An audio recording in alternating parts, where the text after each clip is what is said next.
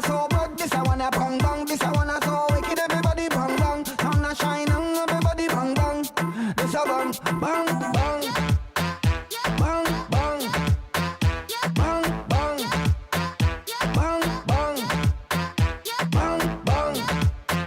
Bang bang. Bang bang. Bang bang. Bang bang. Number one in the streets, so that wanna bang bang. Everybody touch the road, everybody bang bang. Then I wanna so neat, everybody bang bang. Bang bang. Bang bang. This I wanna so broke, this I wanna bang bang. This I wanna so wicked, everybody bang bang. Sun a shine on everybody bang bang. This a bang bang bang.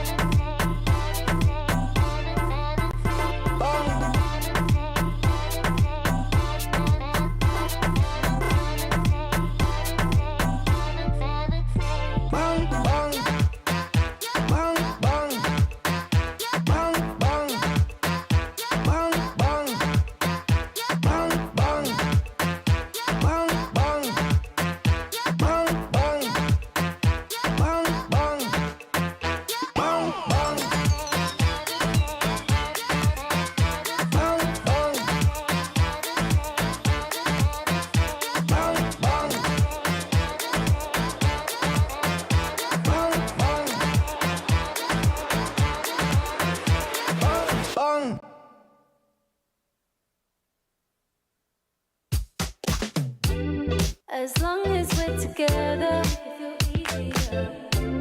Yeah, this right here forever. Even in higher. Won't let you down, I'll never. Won't let you down. I think I found my treasure. Oh yeah. Always get the feeling that you feel the same way. No, you're never gonna leave my side. Doing this together and ain't nobody better. Yeah, I really wanna get this right. I'm taller. You make me love harder. Make it all easier. You know that I need you here. Always gonna be on top. Together we can make this pop. Keep it going, just don't stop. Keep it going, just don't stop. Tonight gonna be on top. Together we can make this pop. Keep it going, just don't stop. Keep it going, just don't stop. Tonight.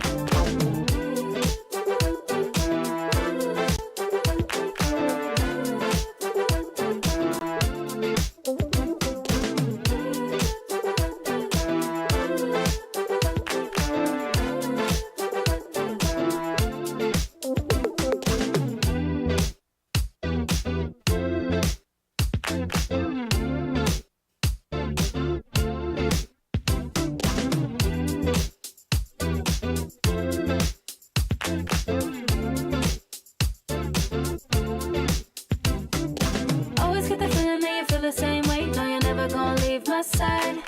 Doing this together and ain't nobody better. Yeah, I really wanna get this right. I'm taller. You make me love harder. You make it all easier. You know that I need you here. Always gonna be on top. Together we can make this pop. Keep it going, just don't stop. Keep it going, just don't stop. Tonight gonna be on top. Together we can make this pop. Keep it going, just don't stop. Keep it going, just don't stop. Tonight.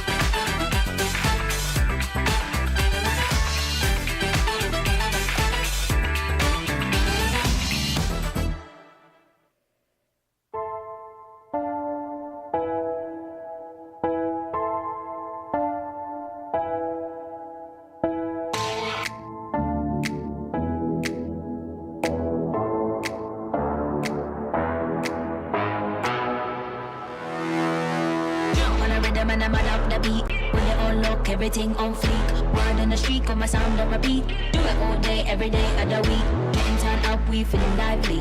On the dance floor, where you gonna find me? Here comes the drop, it's time to party. Here comes the drop, it's time to party.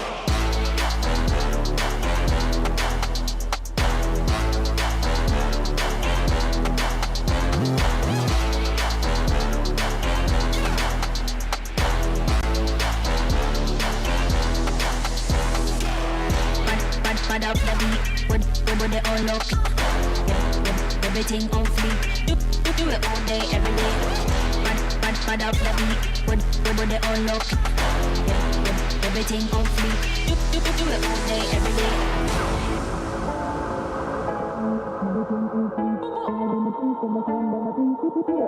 Every day of the week. Getting time out, we feeling lively. On the dance floor, where you gonna find me? Here comes the drop, it's time to party. Here comes the drop, it's time to party.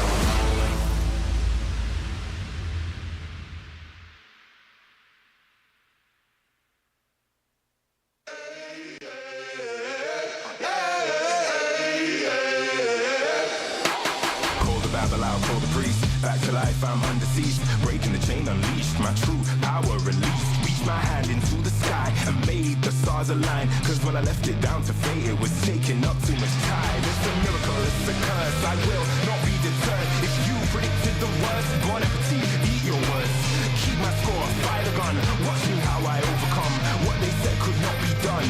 I did it, now sing it.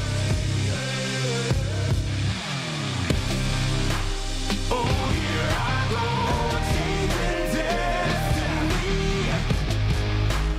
shaping the road to my victory. I won't admit defeat. I'm making history like it's meant to be. When they send for me, say, get this. Witness the birth of a legend. The past tried to trap me too bad. My future beckoned, I crashed, and yes, I burned. Hardest lesson that I learned was how to take a fall and crawl back out the dirt. Now I'm back from the grave, revived. Time after time, they tried to take my life, and still I wouldn't die. Survive, now come salute him. No man can dispute him. Back and I am biting, street fighting, Ryu Hadouken. What they said could not be done, I did it, now sing it. Oh, here I go, changing destiny, saving the road to my victory. I won't admit defeat. I'm making history like it's meant to be. When they said for me, say, no man can dispute him. Might as well salute him. What is written isn't done.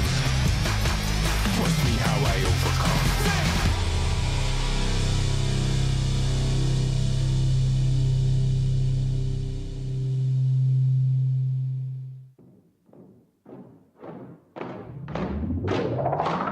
Lace up my shoes, time to get it. Put in the work, I'm with it. Paying my dues with sweat and tears. There is no weakness here. I ain't new to this, I'm a veteran. Wear my battle scars like a letterman's. I done crawled through the mud full speed, so I wouldn't underestimate me. That's a rookie move. Homeboy, I got nothing to prove. Team player, but I'm still self-made. I'm in it for the passion, not the parade. I don't need the lights or the cameras, just me and my opponent. All the work that I put in has led up to this moment. Let's go. You go hard, I go harder. You leap, I leap farther. You cannot match my speed, cause I'm out of your league. I'm out of your league. I'm out of your league. Everybody wanna get like me, better reach for the stars, cause I'm out of your league. Game time, let's go. I hit that mark weeks ago. I'm about to laugh you up. Tell me, have you had enough? You would think I had a PhD in psychology. The way I get in your head, there is no escape. Like I said.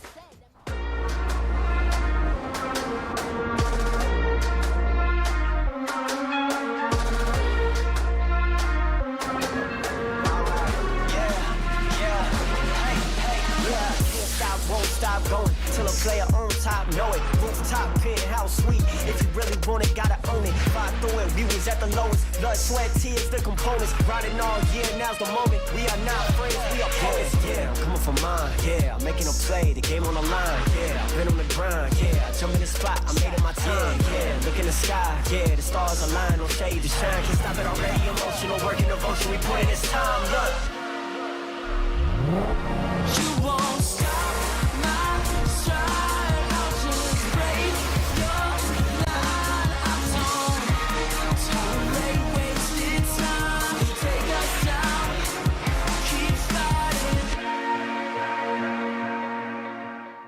The Snapdragon Pro Series powered by Samsung Galaxy is brought to you by Snapdragon Elite Gaming, Samsung Galaxy S23 Ultra, Monster Energy, and DHL. Welcome to Mobile Legends. What is a winner? Make a promise, then I go and deliver. What is a threat? They all amazed, this ain't for beginners. Back in the days, we used to dream, but now we can get it. Work. We gotta push to the limit, then work. Till we finish, then push to the limit, then work.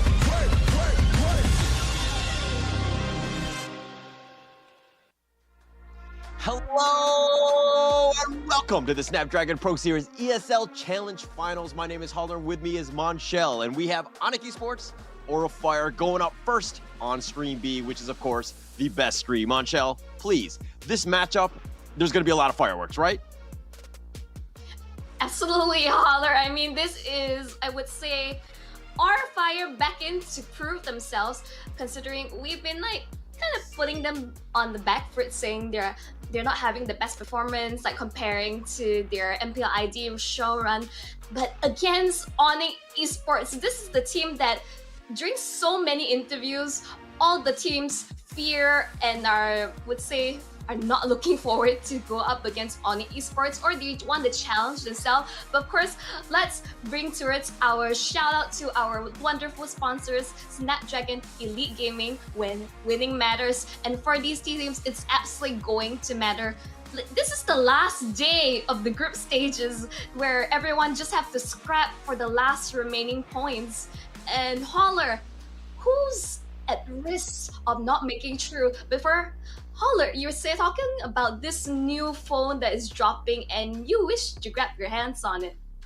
Of course, and it's, of course, the Samsung Galaxy S23 Ultra. Share the epic and level up your game. All of the players are playing on it. They're getting to that level. But going back to the matchup here, Onic Esports and Aura Fire, both of these teams are actually 2-1. Point scale, I think that there's a slight edge. Onic Esports has a single point higher in terms of the tiebreaker, but basically Aura Fire right now are in 4th place. They're outside looking in. This is a must-win situation for them if they want to get themselves and secure themselves into the top 3. Control your destiny, win it out, and make sure that you do that. And Aura Fire, Onic Esports, both of these teams really want this series. If we remember the standings, this was after the stream ended. I was looking at Group A and Group B. Group A, they're a few points apart, but of course, it's going to be the top 3 from the respective teams. They will proceed to the next round. And look at overall, what do you think of the standings, Holler? Actually, I mean, Team Philippines, right? If you're a countryman from the Philippines, you are happy. I mean, seeing AP Brent up there just completely dominating, and they had a huge upset against Onic on day 1. That was a huge win for them, and everybody was questioning, Onic, is this team just kind of in a lull, or, are they kind of celebrating after that MSC win? But, I mean, they've kind of bounced back. They had 2 good series the other day, and they're back to 2-1, and you see them in 2nd place. But look at Group A. RSGPH, they came out on top. They're 3-1. They have the tiebreaker against Echo as well as they beat them. But Echo is second place. This is a huge shakeup, and there's a lot that could happen on this day 3. Absolutely. I mean, like, it's really darn close, I would say, between both Group A and Group B. Like, between like 3rd and 4th place, there's almost like, there's basically no point difference. So as you say, this match means everything for Aura Fire. Need to at least get one game off, ideally. But even then, they're up against Onic Esports. They came from the MSC win. They're absolutely dominating their scene when the starting of MPL ID. But of course, it's expected for them to be a bit shaky. But that previous match at end of day 1, Onic versus Evos Legend, was on a next level. Both teams are just like battling their hearts out, and this is kind of Mobile Legends action we and the viewers are hoping to see. Definitely, and we're hoping to see a lot more action. If we're looking at Group A, if you're looking at, okay, RSGPH and Echo, I think are gonna be fine. I mean, yes, there might be a tie, but I think in top 3, I think that they're gonna be okay. But if we're looking at what's going on between Yoodo Red Giants, Evos Icon, RSGSG, and BurnX Flash, there's a bit of a rat race down there, and you kind of think, oh, RSGSG and Burn, both those guys have only one win. Are they able to springboard their way in? If we're looking at some of the matchups, if everything aligns properly, the bottom teams actually have a potential, right? They have a chance to actually make it into the top 3. All you need to be is that 3rd place team to get into it. I mean, you're gonna have to have some magic, some sort of voodoo dolls to kind of hopefully give your team a bit of a chance, but you do have a chance, and that's all you want. So every game is gonna be super important. And in the second series, excuse me, on the B stream, we're gonna see Yoodo Red Giants versus RSGSG. That's gonna pretty much dictate how this group is gonna go, and I'm super excited for that one. I'm gonna leave to you as well as Terrence to just duke it out, because I'll be closing the stream off with Terrence during the last best of 3. But man, Malaysians versus Singapore, there's always that rivalry, right? Like constantly, I haul on my Singaporean friends working. They say that, oh, SGD is so strong now. I can like spend as much as I want when they come down to Malaysia. I just have to travel down to Johor and just, I can cry in SG, but man, my money is so good in Malaysia, which is quite a sting for us Malaysians. Definitely. And that's going to be exciting, and we're going to see a lot more of that. But let's check out the first video kind of shaping out how the day 3 is going to start it off. Now finally decides to use it on the Doma, but he pops to go away. Doma! Is the bucket free hitting? Onic continuing to apply pressure. Yesterday's games were, I would say, interesting, but actually it's very surprising. After day 1, teams have had a better understanding of the lay of the land. But that's not all, right? We have Yoodo Red Giants continuing to somehow perform out of their minds. Yoodo Red Giants versus Evos Icon. It's all about Doma and all about Super Red. Day number 1, they lost a game, they won a game. Day number 2, they are winning matches that honestly, I wasn't expecting them to win. I really got to give props to Doma, because in both of the series, the games, or 4 games that they played, he was really impressive. They're also adapting and adjusting really fast. 4-spinner Truncheon coming down, Doma popping and still able to find a double. Welcome to Doma's domain. BTR versus Onic. Day 1 didn't exactly perform at peak performance, even though they are MSC champions. Coming to yesterday, wow, the recovery is just, I wasn't expecting that. Looking for the back line, but only catches Moreno. Socket still untouched. Boots is walking forward even further. He wants it. CW, he's already looking for it. The Salmon Force has been popped. From Keyboard with a flicker. It's going to pull him out of position. The House Claw cannot deal with the damage, so CW shuts him down. Kyrie, unstoppable. Onic, after the loss against Bren, this is a scarier Onic. When they lose a game, they are a team that are known to adjust, to adapt. And unfortunately, Vigatron Alpha had to face the awoken Onic. Unfortunately, Socket cannot stand up forward. The Wild Charge comes back to call Altar to keep him alive, but it's too late. The Deadly Catch does too much damage, and it's a killing spree. Moreno finds one. They're clumped together, but the Lord is too big, too strong. Onic Peak is back. So Group A, I have no idea who's coming out of that group.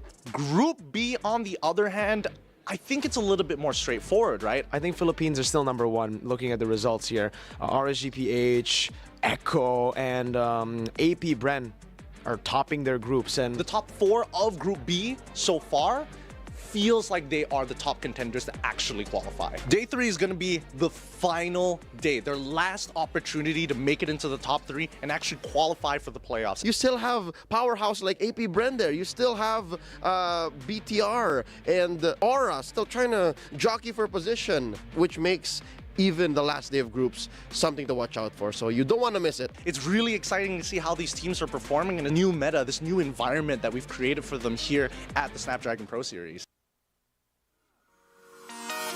And there you have it. What's in store for placing this overall prize pool of a whopping USD 150,000 ringgit. Of course, you can see in terms of the breakdown, everyone that made it this far, everyone gets a bit of something. But of course, we're looking at that first place title. Not only the bragging rights, Holler, 65,000 USD. Like, that could be like a game-changing amount of cash for some of these games. For sure, for sure. I mean, it could be life-changing for some, but at the same time, we kind of want to give a shout out to it, like the fact that everybody's getting something, right? There are some tournaments where you get literally nothing and you get exposure, which quote unquote is not very good at all. But at the end of the day, you get something for the 11th and 12th place, but you want to be top 6, right? The top 3 teams from each of the groups is going to make their way there. That's where you want to be. You need to ensure that you get there. But let's check out today's schedule. Let's see out which of the teams are actually going to be playing on the B stream, the best stream, and it's, of course, Aura Fire, Onic. That's going to start things off. We're going to go into that one shortly. But then RSG-SG, the Yoodo Red Giants, that's a bit of a competitive one, at least between Monchel and myself. And then in the third final game, Evos Legends, Bigatron Alpha to round things out with that final game today. But there are so many good games that's going on. Of course, this is day 3. We're going to find out who's going to make it into the playoffs. Yep, this is the overall schedule. Of course, tune in to our stream. We are the best stream. But if you have multiple tabs or devices, stream them all. Show your support for the production, the casters, and of course, your respective teams. Whether from where you are across Southeast Asia or you're a different region, just checking out the competition before the M series start during year end. Every time they show this one, they show the stream A and the stream C, and I'm just like, why are you showing those, you know? Like, obviously nothing is going on. Those games are not fun. The only one that you need to be sticking on to is stream B. Everything dictates. All of the group standings are going to funnel through this stream B. This is where you'll want to be. If you want to find out who's going to be in the playoffs, make sure that you're there. And not to undersell, of course, the stream A and stream C. You know, you have a lot of all the other talents, the casters, the players, of course, that are playing on those ones, but Stream B, best stream, let's go. Absolutely, Holler. And I think final thoughts going to this, and of course, if you're enjoying yourself sitting at home, why are you sitting? Stand up, grab your tickets. They're still available to watch Snapdragon Mobile Challenge Finals live in Jakarta, Istora, Senayan on the 21st to 23rd July. What are you waiting for? Definitely nothing to be waiting for because of the fact that the tickets are 30,000 rupiah, right? That's very inexpensive. Get yourself there. Ensure that you get those good seats because, again, the energy in Jakarta, MLBB, this is exactly what you want to see. It's the best in the world. I mean, that and the Philippines, I think that those are the 2 best places to watch these type of events live because you see just the passion, how many people, how many fans there are that are really just cheering, not only for their team, but for the fact that, hey, they're going to watch some good MLBB at the end of the day. I mean, there's nothing better, right? All the fan chants, the taunts between the opposing teams. Of course, Holler, just throw me into this. What is upcoming in terms of, before we jump and show our teams for today? Well, we're going to see a bit of a matchup, right? This is Onic Esports. It's going to be, Aura Fire. These are the 2 teams that we want to go up against. But let's see the first video introing our first team today.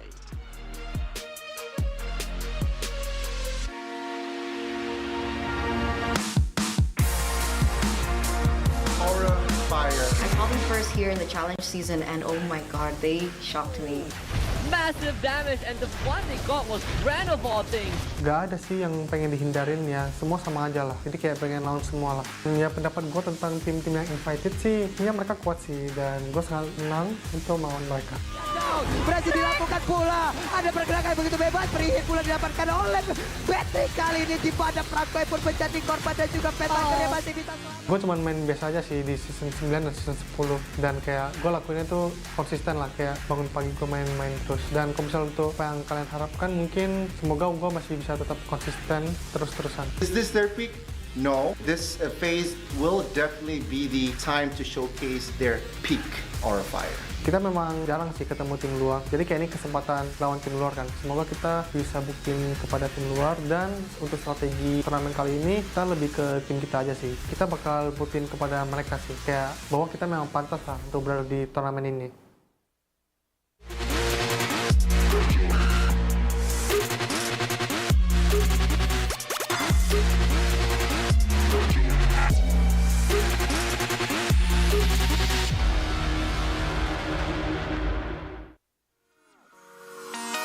Here, they're 2-1. They need this one. They're going to be represented by Kimura, Van, Sin, Kabuki, and Hai. And this is a team that must win this one. They're currently in 4th place. They need to, of course, get into the top 3. This is the only way to do it. And what better way than to probably shake up not only the league, the Snapdragon League, but also the world by maybe upsetting Onic Esports. They're going to be the team that they're going up against. But this is going to be a very interesting game, Monchel.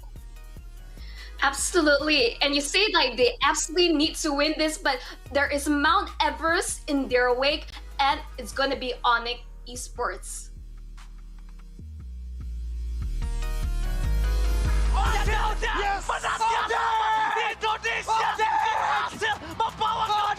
I think it feels good, like we just won MSC and we're still trying to be consistent and hoping that we can win every tournament that we join.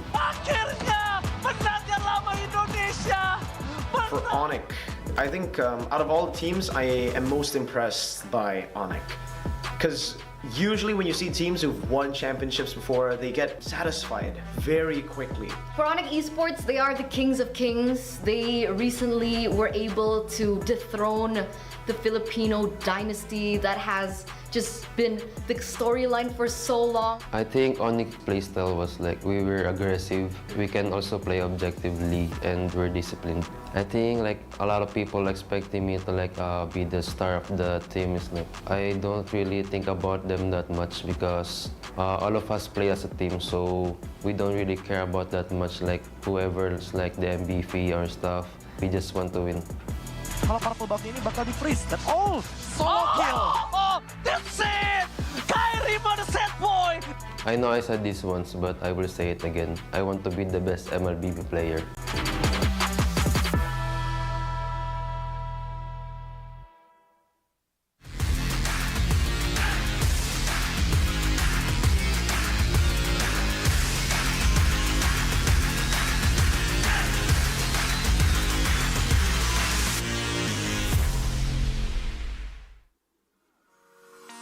There is absolutely no stopping the ambition of Onic Esports. We got Boots, Kyrie, I with Clothing, Merkel, the Myth, the Legend, Sans, CW, as well as Keyboy.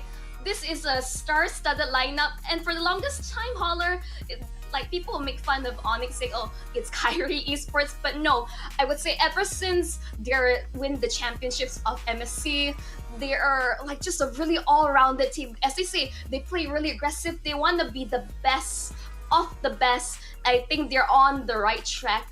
With the recent adjustments they did, people were wondering, is this a fluke or is this a bit of a champion's curse? I think no, they have upped their game and they're here to conquer the competition.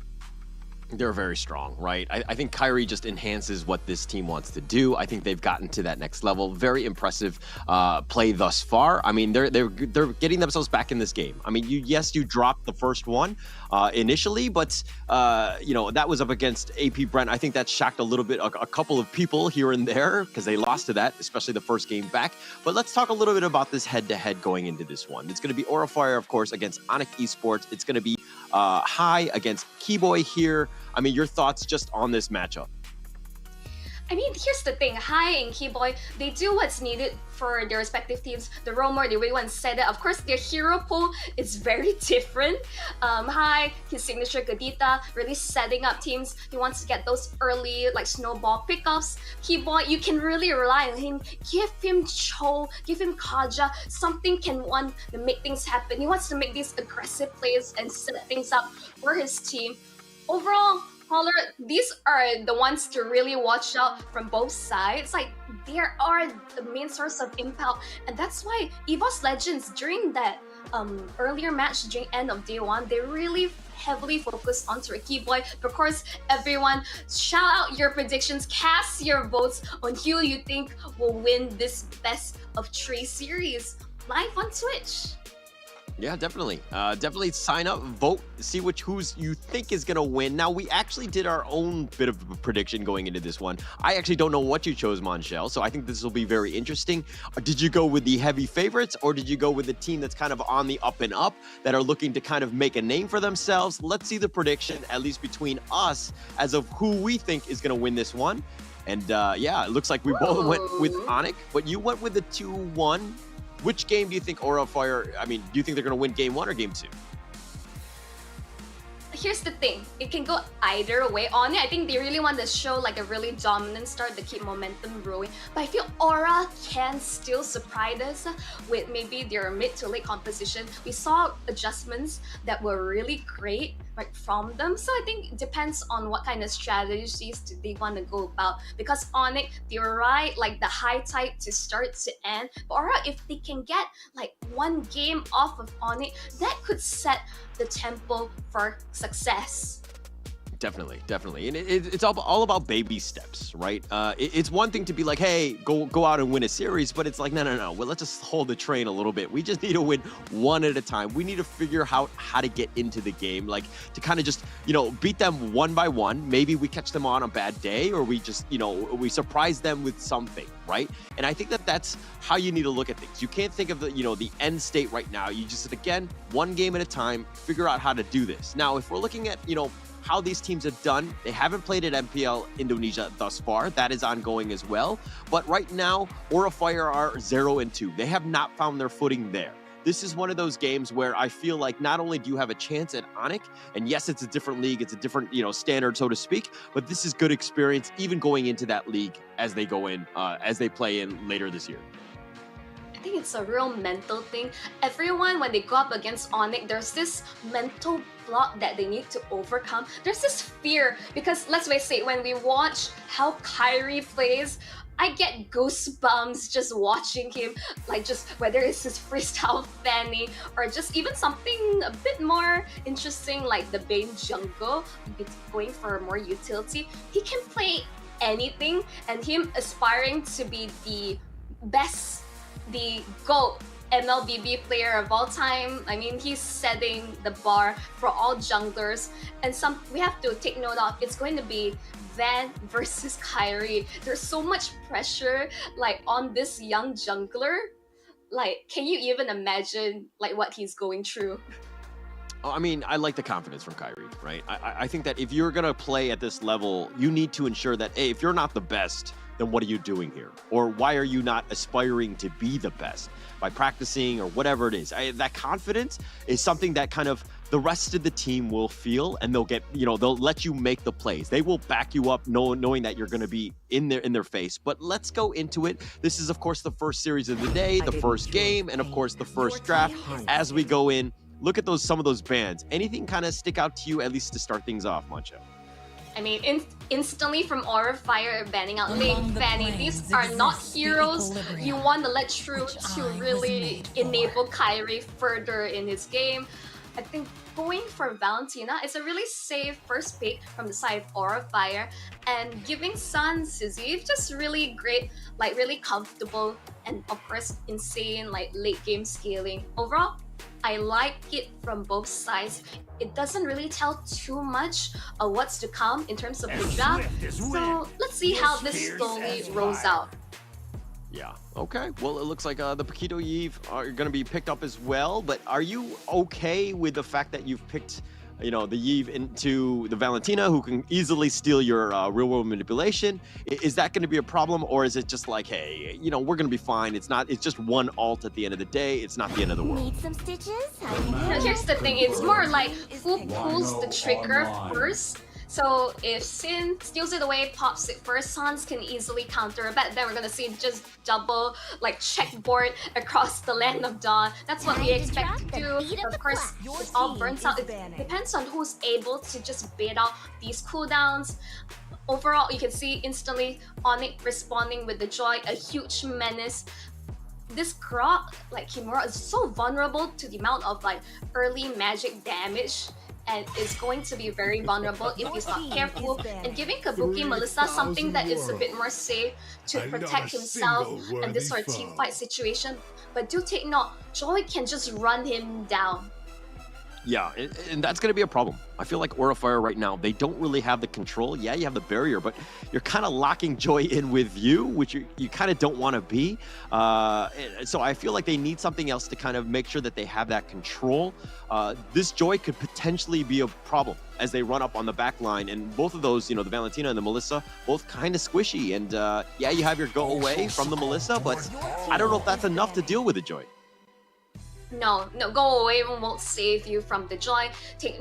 Go away will protect you from pretty much most physical damage. But that's why Joy was picked up. Super annoying. If this is Boots Joy, I'm really scared. But again, it can be Flex. Kyrie could pick up the Joy, and someone with these incredible mechanics, something to be feared. I think from Onic's side, the fact that they banned out the Lancelot, they're also aware of the unlimited potential that is a ban. You don't want to give something that has had iframes and dodge the likes of Onic Esports. I would say no free get out of jail free card, I would say. Definitely. All right, but look at some of these bans. The Martis and the Lancelot, going into this one, and the Kufra and the Carry.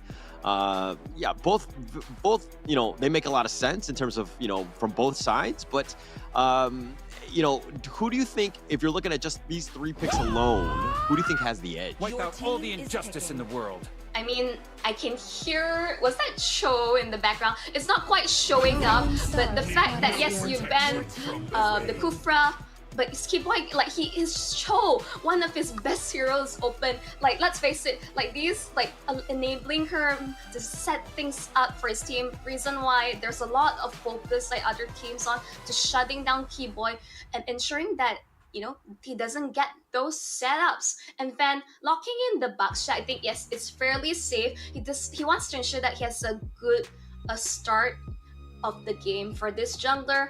And this is going to be the double gauge composition. I think really classic Aura Fire, Valentina, as well as Novaria. And for Onic's side, this finishes up with CW's Beatrix. Okay, all right. We know the draft. Everybody's been kind of chosen. Who do you think has the edge just by looking at draft? Don't look at players, don't look at teams. You don't have to look at the logos, any of that. But if you had to choose a team just based on the draft itself, who do you think is going to take game one?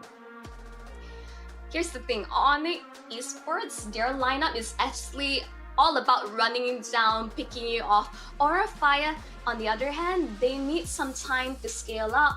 The Novaria, the Melissa, they definitely need more space to farm up and get those item power spike. So if anything, Onic Esports, they're in the driving seat from the start, unless they make some really uncharacteristic mistakes, over aggression, which Aura Fire can punish on. Yeah, agreed. And I think it's really going to come down to the laning phase. Is Onic going to be kept in check? I think that they have the potential to kind of snowball early and to kind of just control the pace of the game. And that's kind of where you don't want to be as Aura Fire. You want to make sure that you kind of have that decent laning phase so that you can get yourself the time for Melissa and your Valentina to be able to get some sort of burst. But let's go into this game. This is the first series of the day. Aura Fire, Onic Esports, both of these teams definitely do need to win out this series, especially if they want to control their destiny and getting themselves into the playoffs. Absolutely, every point they got the scrap off the board counts, because the top 6 is on the line. Welcome everyone to the Land of Dawn. This is going to be game 1 of Aura Fire versus Onic Esports. All right, and here we go. It's gonna, nothing, does the laning, anything kind of stick out to you? I mean, I know it's very early, even in the laning phase. I mean, look at Melissa, you know, is top with the Beatrix, nothing too surprising there, but Keyboy gets a little low. Oh my gosh, Flicker. Oh, the secondary Flicker was Sin, actually hit the tower. I think he actually misclicked that one. Oh no. If that actually were instant upset from the side of Aura Fire, but no, Keyboy is able to get out safety. CW early taking a lot of damage. Kyrie is going to run him down. Kabuki, he's gone. That's first blood for the Joy. Okay. All right. You saw what CW did. CW was definitely baiting, knowing that Kyrie was going to make an appearance at some point. And that was kind of very close. But Kyrie there with a good rotation, and you see exactly why he is so good.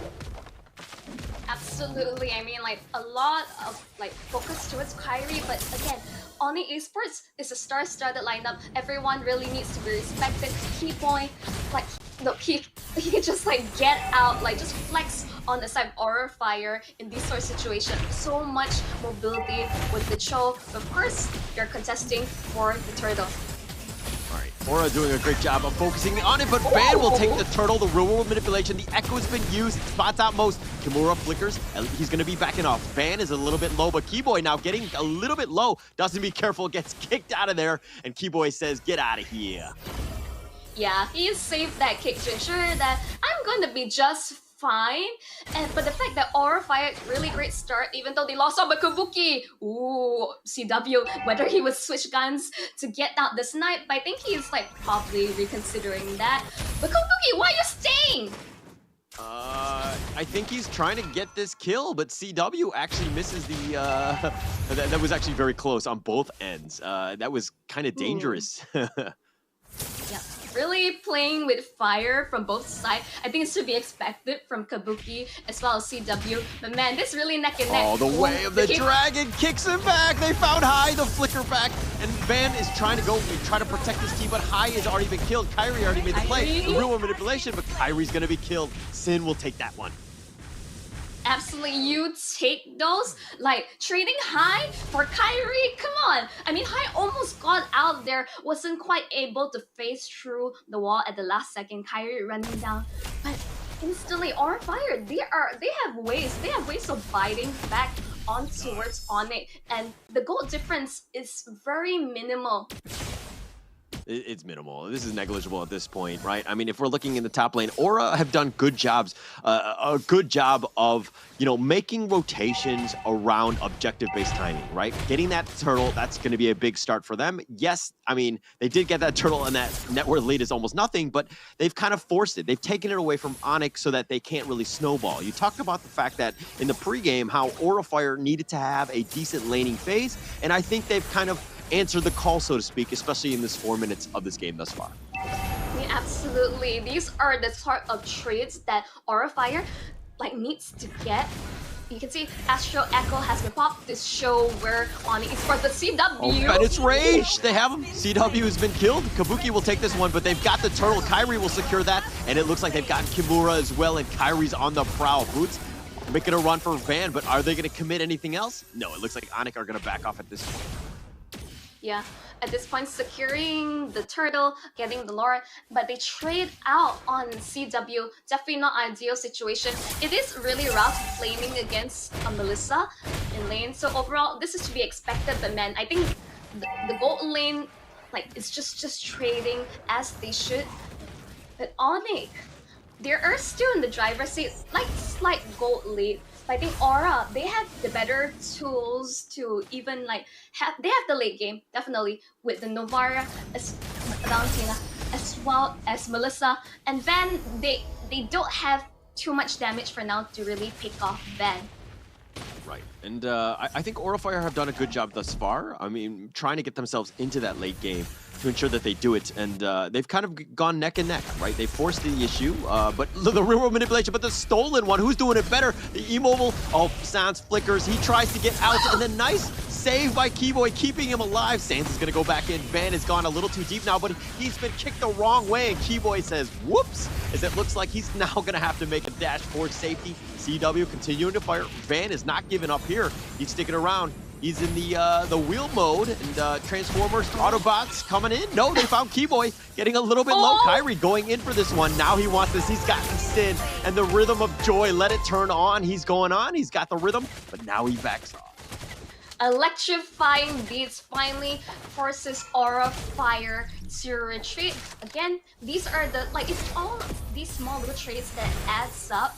You can see Astro Echo has been popped, but Melissa Kabuki is not looking for anything. I think it's more of a deterrent. You can see Boots just cutting the waves, ensuring that Aura Fire, they're not getting any turrets as of yet. Oh, but wait, the dragon! They got him. Oh, they found High. They caught him out, and that's just one thing. You blink, you miss it, you get out of position, and that kind of stuff can happen, and that's not great for High right now, who's died twice already. Red team has slain the turtle. These are like not ideal for Navarre in terms of overall scaling, and again, now that Onic, going back towards that objective gameplay, a bit of a shaky start, but you can see instantly, slowly but surely, all this economy is adding up in favor of Onic Esports.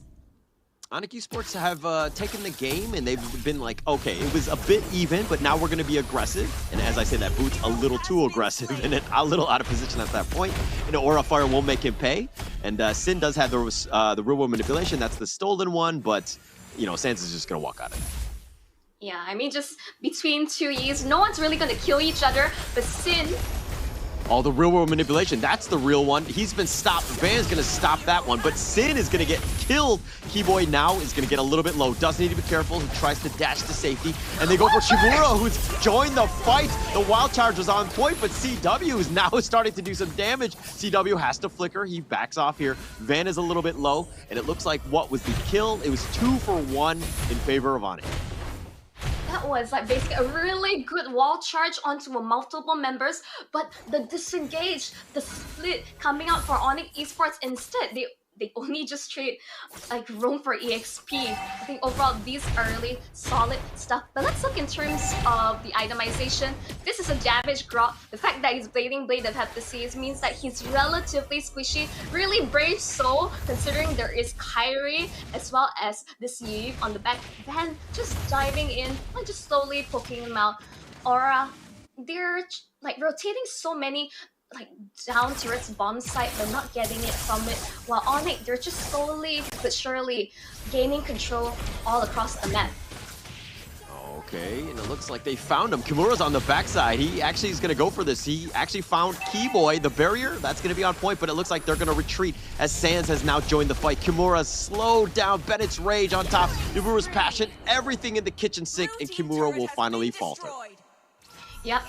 The checkerboard, or that Grok's worst enemy. As I say, he has no magic defense, and the fact that I was surprised that Kimura wasn't punished sooner. But you see, like overall, not the best KD on this damage. Grok 1-3-0 instantly. Onic, they are focused on objectives. They want to serve here first, Lord. Yeah, and they're going to stick to it. I mean, they're going to be out front, let Kyrie do most of the work, take down the Lord. And who's going to jump in? Van is trying to go for it. Kyrie will secure the Lord. That's going to be the first one. The Echo's going to be used. It's going to be spotted on all 5, but I don't think Aura Fire get anything out of this. And oh my gosh, Sans Boots is going to have to back off. And it looks like the robot manipulation and the stolen one, that's going to be used. And it looks like they just back off. They should be fine. But this T1 going in the wild charge, and Keyboy getting sent the wrong way, but it looks like Kabuki's been killed, and Keyboy will fall in return, but that's not the worst thing. As Onic continue on, Kyrie not scared, has the rhythm of joy, he's looking to go. That's the 6th kill of the game. It's only been 10 minutes. He's continuing on, doesn't let Sin breathe at all, and Kyrie will finally stop. No, he wants this. He's going in. Sin has to flicker to safety, and Kyrie's like, all right, now I'll let you go. Yeah, I will finally decide to let you go. Like overall on Esports, let's say they're in the driver's seat, forcing the issue. They're like overall just securing objective after objective. as I say, High, even though you have so much vision, but whether you have the rest of the team have the tools to go for this sort of engagement, I don't think they do. And Keyboy just shaying away, even though he was going to die, but he still landed the kick and secured the kill on turrets completely early on. Really solid stuff. Oh, did you see that? There was a concealed play. Keyboy dashed over the wall. He was looking for that perfect kick, but the Echo had actually spotted him out, and he backed off. What the Lord has actually been removed already. The T3 mid is taking a little bit of damage. Onic have gotten what they could, excuse me, and they've taken all the T2s, but they've kind of controlled the map, and this is going to be the Onic show, at least for now. Absolutely, rear wall manipulation on top of everything, but the wall just trying to stop the sun. Getting a little bit low. Danger. Doesn't be careful. Do they have enough to protect him? And they do. And No! Sam gets away. This is the second time that he's gotten away with just a sliver of life. How is he out in all these situations? I would say this is really crazy. For a second, I was really worried for Onic whether they really kind of forced it a bit too hard, but no, they lose Van in return. What supposedly a pretty okay high ground defense, but you lose your jungler in return. Definitely not good for Aura Fire. Definitely not. And I mean, you talked about the matchup. It's a difficult matchup. Van, you know, who's 0-1-3 versus Kyrie, who I don't remember how many kills. I think he has 7 kills at this point. But Kyrie, the presence has been there, right? Taking objectives, getting those kills, and, you know, on the Joy, it's just been this nuisance that you cannot control. Just so mobile, so much damage that Aura Fire haven't really found an answer to this.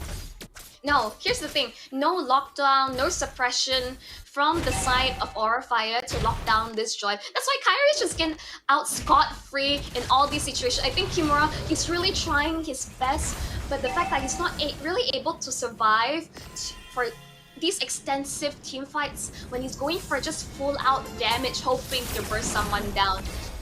You got to get lucky in that way. Try to find that burst, try to get him, and then just kind of, you know, get lucky, I think. Aura Fire right here, now they have zero vision on the Lord. I mean, they had the Echo that was going to be used, but I don't know if they commit for this one.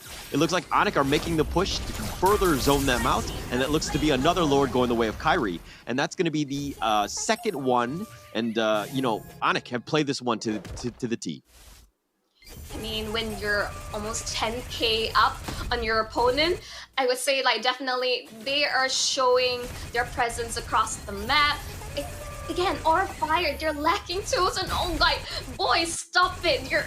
Stop being bullies. They had enough. Oh, the disrespect. The disrespect. I mean, do you see this in your rank games where they just spam like this? Like, Yes, I know it's so ridiculous. I think my teammates do that as well. I don't think I'm really good at it.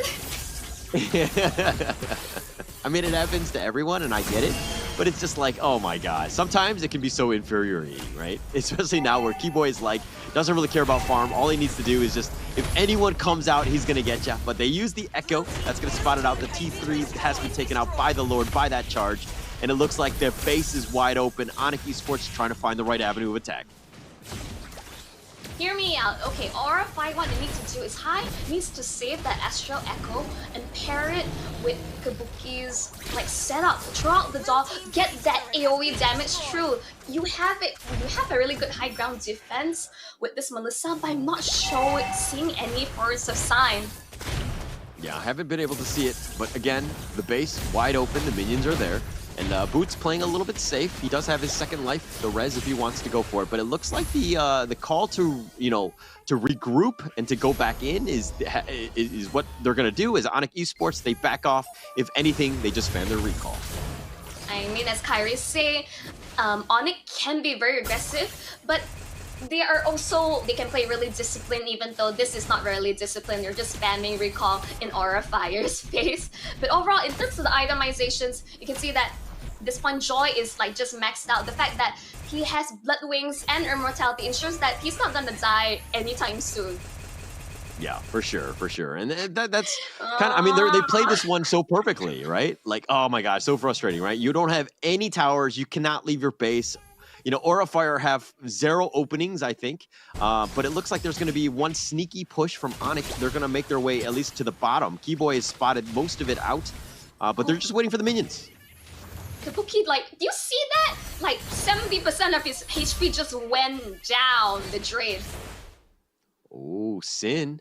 He's getting baited a bit by Keyboy, but I don't think he's going to further commit for this.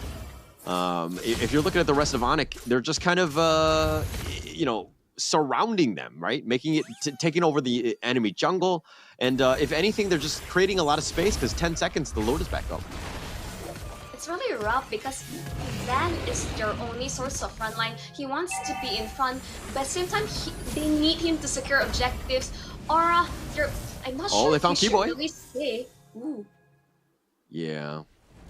A little bit of damage, but again, the Lord is going to be started here. CW would start that one out.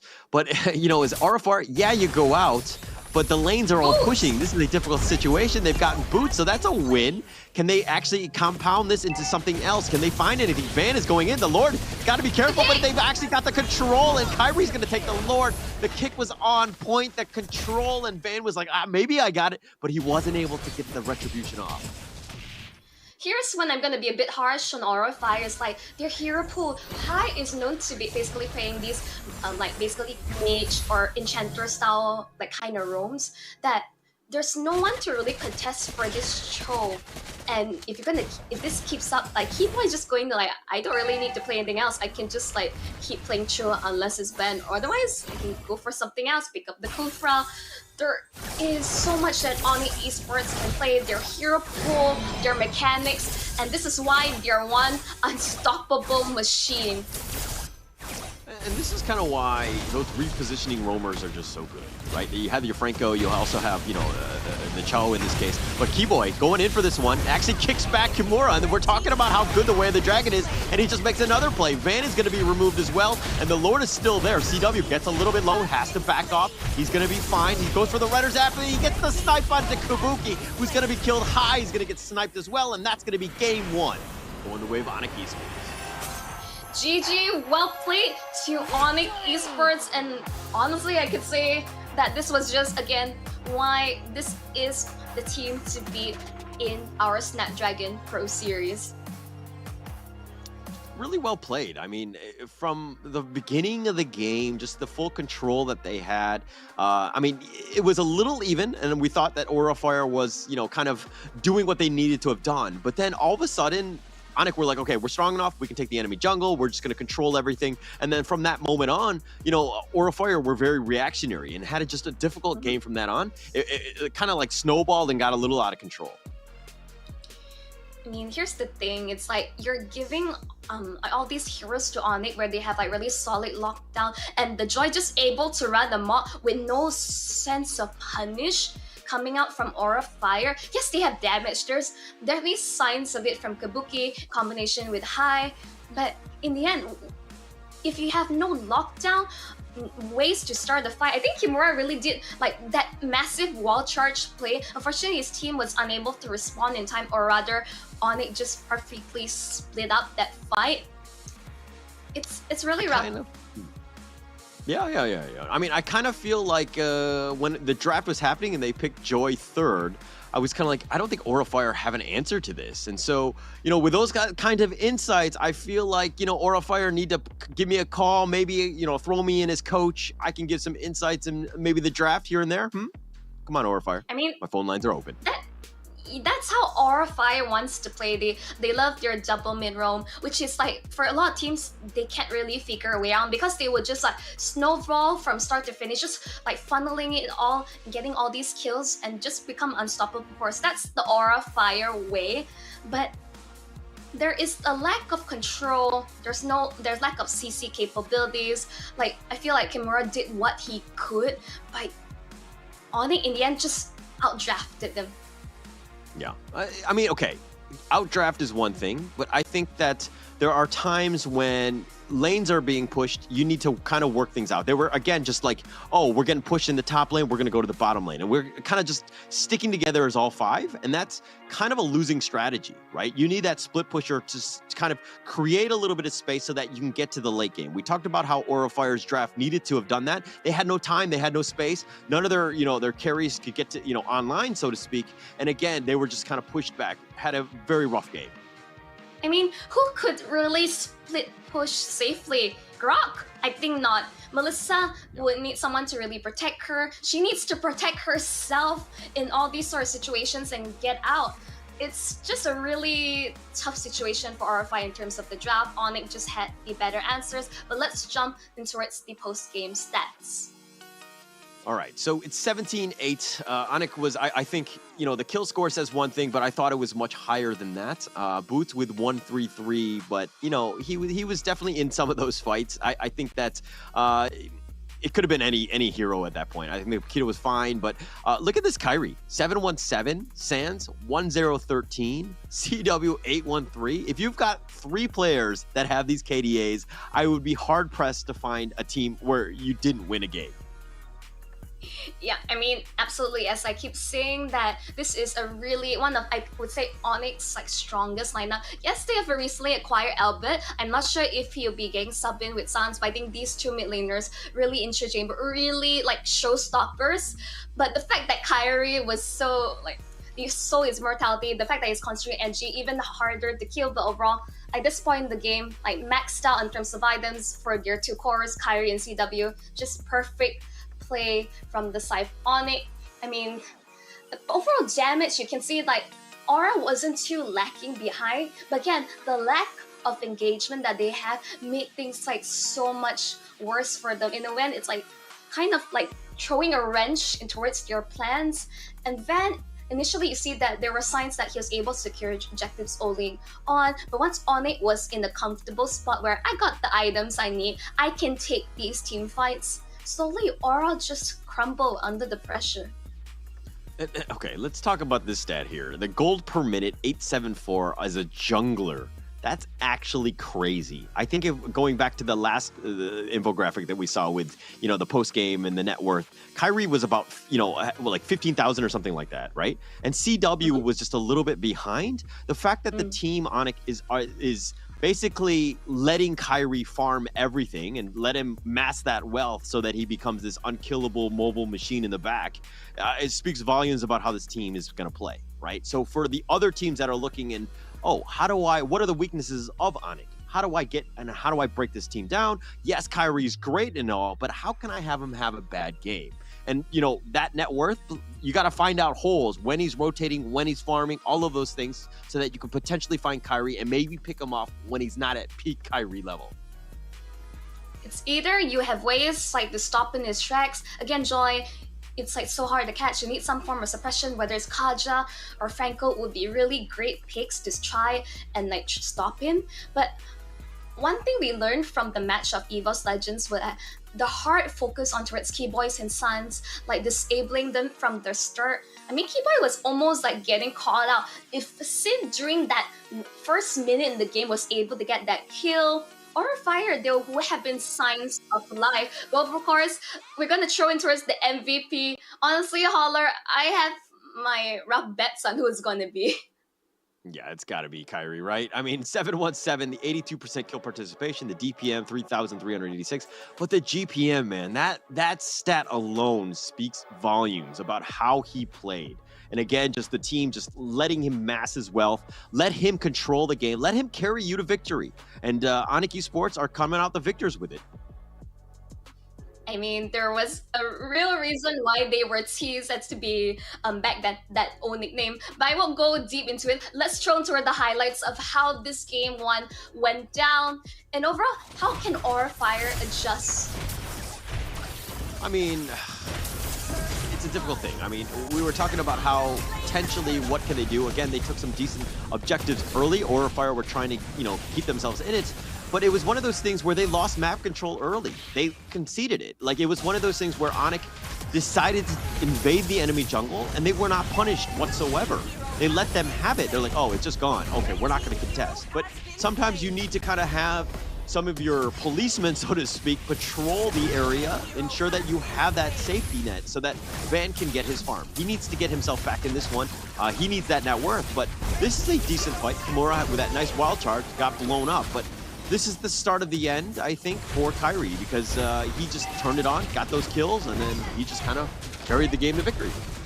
even like as he was dying in those last moments, he got the kill and like secured where it matters. Like P-Boy is someone who is willing to die for his team, and that's what your roamer needs to do. Unfortunately, Hai cannot die in all these crucial situations because where's the utility? Where's the catch coming out from Aura Fire? Yeah, none of that. And look at them, just running in, running out, letting CW, who's just had so much damage at that point, just blow people up. And it was difficult to find everything. You know, Onic Esports playing very well as a team, understanding the limits of what everyone needed to have done. I mean, you had so many, kicks, just repositioning people, letting them blow it up, taking every fight 5 versus 4, makes it very easy to win team fights. And Onic Esports, they were on another level this game. Absolutely. And I mean, considering this, Hai was so vulnerable in all these situations. He's the one who has to constantly stand the back because he's Novaria. When who's going to protect the rest of his team when there's Keyboy on his show, right? Yeah. And that was the thing. Oh, and we questioned that in the draft. They're like, okay, this is a Joy. All right, they picked it first phase. You have 2 picks. You must deal with this, or else this is what's going to happen, which Joy runs all over you and gets away with it. Like, he made countless kills. He saved Sands. Sands got away just barely, like twice in that game. With, that could have been a shift in terms of net worth. So killing Sands would have been huge, but unfortunately not able to do it. Onic, the power of teamwork, just keeping everybody together and ensuring that Sands lives to see another day. I mean, there are so many points where it's like that Astro Echo would be really great there to like land the final blow on Turret Sands. Like, this was how much health he had. If only they need to hold on towards these really game-changing ultimates to get these valuable kills they desperately need. But unfortunately, back to the drawing board for Aura Fire. Let's see how they adjust, but Onic Esports, they're looking scary. Yeah, definitely. And this is kind of why, I don't mean to, your prediction could still potentially happen going with a 2-1, but I feel like Onic Esports, when they're on, right? There's no destroying them. There's no stopping them kind of thing. And going to that game 3, I think is going to be difficult for Aura Fire to get themselves back in it. They're going to have an amazing draft, give themselves a real chance to get back in this one because, again, you can't have holes in the draft against a team like Onic. No, you have to at least have ways to catch people off, or if they're aware, okay, this is how they're playing around, they need answers, but unfortunately they really lost out on the draft fairly hard. And I guess let this game 1 be lesson learned and see how Aura Fire can adjust, because I believe they do. We have seen really stellar performance from them since the open qualifiers. The fact that they made it all this way shows that this is a formidable team. But how are they going to rise up to the challenge? Definitely. They need to step up, right? I think that's there's not a whole lot of openings, right? And if we're going back into the series, the standings themselves, Aura Fire, again, 4th place team. If they drop down, they're going to have a tough time, right? It's a 4-man race right now for Group B with AP Bren, Onic, Bigatron Alpha, and then Aura Fire in that 4th position. If they lose this, I'm pretty sure they're out, right? I think it's going to come down to maybe how the other matchup might go, but again, you need to control your destiny. You need to figure out a way to get into it. Again, Aura Fire have another game against AP Bren, but that's the 1st place team in the standings. You don't want to have to go in a do or die against them. Agree. I don't want to just hold my breath and pray that, the other teams in the standing, they don't get points on the last day of the group stages. I don't want to be that. I want to control my destiny. I want Aura Fire to at least get a point on the board against Onic. I believe they have the tools. They have what it takes. But overall, they gotta win out first in the drafting phase. Yep. Let's find out. I mean, this is going to be game 2. That's going to be coming up. The draft is going to be underway in about 3 seconds. I'm super excited to see this one because I think that there needs to be a, we're seeing how Onic want to play. They have their team synergy, their composition. But how does Aura Fire bounce back? What do they need to do in terms of, we talked about it already. I'm not going to ask you those, but I think this is one where they just need to have a much better draft. Yes, absolutely. I'm surprised that Hai did not go for his Kadita pick. It's a bit surprising for me. I think that might be a better choice going up against Keyboy. Like, just at least you have these iframes to get out of these sort of like really dicey situations. But of course, we're gonna give a massive shout out to Snapdragon Elite Gaming, where winning matters, because it's really do or die for Aura Fire right now. They really need this win. Yes, yes. I mean, summon the gods, pray to Snapdragon at this point. Figure out what you need to do to give yourself a chance, because this is pretty much it, right? It's game 2. Look, it's not must win, but it's getting there, right? This is day 3. You have this series, and of course you have that final series. That one's going to be going up against AP Bren. That's going to be coming up later today. But gosh, if they can do anything, if they can sneak out a single game win, that'll kind of help them in the tiebreakers. They're going to need any sort of help that they can get. Those recalls that on the Esports are just like the spam recalls are still in my head. It's as if they're calming a rain dance raining on Orifire's parade. But you can catch up the Snapdragon Mobile Challenge Finals live in Istora, Senayan, Jakarta on the 21st and 23rd July, which is basically this weekend. Yeah, and it's going to be the top 3 from each of the groups. So if you happen to be an Onic fan, RSGPH or Echo fan, I think that those guys are looking to be locks. Okay, and AP Bren. Onic is definitely not a lock yet, but if they win out today or this series, I'm pretty sure that they're going to be in. But again, you can see them live. Get your tickets, 30,000 rupiah, right? I don't know what sort of where you might be coming from if you happen to be there, but this is relatively on the cheaper side, especially for a ticket and a showing like this. It's going to be an amazing time in Jakarta. The energy, the ambiance, everything's going to be amazing at that stadium.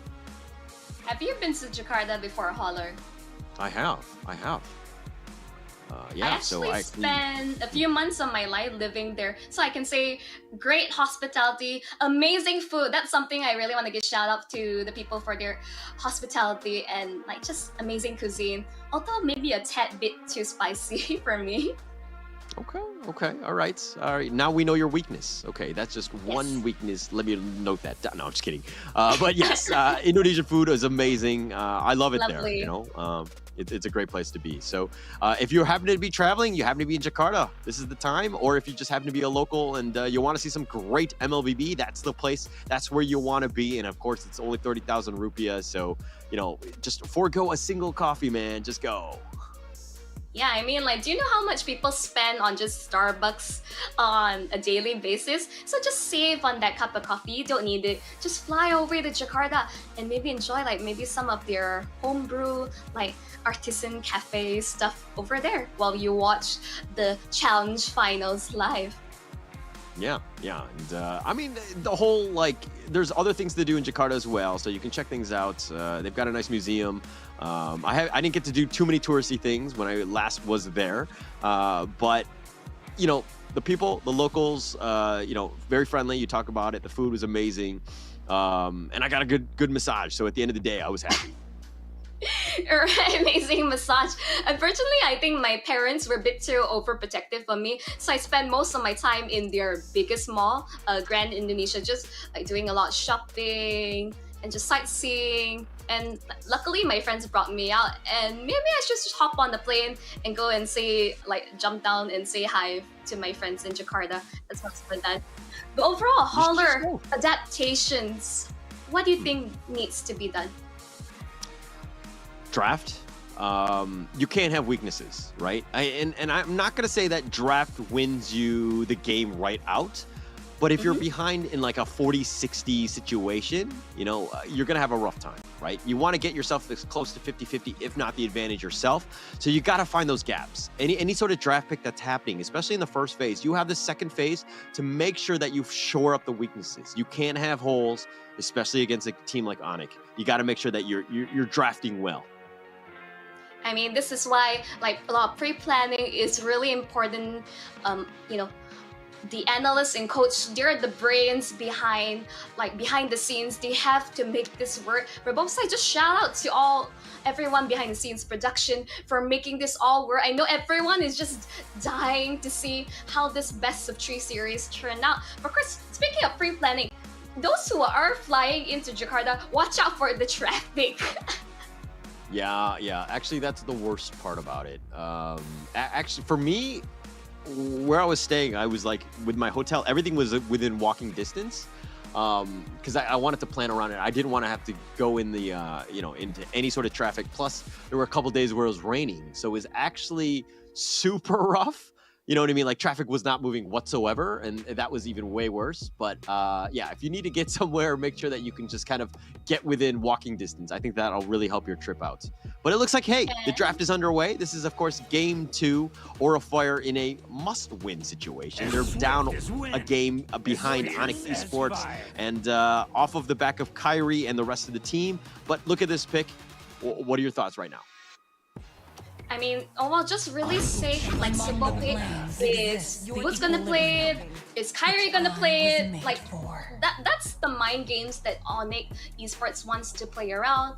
And from the side of Aura Fire, I think picking up Arla as well as Zeev, I think really safe choice. The fact that Valentina is already banned out just shows that Sans won't be able to steal it away and won't see that double checkboard of death once of all. But we can see Aura Fire, I think still very consistent bans, like ensuring that all these high mechanic junglers, Ling, Fanny, it's not going to be in play because I think we have seen at least one Fanny in showing, and it was just absolutely terrifying. And Onic, they're stealing away. They know high signature pick.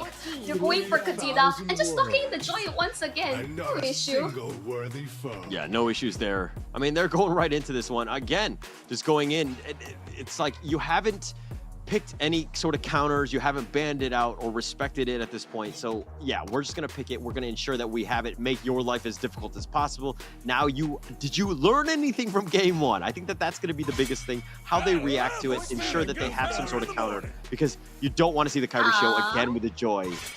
The falling stars. Why would you ban Franco, which is basically it's the only tool you have to stop like Joy in track, unless they want to play Kaja, which I can respect, but Onic can ban that out from themselves. So there's just one less hero in the pool for Onic Esports to worry about. And banning out Navarra, I guess they're aware that I think still the Astra Echo, like providing so much vision across the map, could deter Onyx plans in a way. But what is Aura Fire doing? They're banning out all the counters for Joy. I hope they have answers for it because I'm starting to get really worried. Holler! I think this point Holla is like really lost for words at this case, and I think Onic just finished off the draft with going for Melissa because I think Kabuki had a really solid showing overall with this hero, but I guess they're going for a really different strategy. Okay, I'm seeing why they're banning out all these suppressed heroes. Because if they want to play this current goal, maybe this is just the answer towards Joy they're looking for. They're of the same, I would say, species, and Harv is not really in too much danger. I think it's like the amount of sustainability he has up against magic heroes. Just really solid stuff overall. And as we look in terms overall for Aura Fire, I still have concerns. They don't have any like solid lockdown. I do like this Marcus pick is going for Van, like going for more sustain. Just the goal is to be able to proc decimate and just like keep launching his attacks onto responding esports. But at this point, the draft from Onic Esports looking scary. Look how confident they are. Like the 1-1 got this far into the draft and they lock in the Grok to finish things off. Hi. I do hope you have any solid say to say. I don't want to see Phobos again, even though this could be the best answer they have against this 1-1 pick. Yeah. Do you think that that's enough though? I mean, the Hearth into the Joy though? Thing is the beginning of another. It may not be enough, but I think this Esmeralda pick, okay, at least against the Grok, against Joy, I think this is still relatively alright. There is adjustments from Aura Fire, but the question is this enough? Yeah, I don't know. I mean, we're gonna have to see. But okay, the Esmeralda is gonna be picked as well, and I'm not a huge fan of this one. I don't think that they have enough control. I feel like same sort of issue that we saw in game one could potentially be an issue going into this one. I think draft-wise, just, again, taking out the players, I still think that this draft is heavily favored in towards Onic Esports in terms of what they've drafted. But what are your thoughts, Monchel?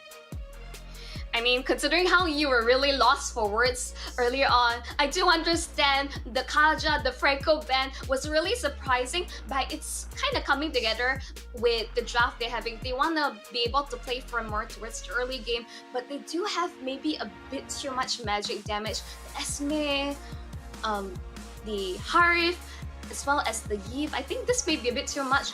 In terms of itemization alone, as long as the game gets dragged out in favor for Onic, they just itemize coordinate, and Aura Fire may have a bit of damage issues. But enough said and done.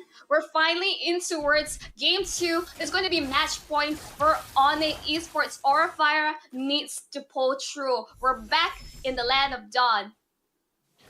All right, back to how I think these team fights are going to happen. I mean, like Onic Esports, you have your Grok, maybe throw out the barrier, you kind of lock somebody in, and then Kyrie on the Joy is just gonna run up on you and just kind of blow people up. You've got CW on the Wan, getting the crossbows to tank, just killing people, right? I think that this is how I envision the team fight happening. Now, was Aura Fire, if you see something like that, I mean, yeah, you have the final slash, you have different ways, the Ashura Aura to kind of reposition people, but you don't really have a whole lot of control. And that's my concern right now, because you need to save your squishies. And there's a lot of squishies on that team right now.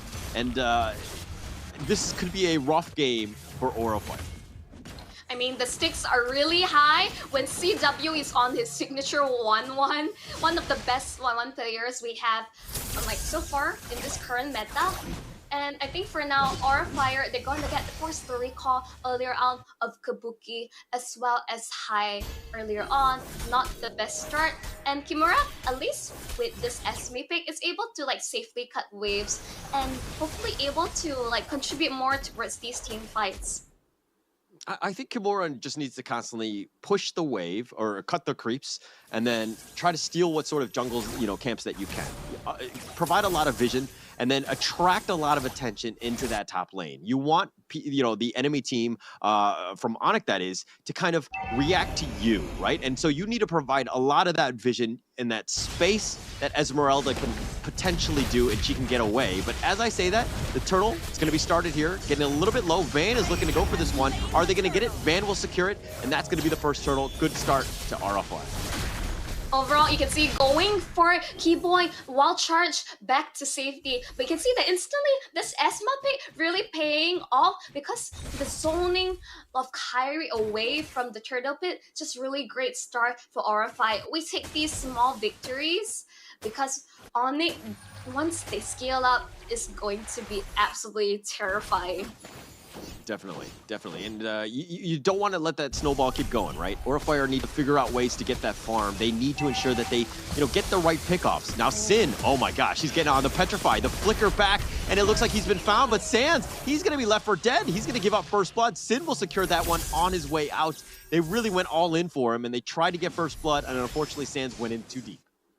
That was quite odd. It's normally you want to count, you want to proc your Petrify with your combo, but he procced it last, and that was the opening for Sin to actually get out, and Aura Fire instantly answering back because Sans has already utilized all his cooldowns, and that's how he became first blood. Instantly, Aura Fire, playing this site much better. Okay, well, sometimes you make an oopsie, right? You make a mistake, and that's kind of what Sands did on that one. He had a far better game, far cleaner game in the last one, and mind you, it's still early. We don't have anything to worry about, but giving up first blood, not what you want to do, especially against Aura Fire. Yeah, first blood and also the turtle in the hands of Aura Fire. This is the start they definitely need to have in order to snowball out of control. Of course, not to say Onic, they need more time. What they need is time to scale up, itemize correctly, and they're going to be a beast towards the mid to late game. It's going to help them out, but Aura Fire sticking around. They know that the next objective is going to be up. Keyboy's providing a lot of vision, and Van's going to start it off. They make a beeline for it. Sands has made an appearance, but 4 members of Aura Fire, they've been focusing on these objectives. Sands getting a little bit low, doesn't need to be careful. Ocean Oddity, he's going to be fine. He gets over the wall. The real world manipulation, that's going to be used, but Van is taking the second turtle. A great start for him. Kabuki's getting a little bit low. He's going to be killed here. Crossbows Tank is starting to do some work, and they're starting to melt, but Sands going in, out, and it looks like he's going to be on the run. He's going to back off. Boots is going to be there, but it looks like Aura Fire, all they lost was Kabuki, but they did get the turtle. That was a really messy fight, honestly, coming out from Onic. That I felt like they were... I wasn't sure if Kyrie was just going to give up the turtle, but they still tried to go in. The Zaman Force was popped. They were able to trade off the board, where CW personally is able to get the crossbow tank off. But for now, not enough damage. He needs more time. This is a late game scaling hero. Definitely late game. Definitely some issues, but can they get to the late game and do it, you know, can they scale up in time? And now Kimura here, this is one thing that I did like, the Esmeralda, in the sense that you need to force the attention there. You can't let Boots get out of the lane freely, and you have to constantly deal with the waves that are crashing in on you. But Aura Fire playing well, but mind you, the net worth lead is only about 500. Yep. Absolutely. I mean, right now, all eyes on Kimura because he's slowing down Kyrie's farm, deterring him away. But let's look towards the instant replay. Keyboy really setting things up, but Van was just in better position to secure the turtle. Crossbow tank, just not quite enough damage. High, fortunately, was just able to create the distance. Son's just jumping in a bit too late to really clean up shop. So again, Onic, better communication. They need to layer how they want to approach the T fight. Yeah, it's still early, so some of the heroes aren't doing as much damage as they want to. They're going in and they're playing like they've got all of the items, right? They've hit their peak, so to speak, but they haven't. And you're kind of seeing that as a lot of the heroes from Aura Fire have been getting away. But Onic Esports, they need to kind of force or maybe slow the game down. I think you know, they've lost 2 turtles already. They definitely don't want to lose this third one here. Yep, because as long as they don't know where Esmeralda is across the map, Kyrie is in constant danger of being run. Now look at this, this is the Uranus Esme meta once again. Oh, the turtle getting a little bit low. The crystal's going to be used, but Kabuki will take this one instead. And now Keyboy is on the run. He flickers over the wall. He's going to be back off. Sands dodges, or he actually took a little bit of damage. Kabuki now running for his life. Boots attracting 4 members of Aura Fire, and they've left the Kabuki all by himself to fend for himself. But it looks like CW is continuing to fight the real world manipulation. The crossbow's a tank, but High just barely getting away. CW trying to fight this one. The knockup from the Breath of the Ocean did a little bit of damage and slowed him down, but again, everybody's fighting, nobody's dying. No, here's the thing. If it's just the 0-1-1, because the recent adjustments, Jojo! Yes, as we say, Boots almost got the kill, but not enough damage for now. As I say, for 1-1, as long as you're able to get far away enough, the crossbow tank will not continue. Yeah, not able to do it. It just didn't have a whole lot of damage as of yet. But yeah, I think if we're looking at this one, Onic, again, just one to two. We've seen so much action, but only 3 deaths throughout at the 8-minute mark. I mean, just people, both of the teams are playing their heroes to the limit. Yep, absolutely. I think the goal of the game is to keep your distance. As long as you're able to walk away, keep your distance away from the 1-1, you should be a-okay. And Hi, it's just Hi Keyboy. They're just going to say hi to one another, poke a little bit. But yeah, not too much to say. Yeah, slowing it down. But it looks like Boots. Oh, they're going in? Okay, High is a little bit low. I mean, half-life, but they're going to back off here. And now this is the game 2 that Aura Fire wanted, right? In the sense that they're giving themselves a chance, but now Sands goes in for this one. High gets back. Kabuki trying to dash. He gets out of the tower. Oh, nice final slash. Slows him down.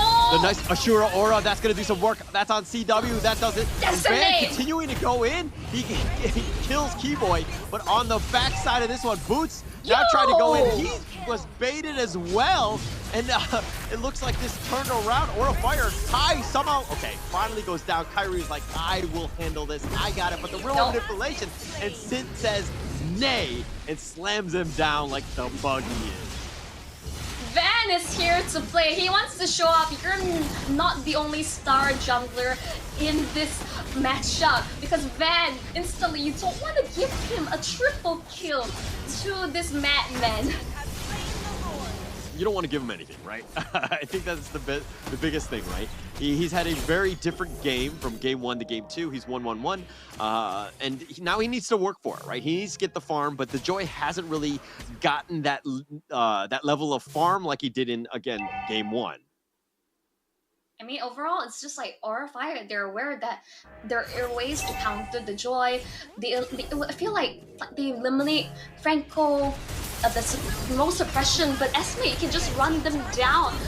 But like you can see, it's like Van just running in, Praise Killer, fucking decimate, one after the other. And after that, he's hit his snowball. I think this is really beautiful plays coming out from him.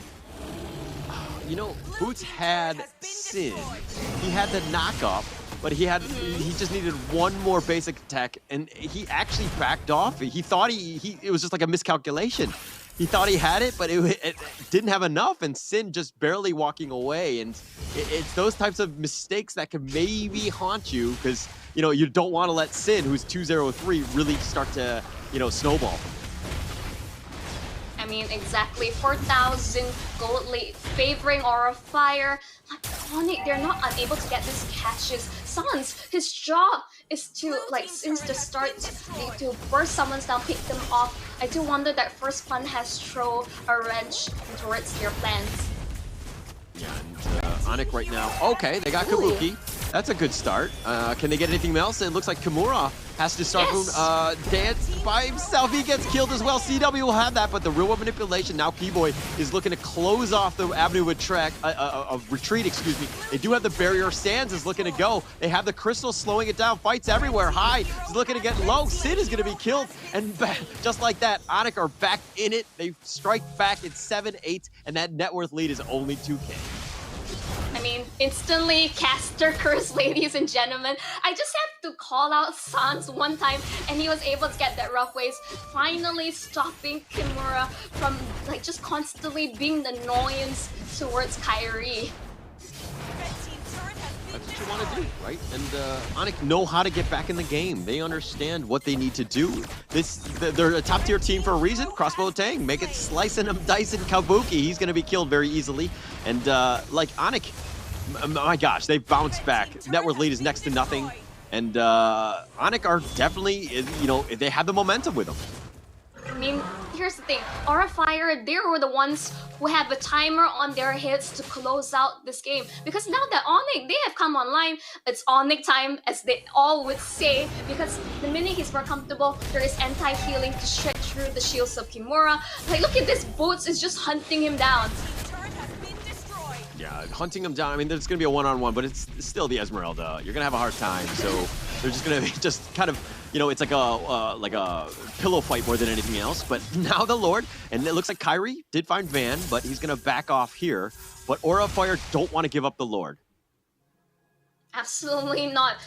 Because as the gold lead that they once have is now favoring Onic Esports. I would say both sides they're just retreating off. And you see this love fest between I would say Boots as well as Kimura. It's just ongoing. They're just cutting the waves onto another. But it's stunned! They found High. They have the damage. They have the crossbows and Tang on top of that one. CW doing some work. They need to be careful here. It looks like Kabuki will get to safety, but Van is looking to go down here. No, he dashes a couple more times. He does falter in the end. The real manipulation, that's going to be used right on the Kyrie. They snipe him out. Sin will take that one, and it looks like that's going to be the end. It's a what? 2-for-1 in favor of Onic. Yeah. Despite that, but both junglers are out of commission. But Onic, definitely with a numbers advantage, they will start on the Lord with the crossbow. He might have been too deep. He's going to be killed. CW. He was in the heart of the enemy team. There were 4 members, no backup from Aura. And that seemed to be a bit of a misplay. Kimura just kind of, overestimating his own abilities at that point. And not a good situation, and it looks like Onic are going to take this Lord for free.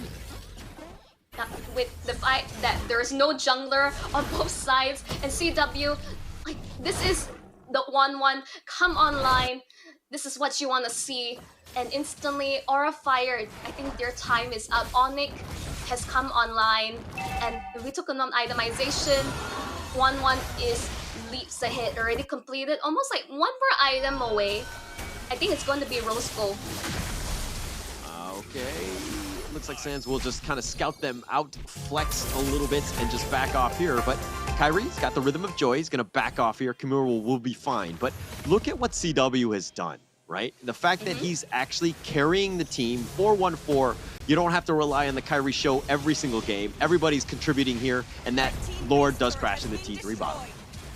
Because it's not just the Kyrie show. This is Onic Esports, ladies and gentlemen, just forcing their way in, objective gaming, taking every single inhibitor that they can grab their hands on. Yes, they will be able to clear out the Lord, but the damage is done. Oh, do they go in for this one? Keyboy's waiting in the wings. They have it, and Keyboy does end up going in. The Rhythm of Joy doing a little bit of work, but they've gotten the T3. Now what is the call? It looks like they're going to retreat here. Sands, if anything, will be left just to kind of flex a little bit. They really took that inhibitor, and RFI could only watch as their lead crumbled. The fact that they had it, they really had that lead. But let's look in terms of the damage leaderboard. I mean, this is CW, his turn to show off his stuff. You might as well, right? This is CW time.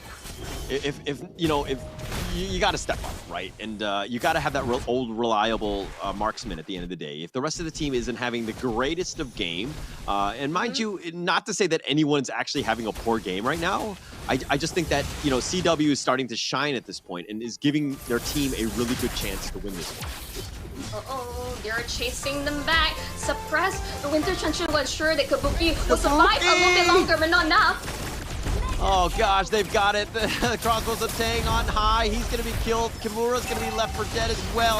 And Van just trying to defend the base. It's all about it. The real world manipulation. He's going to be stopped. Boots is doing some work. And they focus on the base and they take game 2 and they do it in style. GG, well played. GG, well played for Onic Esports. As you say, they really waiting for their Onic timers. They got the items. They were confident. Instantly, the turnaround coming from them. What a game, what a series, and showing from Onic Esports. That just proves how strong Onic are, right? The fact that, yeah, this might be a tough game. This is one where, we got to go in. We didn't have the best laning phase. We're losing turtles left and right, but we can get back in the game. And how do we do it is we can just kind of rely on each other, on the other brothers on this team, and we're going to get ourselves back in this one, and we give ourselves a chance to win. And just a good team game that they played. Yes, absolutely. It's not relying about one person, one hyper carry. It's like relying on each other. You didn't have the best game. You need more time to farm up, to scale up. No worries. Like this game, CW got their back. They got him, and that's what they wanted. And I don't know if this is one where Orifar just let their lead kind of diminish and let Onic back in the game, or if Onic just made really good decisions and found the right avenues of attack to ensure that they got back in. I mean, with that comeback, which one do you think it is?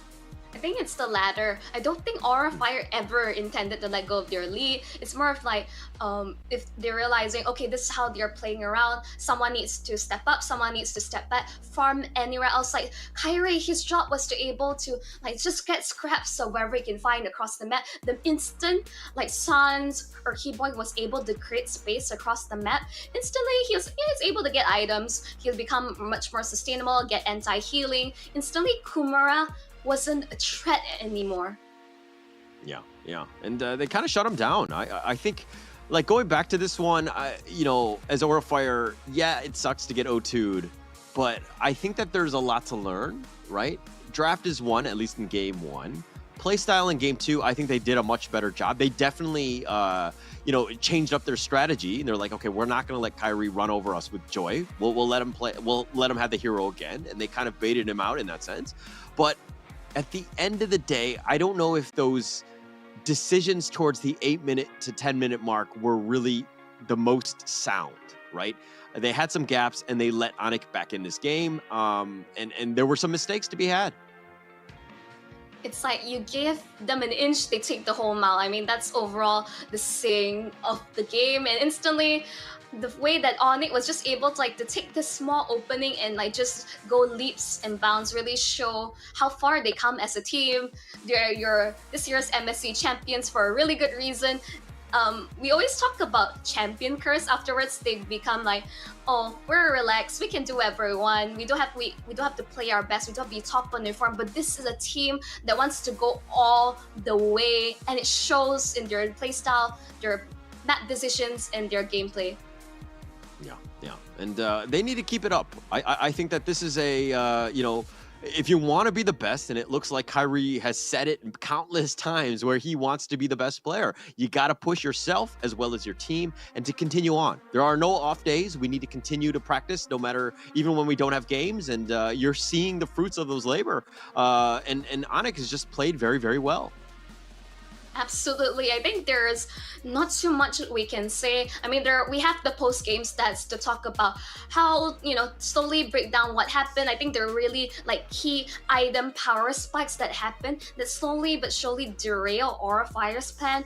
But there are definitely a really strong showing from them towards the first few minutes of the game. Good setup, the punish on towards Sand, picking off even though he slightly kind of whiffed the Petrify timing combo. But mistakes happen to the best of us, hey? I mean, sometimes we don't have the best day, but that's why it's a team effort to keep everyone in check, covering for the other. In the end, they pull off a strong victory. And now, let's look into what's finally the post-game stats of Game 2.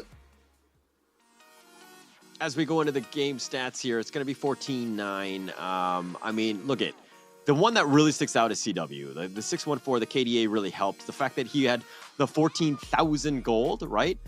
Kyrie only had 12,000. If we compare that one with the last game where Kyrie had 15,000, CW had 14, it was one of those things where CW, he's got you, right? He's going to carry you. He's going to ensure that you have a good game. And it felt like everybody knew the limits of their heroes, what they needed to have done.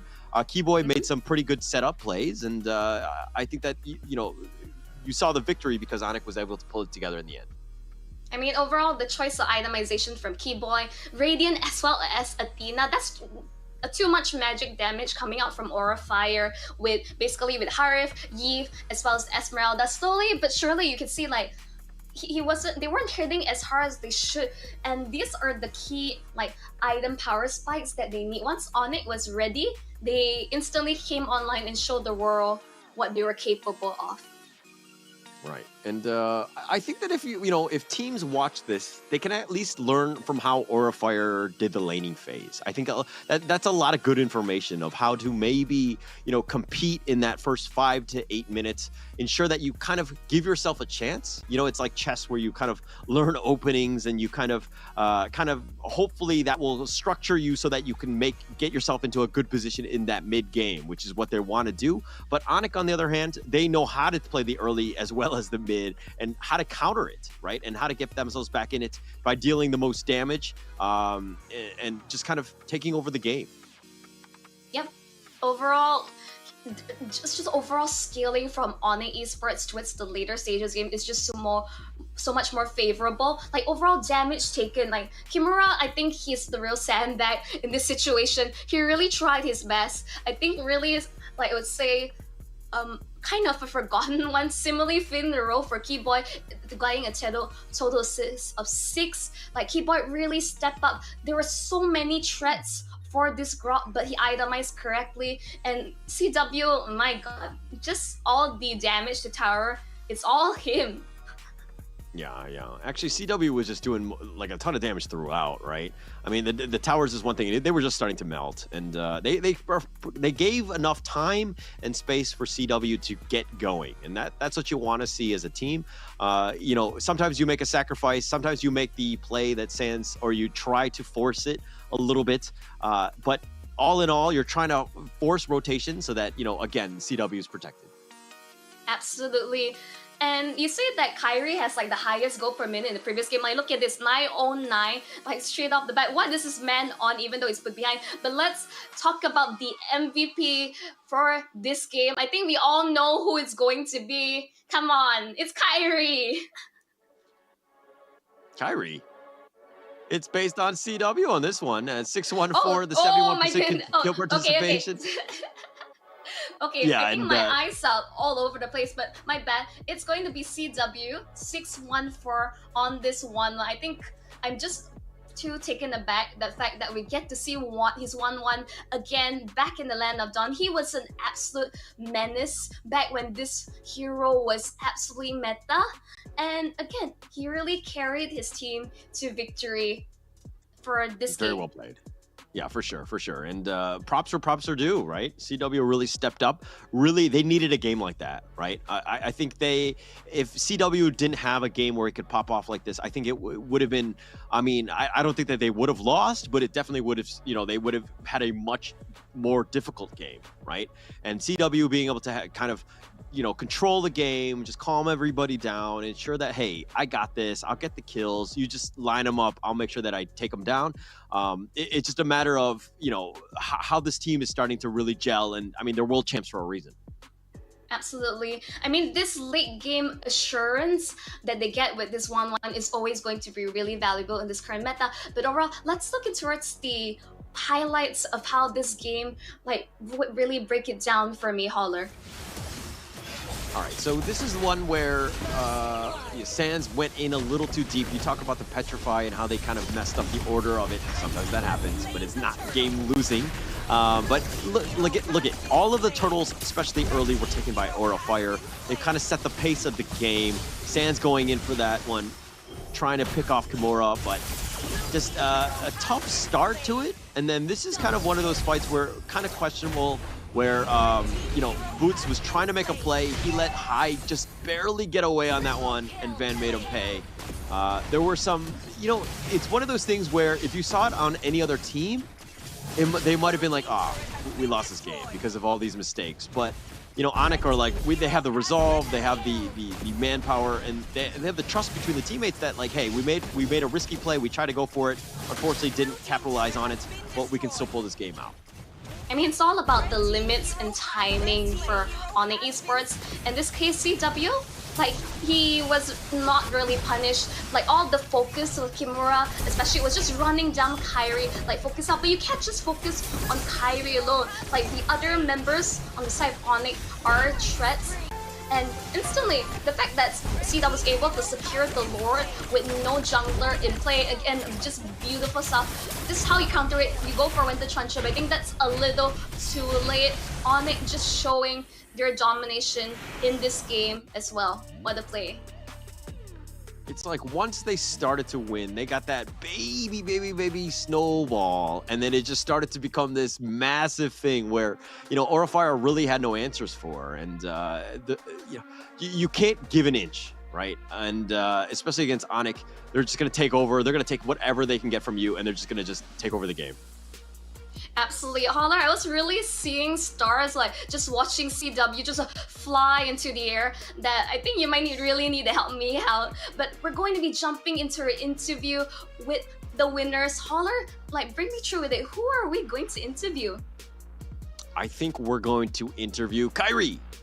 Ooh. Right? Kyrie? Onic? Kyrie? Hello, hello. Hey, Kyrie. Hello. Hello. Good afternoon. Good afternoon. So overall, how you're feeling of this win against Aura Fire? I think I'm happy because we're getting our momentum right now since we lost to Bryn, and I hope we can be consistent until the grand finals. All right. Okay, and when Holler. we interview other players, whenever we interview other teams, we always ask, what is the one team that they fear?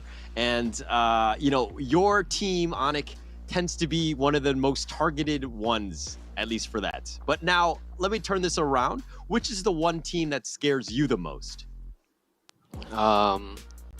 Actually, no team scares me. If we have to fight everyone to win the grand finals, so yeah, we will always be prepared. fear none, but I assume respect all, Mr. Kyrie. Yeah. But overall, what do you think? What else do you think you have to do in terms of adjustments to really carry yourself all the way to victory? Maybe we need to play more because we're still experimenting in this new meta, and I hope we can like discover new heroes and new strats. Amazing. All right, Holler, any final remarks? Yes. Yeah, just last question. And this is more of just like an opportunity for you. Any last words that you would like to give your fans, your team, or your frenemies, maybe? Maybe to the fans first. Thank you for supporting Onic from the start, and me and my teammates. And I hope to continue to support us this tournament, and we will try to do our best. All right. Thank you so much. Best of luck throughout the entire tournament. All the best, Kyrie. Great game played. Great series. Awesome stuff. We look to see more of you later down the road. Thank you. Bye. Well, I mean, man of a really confident but at the same time really chill guy. Don't you think, Holler? Definitely. I think that, if you're at that level and you want to be the best, I think that you have to be cool, calm, and collected, which I am none of the three, right? In the sense that, I get emotional in my gaming. I get all that. But, you're going to have your highs and lows in gaming. And if you're able to kind of weather the storm, so to speak, so that you're playing at a high level and you're doing it consistently, you're going to have a much better time than somebody who's, peaks and troughs like myself. I mean, definitely a really emotional player myself. I'm not proud of it. Definitely a rage quit a bunch. But overall, it's all about, as we're saying, about controlling your emotions. We want you to unleash the beast with monster energy. Because you gotta want to be top of your game mentally, physically. And you can't do that when you're tired. Definitely not. And Monster Gaming is gonna, Monster Energy drinks are gonna help you out. Go to monsterenergy.com/gaming. Ensure that you do, and then try to see what you can get and get into those drinks because they're quite good and they give you that little spike of energy you need to hopefully get you that next level in the rank system. Absolutely. And overall, Holler, what are your final thoughts on this? Of course, there is a chance for you viewers at home to get some cold hard cash. And Holler, what do you think about all this? There is definitely the DHL bot cup, which you get 5,000 euros off of that. But we have to talk about the upcoming match. It's going to be, the Malaysian-Singapore rivalry. And it's going to be RSG SG going up against the Yoodo Red Giants Esports. That's going to be an interesting game. I will be back with Terrence on that one. We're going to have that one for the second game. But you, of course, Monchel, you will be there for the third game and that third series. Yes. And that one's going to be a bit of a banger, too. A lot of, potential placements are going to be at stake. But first, let's take a little bit of a break before we go into that second series. We'll be right back.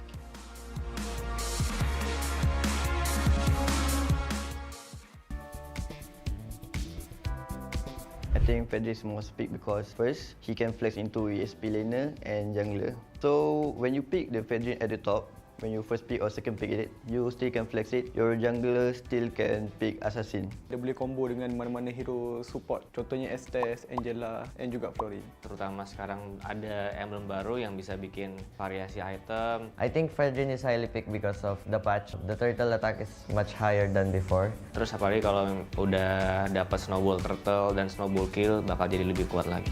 Now with the latest patch, we might not see as much Fredrin as compared to before, but I feel like Fredrin is still a strong hero.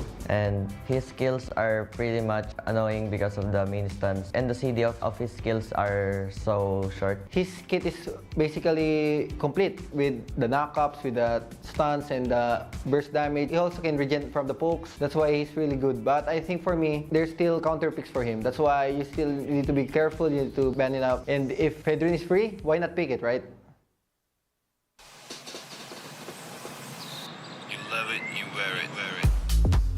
Wear your passion. Share your passion. Wherever,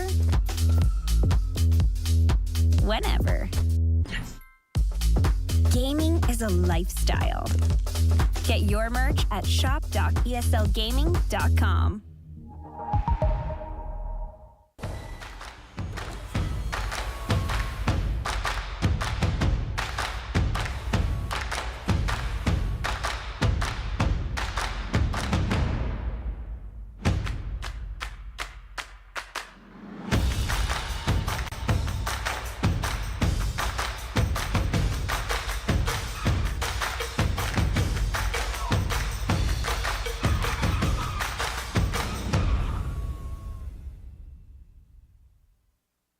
The Snapdragon Pro Series powered by Samsung Galaxy is brought to you by Snapdragon Elite Gaming, Samsung Galaxy S23 Ultra, Monster Energy, and DHL.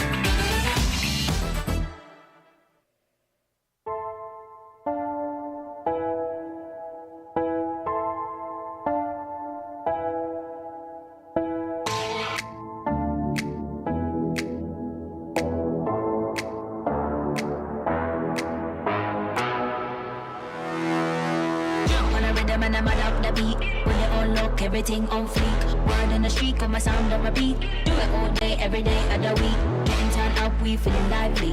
On the dance floor, where you gonna find me? Here comes the drop, it's time to party. Here comes the drop, it's time to party.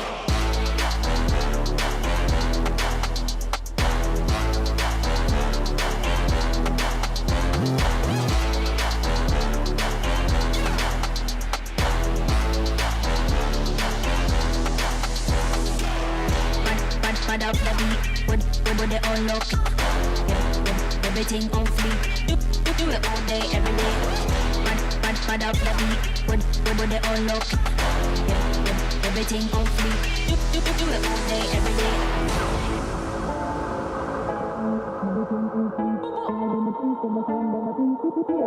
Every day of the week, getting time out, we feeling lively. On the dance floor, where you gonna find me? Here comes the drop, it's time to party. Here comes the drop, it's time to party.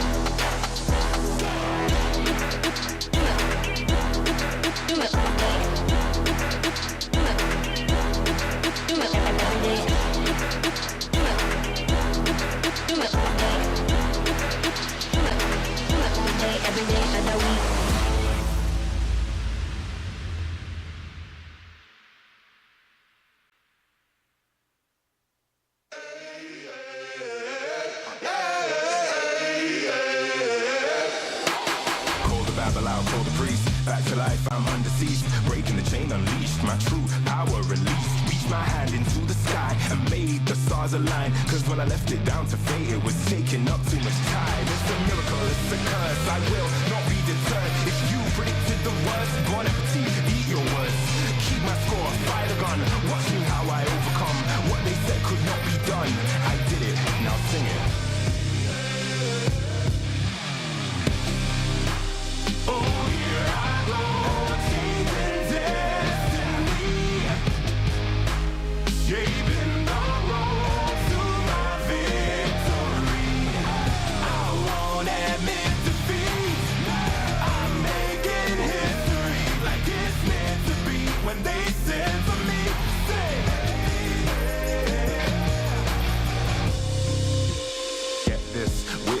The birth of a legend, the past tried to trap me too bad. My future beckoned, I crashed, and yes, I burned. Hardest lesson that I learned was how to take a fall and crawl back out the dirt. Now I'm back from the grave, revived. Time after time, they tried to take my life, and still I wouldn't die. Survive, now come salute him. No man can dispute him. Back and I am biting, street fighting, Ryu Hadouken. What they said could not be done, I did it, now sing it.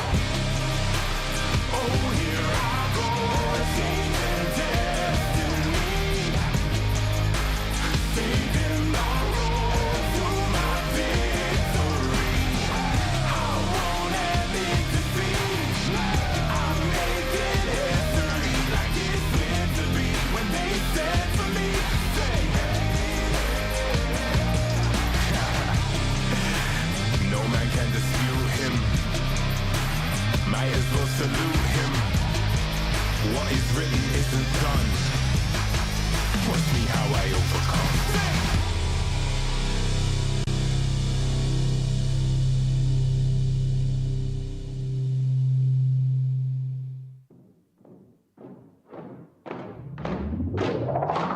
Lace up my shoes, time to get it.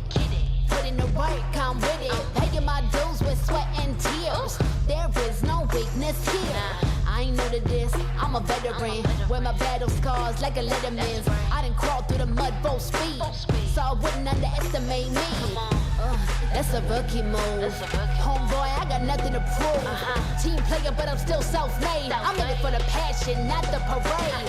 I don't need the lights or the cameras, just me and my opponent. All the work that I put in has led up to this moment. Let's go. You go hard, I go harder. You leap, I leap farther. You cannot match my speed, cause I'm out of your league. I'm out of your league. I'm out of your league. Everybody wanna get like me, better reach for the stars, cause I'm out of at your league. Game time, let's go. I hit that mark weeks ago. I'm about to lap you up. Tell me, have you had enough? You would think I had a PhD in psychology. The way I get in your head, there is no escape. Like I said, I'm out of your league. I play fair, but show no mercy. Only give my time if it's worthy. Cause I keep my mind on a mission. And you don't fit the vision. I ain't cocky, okay, a little bit. I call it confident, but they can handle it. Don't blame me, it's just my time. So move, cause you're blocking my shine. I'm out of your league. You better go with plan B. You taking the crown? That's a fantasy. You can't step to me. I'm out of your league. Better beef up that defense. I give you an A for effort. Now hit the bench. You go hard, I go harder. You beat, I beat farther. You cannot match my speed. Cause I'm out of your league. I'm out of your league. I'm out of your league. Everybody wanna get like me. Better reach for the stars. Cause I'm out of your league. You go hard, I go harder. You beat, I beat farther. You cannot match my speed. Cause I'm out of your league. I'm out of your league. I'm out of your league. Everybody wanna get like me. Better reach for the stars. Cause I'm out of your league.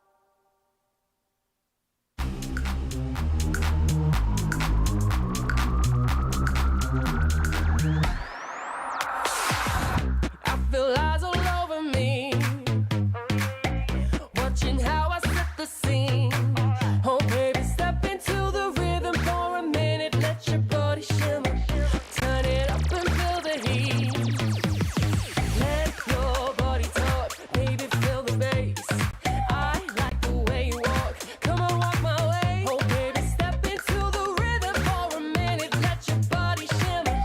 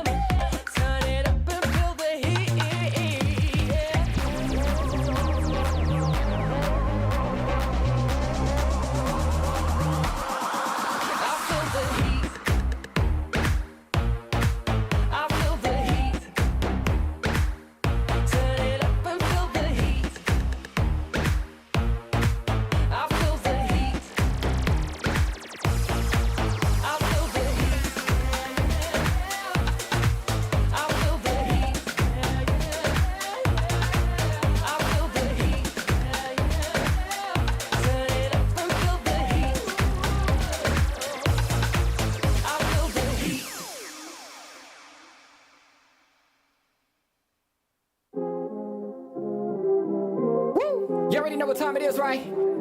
It's your boy Eclipse Darkness. I do this for my people. How I like that. I'm a black strong man, they can't tell me nothing. What I represent, they try to keep it from me. I done turn a lot of nothing into something. And I'm still out here pushing all they buttons. They can't hold me down, yeah, for nothing. So I'ma stand up. They can't hold me down, yeah, for nothing.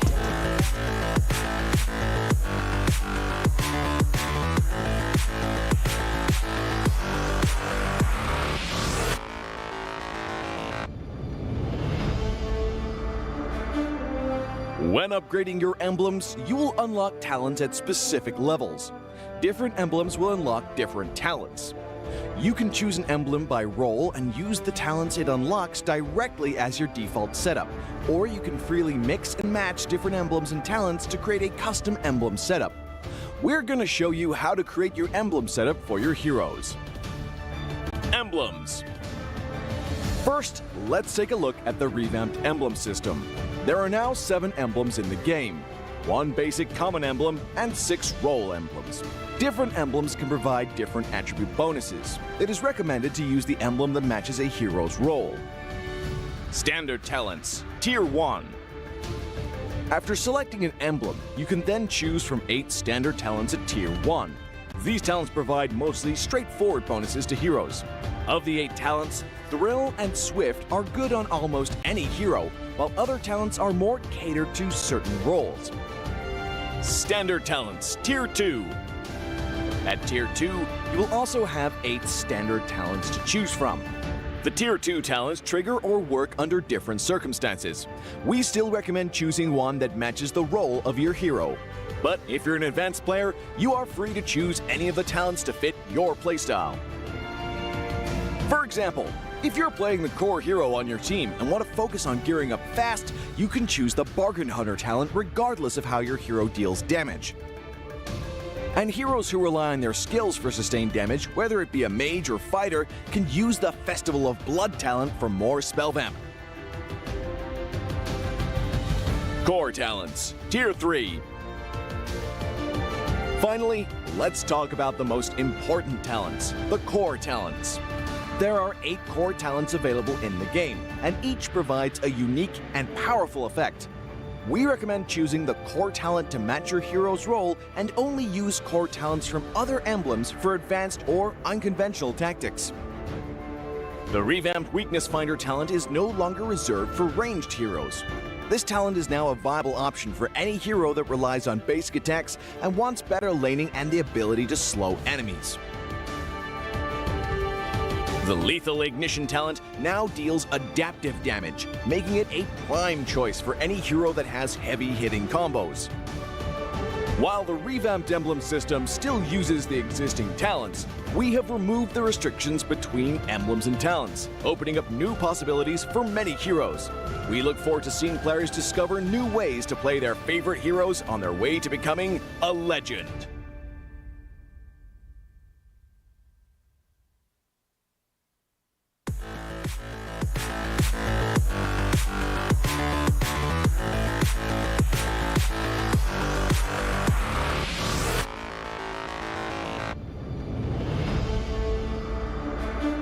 In the previous guide, we learned the basics of the new emblem system.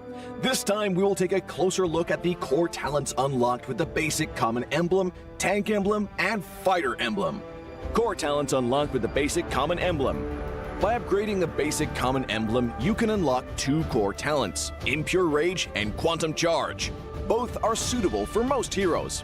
The new Impure Rage talent now deals adaptive damage, making it a good damage-enhancing talent for a variety of heroes, such as Eve, Nathan, and Diggy.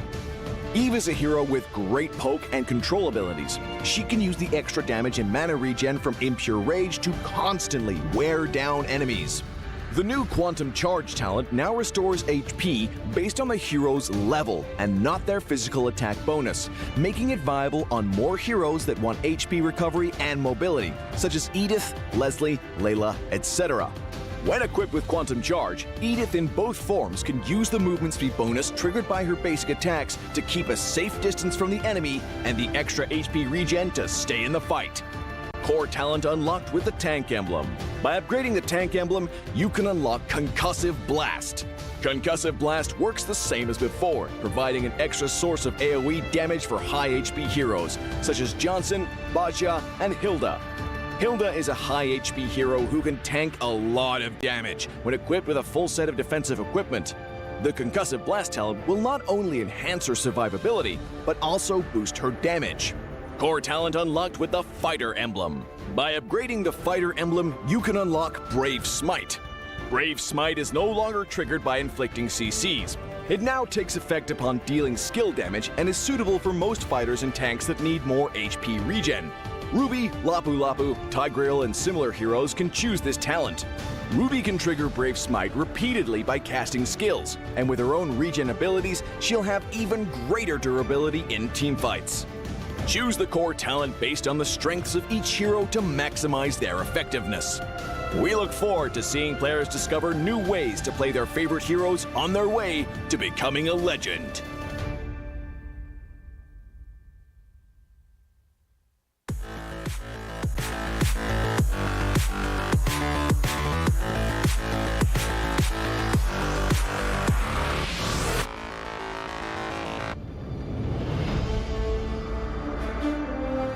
In the previous guide, we learned the basics of the new emblem system. This time, we'll take a closer look at the core talents from the Mage, Assassin, Marksman, and Support emblems. Core talent unlocked with the Mage emblem. By upgrading the Mage emblem, you can unlock Lethal Ignition. The new Lethal Ignition now deals adaptive damage, making it a great option for any hero with heavy-hitting combos. With the change to adaptive damage, heroes with high physical damage can now use this talent to enhance their damage, such as Saber and Natalia. Saber's first skill and ultimate combo can easily trigger the effect from Lethal Ignition, dealing much more damage to enemy heroes. Core talent unlocked with the Assassin emblem. By upgrading the Assassin emblem, you can unlock Killing Spree. Now that the talent is no longer reserved for the Assassin emblem, it becomes a good choice for any hero who can perform chain kills. Heroes with magic damage like Karina and Julian can now take this talent as well. Karina's ultimate resets after she kills an enemy hero. When equipped with Killing Spree, she will recover HP from each kill, allowing her to stay healthy and go after more kills. Core talent unlocked with the Marksman emblem. By upgrading the Marksman emblem, you can unlock Weakness Finder. The new Weakness Finder talent is no longer reserved for ranged heroes. It works well for heroes with high attack speed, as it can improve their laning and slowing abilities. A hero like Minzathar can take Weakness Finder because his second skill increases the attack speed of his basic attacks. When combined with equipment that can provide more attack speed, he can reliably trigger the slow effect to prevent enemies from escaping. Core talent unlocked with the Support emblem. By upgrading the Support emblem, you can unlock Focusing Mark. The Focusing Mark talent works the same as before. It allows support heroes to increase the damage their teammates can deal to the target enemy. Kaj's ultimate can be used to drag key enemies to his team. When equipped with Focusing Mark, the ultimate will also increase the damage the target takes, allowing Kaj's team to quickly burst down the helpless target. Choose the core talent based on the strengths of each hero to maximize their effectiveness. We look forward to seeing players discover new ways to play their favorite heroes on their way to becoming a legend.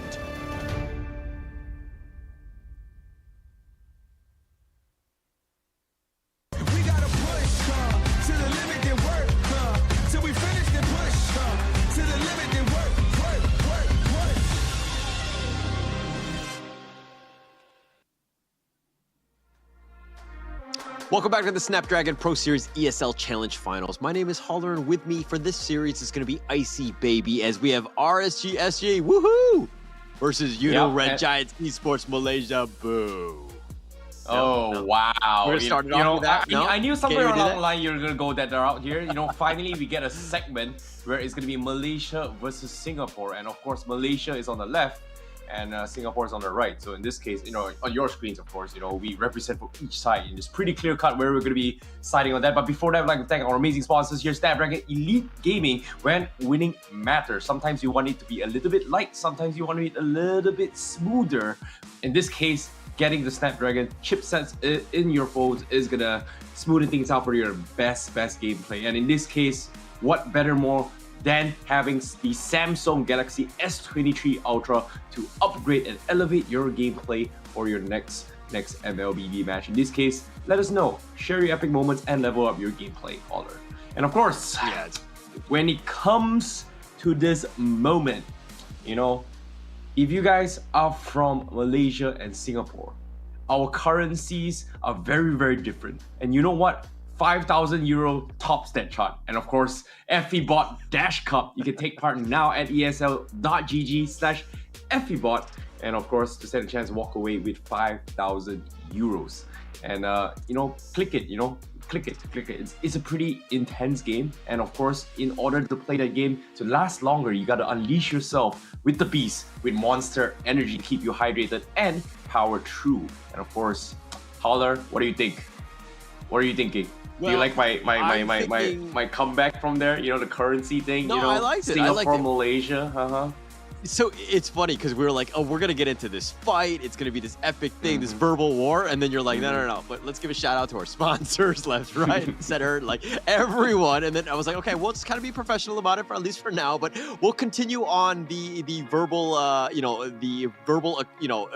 jousting, I would say. Yeah, that's Malaysia chicken rice is better. But, okay, for the record, I'm not Singaporean, but I'm representing the Singaporean in this chair right now. So, but I will say that I've had some good chicken rice from both sides. How's that for a politically correct answer? No, still better. 100% Malaysia's chicken rice still better than whatever Singapore has to offer. I'm sorry, man. Won't deny it. But okay, can't deny it. Undeniable. Our asam undeniable. Laksa tastes better as well. Wow, everything. Just let it all out. Yeah, what else? everything. Let's just make a list so that we have everything, and then we'll kind of because we got to go for the best stars. Right? We have more land than you. Well, that's a given, okay? That's a given. Singapore doesn't have anything. It's like you could 25 minutes in a car ride, you're at the end, right? And then the funny thing is like whenever you see like jets flying over your head and they're practicing for like the National Day or whatever, you always see them making left turns. Because that's, you know what I mean? Like that's extent of the landmass that they're allowed to fly over. It's like all you can do is left turns. You can't ever go right, so to speak. You can't cross the country's border, don't you? You can't come over to Malaysia and just fly around for hours, can't you, huh? Yeah, exactly. That's why we've got better chicken rice, bro. We can grow different kinds of chicken in different kinds of land to taste and create different products for you, bro. Okay, I can't argue with that. Enough of Malaysia versus Singapore. Let's talk about the real deal. And that's going to be Yoodo Red Giants representing for Malaysia going up against RSGSG. So this is going to be our proving grounds. All right? When they win, it doesn't matter which chicken rice is better. It just matters who will have more points to actually qualify to the grand finals. Yeah, but at the end of the day, the loser, you know what I mean, like has to go home. At least you have some good chicken rice to go home to, right? I think that's going to be super important because, again, I think it's going to be a highly contested series that's going to happen. But, you know, I think mathematically right now, I think RSG Singapore might need a lot of help to get in. They're very far behind in terms of points. Red Giants Esports, they did have that loss against Evos Icon yesterday, so that was a bit of a shocker for them, but they're in the third place. They have a potential to get into the playoffs, and again, only for the viewers at home, only top 3 make a move into the playoffs. So this is a must-win, I would say, for both sides. Yeah, it is definitely a very crucial moment for both teams as well, especially for Yoodo Red Giants, of course. They are going to be looking to secure the top 3, whereas for RSGSG, if they win this series 2-0, they do still have some life left to actually qualify for the top 3. So it comes down to today, right? Considering that this is the last day. I'm not exactly sure the actual calculations. We have to take into consideration that there are still matches that's going on in A stream and of course C stream. And oh yeah, did I mention you guys are currently watching the best stream? And that's stream B currently right now. But of course, what do we have here, Holler? What do we have right now? We have the video that's going to introduce the matchup to all of the viewers at home. Let's go into that one real quick.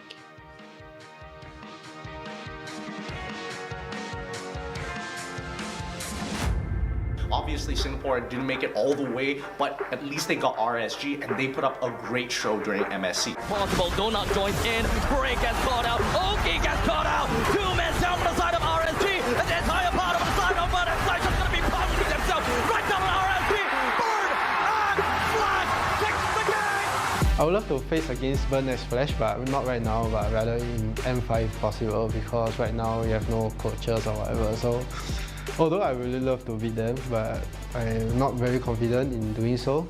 But still, I would love to be able to beat them, at least beat out my signature heroes to prove a point. Yeah. Diablo got away with a lot of damage fighters, and I think this particular patch will be interesting for him. Psycho siap ditubal. Oki akhirnya bisa ditubal tapi selatan lagi yang terlihat Dreamsnya langsung hilang dengan cukup cepat di area tersebut. Immortal yang udah mulai pecah. I would say I already proved like unorthodox heroes can be played and can be used. So if I'm using another unorthodox heroes, then just don't be surprised at SBS. RG has gotten so much better now, so we'll just prove it to you guys like why we are not a force to be reckoned with in the international stage. So just be prepared and study us. Yeah.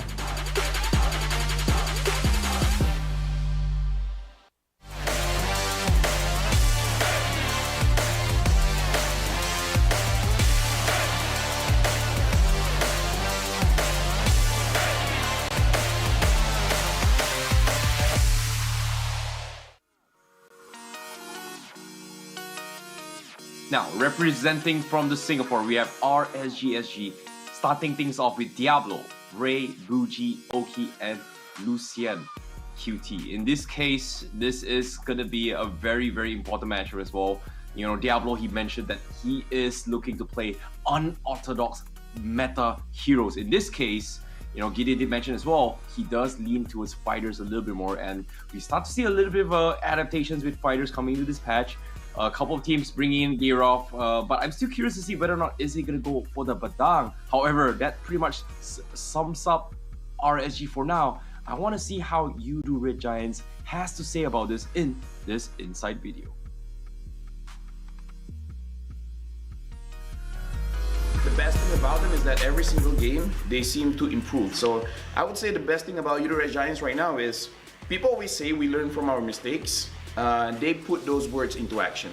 Red finds a double, should be able to pull him, but no Super Red thinks about just time. He's still alive, and despite all of Iman has the rose gold, and that's why he was able to. Iman is going to be taken down by Gorgeous. The base wide open, Irad targeting down, but will he be able to do it? Yes, he will. RSGPH starts strong with game number 1. We did perform before the patch, but after the patch, we performed very well because our jungle is assassin player, so it's very favorable to us. Super Red can short call and his voice is really loud. It is first time that I see a good laner that can short call. So when he shout like doing something, we just like, oh back, okay. Even we war, when he has to back, just back. So go because his voice is so loud. Our biggest strength is when we fight other team, we can really fast learn of like how the team beat us, or like we can really copy their meta. Like when we fight Blacklist, we can use UBE. When we fight this, we can use this, so we can adapt any meta. People thought that we are so lucky to be in here, but yeah, we will prove them wrong. GG, well played as the Yoodo Red Giants have conquered their demons.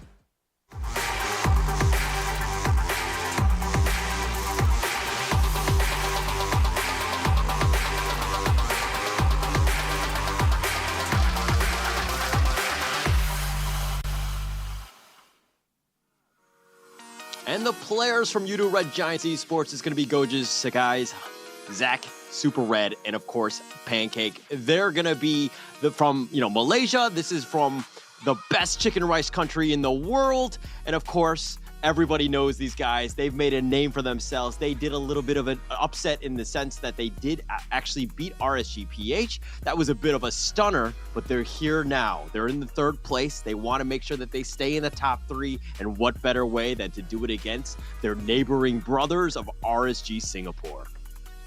Oh my God, Holler, you're such a nice guy. Look at us, man. You're like I'm singing praises of RSG. You're singing praises of Yoodo Red Giants, even though we're from the opposite sides of the other country. You know, guess what? We're professionals. We gotta keep it civilized. We gotta be neutral as possible. But of course, at the same time, when we talk about this play style that's gonna be coming in, right? Like, you know, I agree with what Yoodo Red Giants did say as well, is that no one expected them to be here. Like, no one had any expectations that Yoodo Red Giants was gonna beat one of the strongest teams from Southeast Asia and currently in top 3 in the group stages. And what really shocked me was that their first debut was very, very lackluster. But game 2, I saw signs of brilliance where they were able to adapt very quickly and try style. So I guess from Yoodo Red Giants' side, they do have a lot of capabilities to adapt quickly, but as of now, adapting may not be the best answer. You know, it's a great, I would say, bottle stopper, or in this case, a water stopper, but is it gonna fulfill their goal? In this case, are they gonna be able to bring their momentum to face off against RSGSG? So that's gonna be something that's gonna be very difficult though, Holler.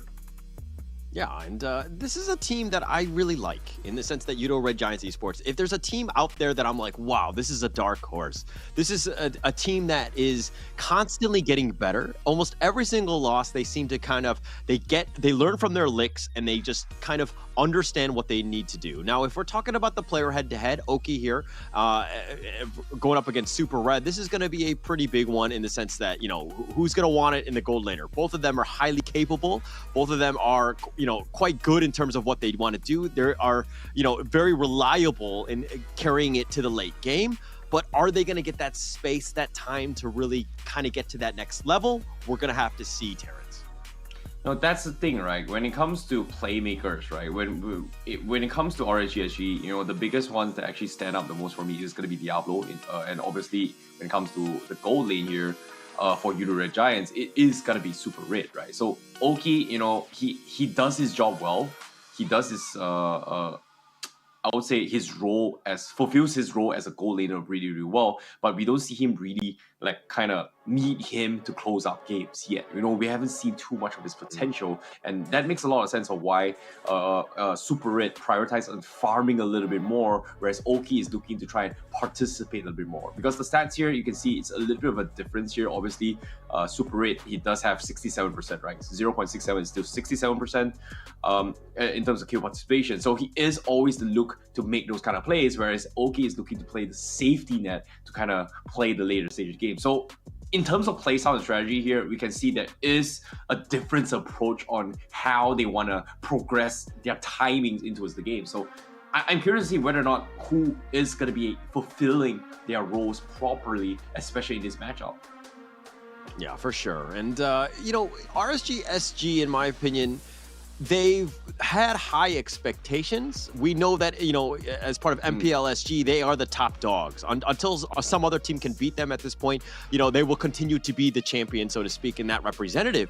But in terms of international experience and, you know, getting to that next level, they haven't really gone over that hurdle. They've kind of struggled at times, and it seems like when they're high flying and they're on point, they're almost unmatched, right? They're always going to be there, but you know, it's one of those things where when they get punched in the face, how do they react, right? And we're going to have to see that one. And I mean, going back to the audience now, what are your thoughts going into this game? Who do you think is going to win? Is it going to be RSGSG, or is it going to be the Yoodo Red Giants Esports?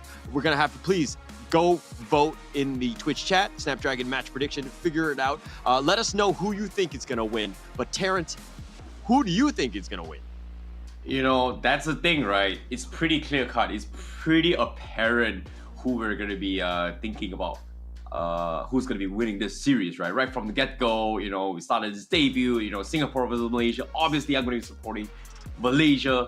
You know, production, show us our predictions. Let us know. It will let the viewers know what we're thinking. Obviously, I'm going to be supporting Yoodo Red Giants. You're going to be supporting RSGSG. No-brainer right there. But one thing which is kind of surprising is that I predicted 2-1, but why did you predict it 2-1? Look, I think that both of these teams are going to go the distance. I think that this is one of the probably the more hotly contested series that we will probably see. I don't foresee it, 2-0 smashing by one of the two different teams. Reason being is that Yoodo Red Giants Esports, they bounce back and they bounce back strong, right? RSG still have that potential to kind of throw out that Badung pick, that, kind of that unconventional draft that might throw off, the Yoodo, right? So I think that the potential for the third game is going to be very high in this series. Personally, Badang is a hero that really sets up really well in terms of AoE wombo combo damage, right? And I think when it comes to playstyles as well, another hero that really comes to mind that has very similar traits in terms of AoE burst potential is gotta be Dirov. And in this case, I think, Badang maybe might not be contested from Yoodo Red Giants, but there are teams that whenever they play against RSG, they will respect the Badang pickup. But I feel like Dirov might be very contested so far because Yoodo Red Giants, they have brought it out a couple of times now, and they have made it work in these past 3 days. And so far, it is a little bit unorthodox, but teams are starting to adapt by playing Dirov in a sense where it is flexible. And what I mean by flexible is that especially for teams today, in particular, in these past 3 days, teams with first pick link openings have very, very low win percentage ratios, just because of the fact that it doesn't have flexible capabilities. It is very one-dimensional, whereas heroes like Dirov, heroes like Fredrin, heroes like maybe even a Badang can be flexed into like XP, can be flexed into jungle. And once upon a time, there is a particular team that Geek Fam from season 3, MPL MY SG at that time, won championship with bringing in a support Badang, which didn't really make sense, but kind of worked. But yeah, flexibility is going to be key to victory in terms of the opening drafts. But I don't know, I feel like this might be the case coming from both sides. I might be overthinking it there, but of course, besides comfort picks here, they can always choose to go for the traditional meta picks, which is, oh boy, I'm gonna play the Angela Ling, haha, Ling all the way through. That's kind of, the thing right now. I don't know why, but it just works. It just, you pick Angela Ling, chances of you winning the game pretty high. Yeah, and but we didn't see too much of that in day 2. I think teams have kind of gotten smart to it. While it is a developing meta, sometimes they get shut down just based on this is why we have the pick ban, right? Why the draft is super important, understanding what potential wombo combos are out there and how to stop it. So I think that we don't have to worry too much about it. Both of the teams are very aware of this. I think it's going to be more of a stock standard one. We're going to see a little bit maybe something throws us off into game 1. I hope that it does. I want to see, different heroes, new ones that are kind of potentially that could break the meta or counter the meta almost. Yeah, which is kind of surprising. I like that you actually bring this up as well, because we start to see a little bit more Baxia jungle now in the other teams as well, just because of like, hey, Angeling coming in. Okay, what counters healing? Baxia, anti-heals, yada yada. So there has been a lot of adaptations. So far, this idea has been theorized for multiple seasons now. Even like 3, 4, 5 patches ago, didn't exactly have the hugest of success. The best success so far has been just matching those kind of healings, right? Like if you're playing a healing composition, Estes, Ube strategy like Blacklist, boom. We are going to try and mirror that, get a little bit more healings here, maybe even Rafaela, maybe even Minotaur, here and yada. But even the Matilda to a certain degree back in the days. But now it's gotten to the stage where like we finally see the true value of what anti-heals bring to the table because of those Emblem changes. So I like that, even throughout the entire stream that we have at SBS as well, like when we're not on broadcast, we have this announcer guy, she just keeps explaining, there's so many emblems, you can play so many different play styles, heroes like this, blah blah blah blah blah. Yeah, that's the beauty of how Mobile Legends is right now, when it's developed to a stage where there's just so much possibility. And I think I was complaining about this in MPLMY like 2 seasons ago. 10 bans is not enough. Boom, 12 bans. Oh wait, new hero comes in. It's not enough. But you know what's not enough? You know what's great? watching a professional team playing on a LAN event in Istora Senayan, Jakarta. That is the best feeling ever. I swear to God, I know, like, Tyler, you and me, we've casted games like this before, the hype is impeccable. But if you are an audience, just sitting and enjoying the show, you gotta be there. You gotta feel the vibes. It's insane. It's electrifying. And guess what? For a price of 30,000 rupiah, which is a price of a large coffee only, you get to experience this feeling, Caller. Don't you like that? It is an amazing experience, right? Just seeing it live, seeing everybody just get into it. Like, sometimes there are moments where I have goosebumps, right? Like, you watch it and like the you know, the passion, everything's happening. You see like comeback victories, the things that are happening. Like, the players are putting so much emotion in it. There's so much passion in terms of how they really want to win this. They want to represent. They want to be the best. And you see that. And as an audience member, it's an amazing thing to see. And again, I've gotten goosebumps just thinking about it because it's just a great experience to watch these things live. You know what's funny, Caller? Like, for a second, I thought you were gonna be like, ooh, kind of goosebumps. You know, the kind of Halloween comes by, be like goosebumps. I was like, oh, that's what you meant. You know, the hype, the moments. You know, the highlights, the emotions that happens at the venue. You know, when one of the players loses, they cry. You can feel the sadness. You can feel everything when they're right in your face. Like, if you're watching from home, you don't get to see moments like this. You don't get to see the backstories, like what happens behind the scenes. And sometimes, if you get lucky, you might see a fight happening outside, even though I've never seen it before. I do need to clarify here, and you're absolutely right with the live events, but I do want to also clarify that you can still get the same feelings, that you can feel the passion, all of that stuff on Stream B, right? Stream A and C, you probably won't feel it, but Stream B, you will definitely feel it, right? And understanding just the next level of esports that you're having, that you're being presented to. This is an amazing experience, and it only happens, of course, on Stream B. Agreed. And of course, welcome to the channel. Welcome to the stream.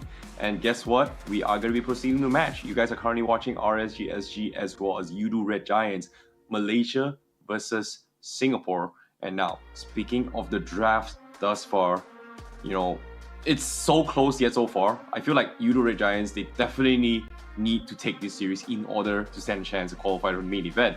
And in this case, RSG, they need the points, but it feels like it is a little bit too late. Like, I'm not gonna lie, there are still more days to come, but at this stage, if you're not at least in the middle of the pack, it feels so hard to actually climb back out from the bottom. Yeah, for sure.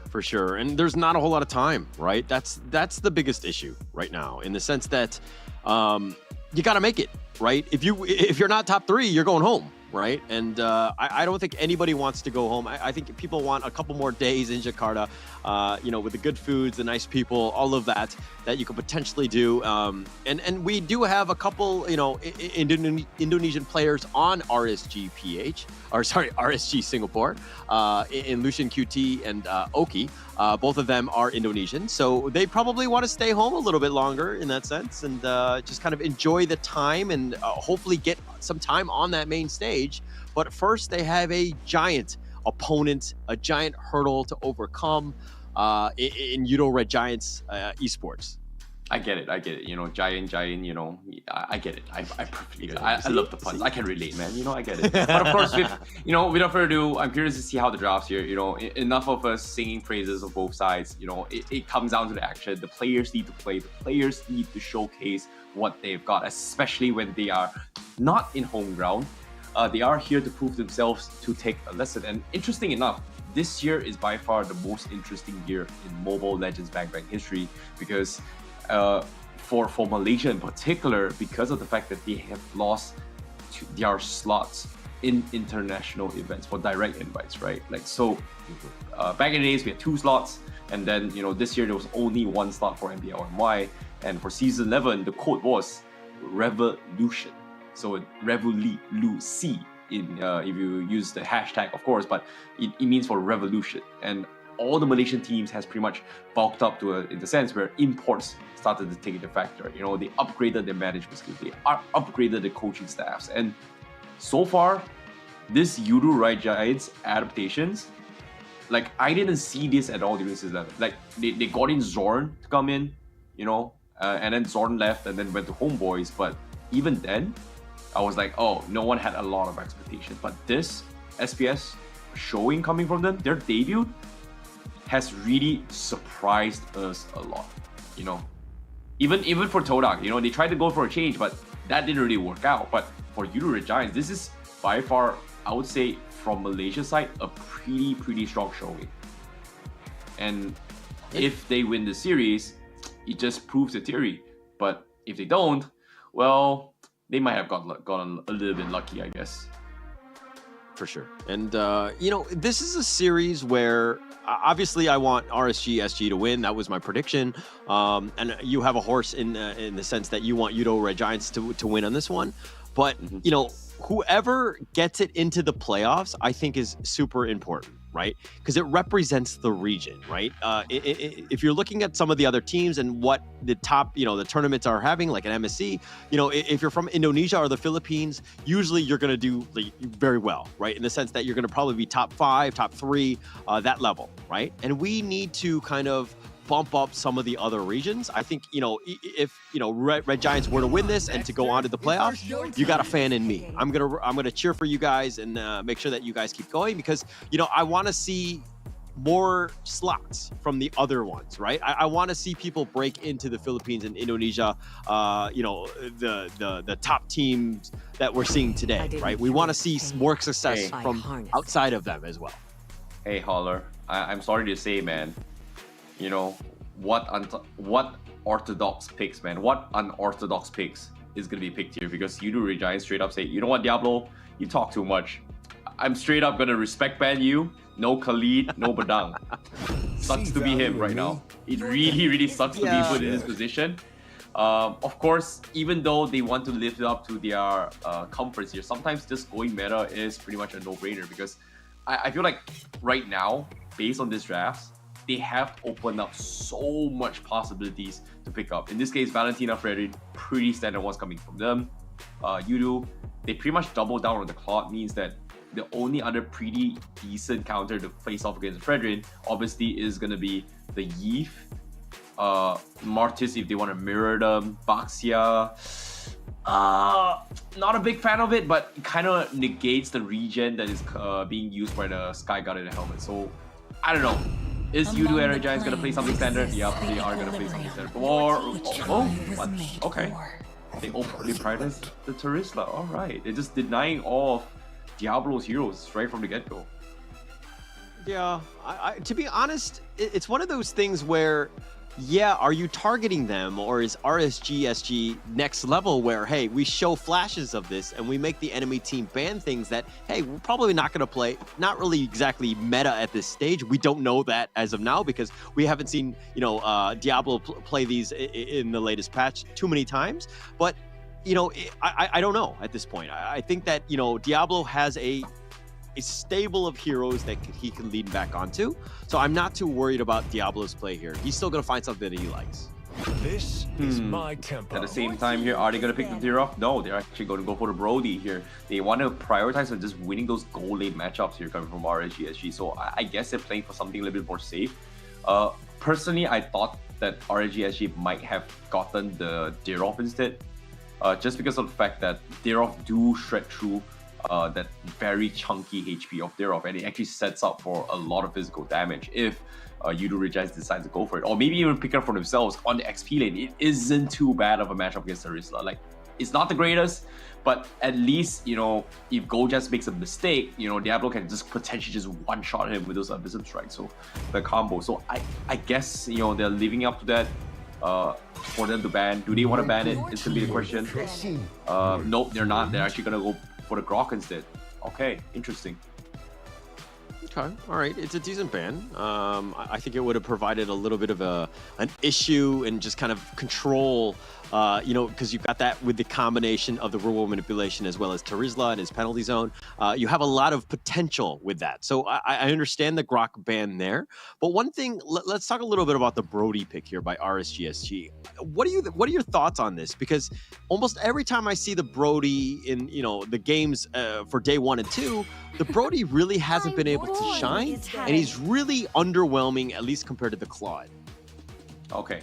I like that you actually brought this up. Like, it's not just winning the matchup against the Claude from the get-go, right? You know what's really interesting is that because Yoodo Giants right now needs a jungler, and Fanny is actually in the pool, which is something that I think if Yoodo Giants decides to use that to kind of snowball the early game, buy time and make space for the Claude,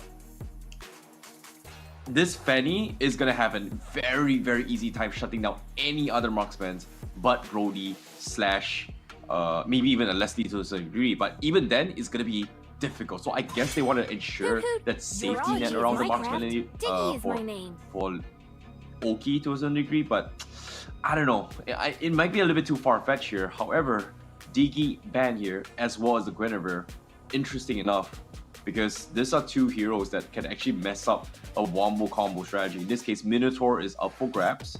Novari is also up for grabs as well, because I've seen another team in the previous team, they brought in the Guinevere, Novaria, and Minotaur synergy to just enhance this AoE knockback. And because they had no Purifies and Time Journey, whatever fight was brought to the table was just completely shut down this wombo combo strategy. Yeah, that's a lot of that's a big commitment though in terms of draft, and it's very, very it's like again, not like a wombo combo, but it's a lot of synergy between definitely things that are kind of just played around, and but I don't know if teams are willing to kind of commit for that. I haven't seen it too much after that though. Yeah. That's the thing, right? That it's based off one of the Laos teams here. I need to find the information for you guys. Let me look back a little bit here. Who was that team that actually played? Yeah, it was CFU Gaming from Laos that actually played it, and they actually made it work so convincingly, and it was just so smart. But that's the thing, right? I don't know if Yoodo Red Giants kind of adapted to that, or they saw that match here and tried it out for themselves. But I might be asking a little bit too much here. But this is going to be a jawhead. I guess this jawhead is going to be a jungle jawhead coming from RGSG. Pretty straightforward. Not a big fan of it, but it does clear minions very, very quickly. Yoodo Red Giants going for the Ruby. Very safe bet as well. Especially for the recent Emblem changes as well. The announcer did mention multiple times, hey, Ruby in particular is going to have a huge buff. You can use Brave Smite, you can use this, yada, yada, yada. Lifesteal is just amazing on this hero. But, of course, I guess Yoodo Red Giants really wanted to play a lot of CCs. And in this case, what is weak against CCs? Fredrin.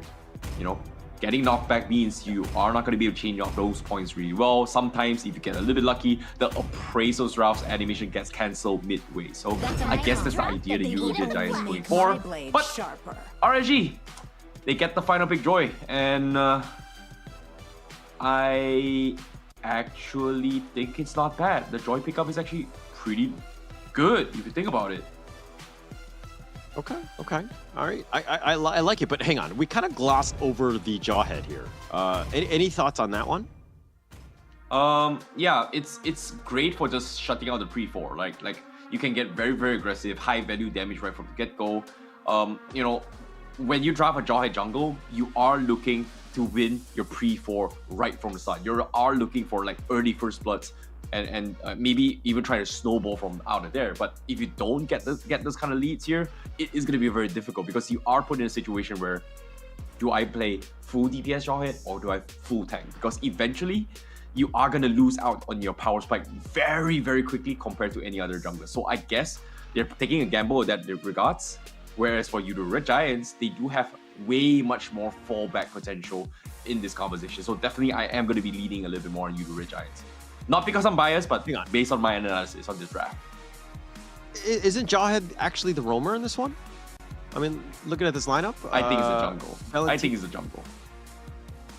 Because I'm might be pretty wrong. sure Fredrin Bray, that's usually his like signature series, but we're gonna find out anyways as of who's Okay, you're what. right. I was Yeah, just it is. asking a little Yeah. bit too much. I'm asking. It's all good. It's all good. I mean, yeah, like Jawhead is not a conventional pickup here. Just because I know that Bray loves his Fredrin, right? They will almost first pick it, if not, in this case, second pick it for them. But it's definitely his champ of choice. Now, you know, Jawhead, we don't see too much of it. We've seen it a little bit in MPL SG. I haven't seen Lucian on it though, but I felt like Yoodo Red Giants had kind of picked up some of the better ones, and unfortunately that's was left with it. But now Diablo on the Joy, doing a little bit of damage on the Pancake, and Gochus is going to join the fight, and Bougie gets smashed, takes some damage, and he has to flicker away. The reason why I actually kept bringing on the Jawhead is that I was expecting RSG to go unorthodox. That's the reason why. But no, that's not gonna be the case here. Of course, Yoodo Red Giants, they anticipate the early aggressions of what Jawhead can bring to the table. I was expecting maybe a high-end dry somewhere along. Sorry, not high-end dry anymore. It's called Master Assassin now.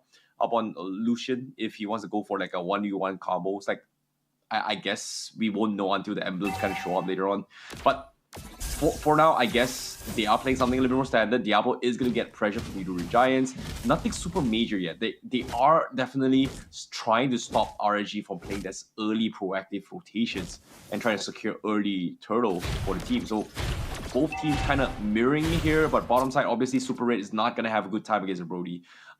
This was pretty much a talk during the draft, right? Like RGSG, they want to win those lane matchups first for the gold lane and then see how things go from there. In this case, OK doing a fantastic start here against the bot. Yeah, and they're going to go. Oh, nice two-man stun. The remote manipulation. Lucian gets out of that one, but Pancake so low and not able to do it. And Bray got baited out, and Pancake, he's going to stay alive, and it's going to go first blood the way of Yoodo Red Giants. Yeah, this is what I'm talking about, like Pancake, CC's really stopped Bray from doing his combos, and because of that one button from Pancake just giving him a little mini stun, and they just couldn't do anything. And on top of it all, look at this, triple Brave Smipes coming from Yoodo Red Giants, give them that extra sustainability to stop from this early aggression. Like 5% max HP may not mean a lot in the early stage of the game, but it is enough to give you like tank 2 auto attacks, which is great, especially for heroes like Terizla, Mortis, where they have very, very good early in-game max HP from the start. One thing to note is that Bougie is not the normal starter of RCSG. It is normally Roy, but Bougie's kind of stepped up, and I think that they've done all right. But you could see a little bit of a disconnect. They're not 100% on the same page, as Lucian has made an appearance here. But again, look at how Yoodo Red Giants are moving around the map. They're sticking together. They're just they have almost 4-man just sticking, side by side, holding hands, ensuring that they secure a good lane, at least for the mid lane. But as I say that, Zach gets a little bit low. The stolen real world manipulation, that's going to be used. Zach's going to be killed. Bougie's going to secure that one, but he will fall in his stead. Lucian will be killed as well, and that was not a bad fight for Yoodo Red Giants. Yeah, but at the same time, they trade off Gojes on the top side as well, which is a little bit unorthodox considering that Diablo and Bray was so far deep. I'm surprised Gojes actually went for the ego challenge, but I guess he did it with the intention that his teammates were fighting in the middle lane. So if he died a little bit too quickly or they just let him run free, Diablo would have just caused even more chaos down middle. So I guess they were just trading across the map in terms of just sacrificing life. But all things considered, both sides had a pretty decent trade thus far, but here's a big fight in the turtle now. Oh, Bray, he's getting whittled down. He's going to be killed. Skies will take that one. Ashura Aura throwing back Bougie, not letting him get away. He's going to be killed as well. And this is starting to go bad. I mean, it's a 2-for-1 in favor of Yoodo Red Giants. Yeah, that was a little bit awkward there. But at the same time, Yoodo Red Giants, they do have the early aggression here. Skies is just a little bit too far ahead. He's got level 8 now. He's got so much CCs, and like I said, like Mortis and Ruby is just a very, very annoying hero to deal with. Like now Pancake looking for the flicker. Oh, okay. He actually went for the I'm Offender. Didn't really connect, but Oki, it's a little bit too much damage here now. Oh, he took a He's lot of fine. damage He's on fine. that one, and Zach's going to zone him out. He's going to be fine, and they're just going to kind of wait this one out. I mean, with this minion wave pushing, let it go for as long as possible, because you're... Oh, but Pancake getting a little bit low himself. Oki is here. Skies is going to join the fight. He's going to go for the back end. He wants Oki. He does take him out, and he slices and dices him, and he kills him, and Skies is going to be on the run. He goes under tower. He don't care. Yeah, but he even forced out the retribution as well. So that's going to be another downside here if he decides to go for the invade coming from RSGSG. But looking that they are losing so much control now, and Oki pretty much died a little bit here. This gives Super Rain a little bit more room to kind of roam around, get a little bit to make his farm come back. But speaking of farming his comeback here, he is able to lead away, but Bray now he's going to get caught out alone. Yeah, caught out alone, but he's tanky enough. Bray, like, this is his almost, you know, his main. I've seen him play Fredrin so many times, so he knows the limits of it. He's just trying to provide as much vision as possible, and it took 3 of them, and none of them could kill him. So understanding that that's the limit, but now Pancake trying to go in. He makes a beeline for Oki, and it looks like the shade away, but Skies, it's a trap. He goes from the flank, and he's looking to just focus on Mbuji, and Mbuji does get away, and a little bit of a commitment by Yoodo Red Giants. You know, I swear, Skies, if he decided to go for it, he would have gotten the kill.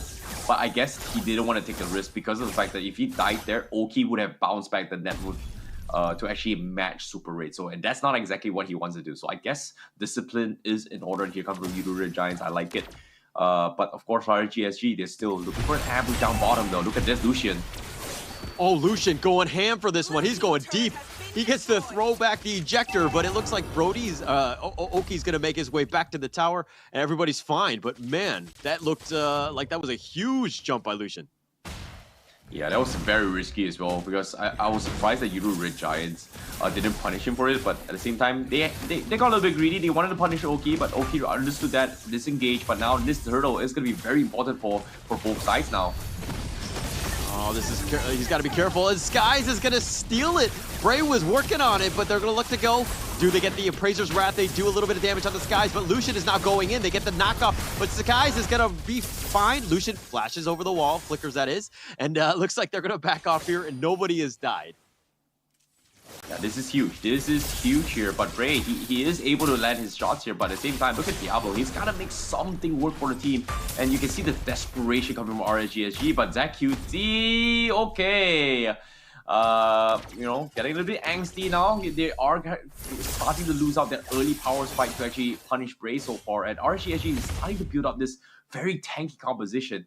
I feel like this small clashes coming from both sides it's more like an ego check, damage check coming from both sides to kind of respect each other. But bottom slide though, oh, they've got the Blazing Duet. That's going to be committed already. RSG, Bray, and Diablo are going to back off. And this is a duo that's been together. They have quite a lot of experience playing with one another. But again, they weren't able to capitalize. I mean, they were down behind, but now Oki's going to be left, and he's being focused, and the targets are going to be on point, and Skies actually has the damage. Goges is going to be killed in return. But now Lucian, do they hit? Hey, they throw the ejector, and Skies gets thrown back in. No but way, he's under no the tower, way. And Fuji gets sliced and diced, and Skies with the outplay. no way, that was so close. I could have sworn Skies would have died there, but at the same time, it's not over. Down middle lane, you can see Pancake looking for the CC combo. Diablo gets caught up in the brief as well. Bray, he has to make something work. He does not have enough Grey Bars to turn the tides, and that's going to be another pick coming from Yoodo Red Giants. Oh man, talk about worrying if you're an RSGSG fan. Some of these plays that have happened, like you think they're close, they're gonna happen, but like these 50-50 fights have kind of gone almost all of Yoodo Red Giants' way. And just break down this replay here. But this is crazy, right? Like Skies, he does have the momentum to actually prolong the fight. Lucian had a very, very nice eject, but you can see this small bump coming from Skies to kind of stop that wombo combo burst we expect from Valentina, right? Like if you go for first skill, second skill, first skill, you are going to be able to reset those cooldowns, but intermission stopping that combo is what helps him win this fight. However, now Bray now in a lot of trouble. He does have the Appraiser's Wrath. He needs to drop it. He gets it down, but it's only on one target, and he won't be taken down. The Blazing Duet comes in for Super Ray to scare him off, but RGSG, they're able to trade off too, and this is huge. Yoodo Red Giants, they're just diving for this, and they're dying for that place, and it's just not worth it. And finally, RSGSG finds a little bit of hope but still, is it going to be enough? 3-3, Yoodo Red Giants still continuing their assault, taking a tier 1 with them. The issue with that is that, yes, it's 3 versus 3. You think you've got an advantage, but seeing as that Yoodo Red Giants were up in net worth, you're kind of giving up some of that lead to RSGSG. That's a bit of a win for RSG, but although they did lose the T1 mid, which is kind of important, but it's one of those things where probably Yoodo Red Giants, you probably should have played a little bit safer and not taken that somewhat risky fight. Yeah, but at the same time though, they do trade off a tier 1 up top with Super 8, so that's huge, but the fight comes in as well. Bray gonna be point of interest for now. Lucian forced to use his second skill, not gonna be able to go for the eject, and now they are forced to disengage. Yoodo Red Giants wants to catch up them off guard, but RSG, they're nowhere to be found. They're just waiting on cooldowns for now. But it is going to be the Lord Dance for now. And pay attention, Diablo. He is looking for the flank angle to connect to this. And Lucian looking for the eject. He actually missed. He's going to get caught up. And now the I'm offended. Pull both of them in. And they need to prolong the fight. But Fuji gets a big damage as well. Super Red goes in for a blazing duet. Scares them all for a little bit here. But Zach QT trying to prolong this fight. But it is still going to be a 50-50. That was a lot of damage that was kind of wasted because they didn't kill anybody. RSGSG, that is. There were Pancake was so low. His Ruby play's been almost impeccable this one. He's 1-1-9, but the amount of control that he's provided, like all of the hooks, everything that he's done has just been, giving his team a chance to win, and that's what you want to see more of as a Yoodo Red Giants fan. Yeah, I agree. And in this case, Yoodo Red Giants, once again, they're putting RNG in a very awkward spot. They're just forcing them to fight at an uncomfortable position just because of the fact that RGSG, they don't really have those power spikes yet. Like, the network may be a little bit close, but the level-wise, it's still a huge gap. But the fight is going to break it out right now. It's going to be broken, and Bray will take the Lord. That's going to be a huge objective. Pancake getting a little bit low. Lucian's going to falter. Skies does get that kill, but it looks like Yoodo Red Giants, they didn't lose anybody except for the Lord. And as I say that, Diablo has now joined the fight. But oh my god, what is the damage? Versus 4. Sir, what are you doing, my friend? Yo, what was that damage coming in from Gojaz? I think it was the final slab that actually dropped him down low, but RNG, they're not happy about this. The Brave Assault, that's going to be it. But I guess that's okay. A lot of damage that's being spread around, but again, Oki goes down, and what is RSGSG doing? They're down numbers, yet they're continuing to dive under the tower? Yeah, I guess they're trying to punish here, break the momentum, right? It feels like they're taking a page off Todak, where they just hit you where you least expect them. But it was just unfavorable because the counter engage coming from Yoodo Red Giants is just so good, and Pancake has been setting up some crucial stun locks for the team, and because of this, it just made things so much easier from Yoodo Red Giants to kind of follow up on all those CCs, because once the I'm offender comes in, you are going to get poked in. But in this case, let's look at the items real quick here. Let me give me a second. Is there something huge here? Oh, yeah. Winds of Nature almost going to be the next purchase coming from the cloud. And when that happens, this is where Super 8 is going to pop off as well. Oh, they've got the pullback. They found Bray, and they're going to blow up Buji first. He's going to be the first one on the list. Aki has to flicker, but he gets killed. Super Red is going to make him pay, and Bray is going to be back in. He's going to die a second time. Call that man a Gemini.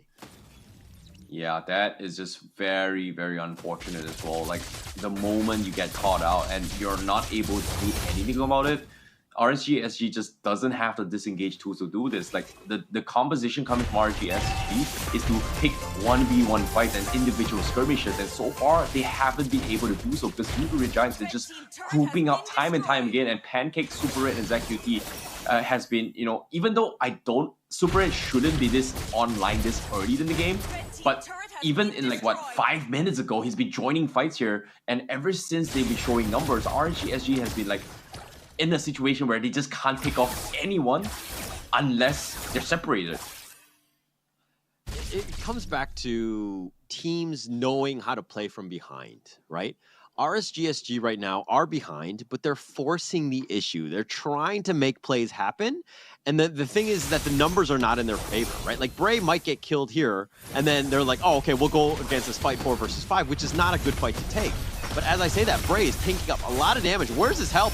He dashes over the wall. Nice two-man stun by Gojas. They get him, and they do end up getting Bray, and it looks like they're going to continue. And now one person was in a bad spot. Now it looks like the rest of the team is, as Aki gets killed. Lucian is next on that list. They did get something in return with Zach, but this might have been too little too late, as Diablo gets sniped as well, and that's 4 for 1. That's a trade that Yoodo Red Giants will take any day of the week. That was a huge play coming from Gojas. Like, he actually stopped RSG SG from actually following up. It was like a beautiful catch, but at the same time now, Fuji, oh no, he actually got dove under tier 3, and now the crystals are exposed. RSG completely wiped out, and Yoodo Red Giants take game 1 against RSG SG. Okay, the only comment I can give on Yoodo Red Giants on what they could do better is their celebration. I think the high fives were very flaccid. I think they could have been a little bit more aggressive and more, joyful in that sense. No, but jokes aside, what a good game by Yoodo Red Giants. Yeah, that was flawless as well.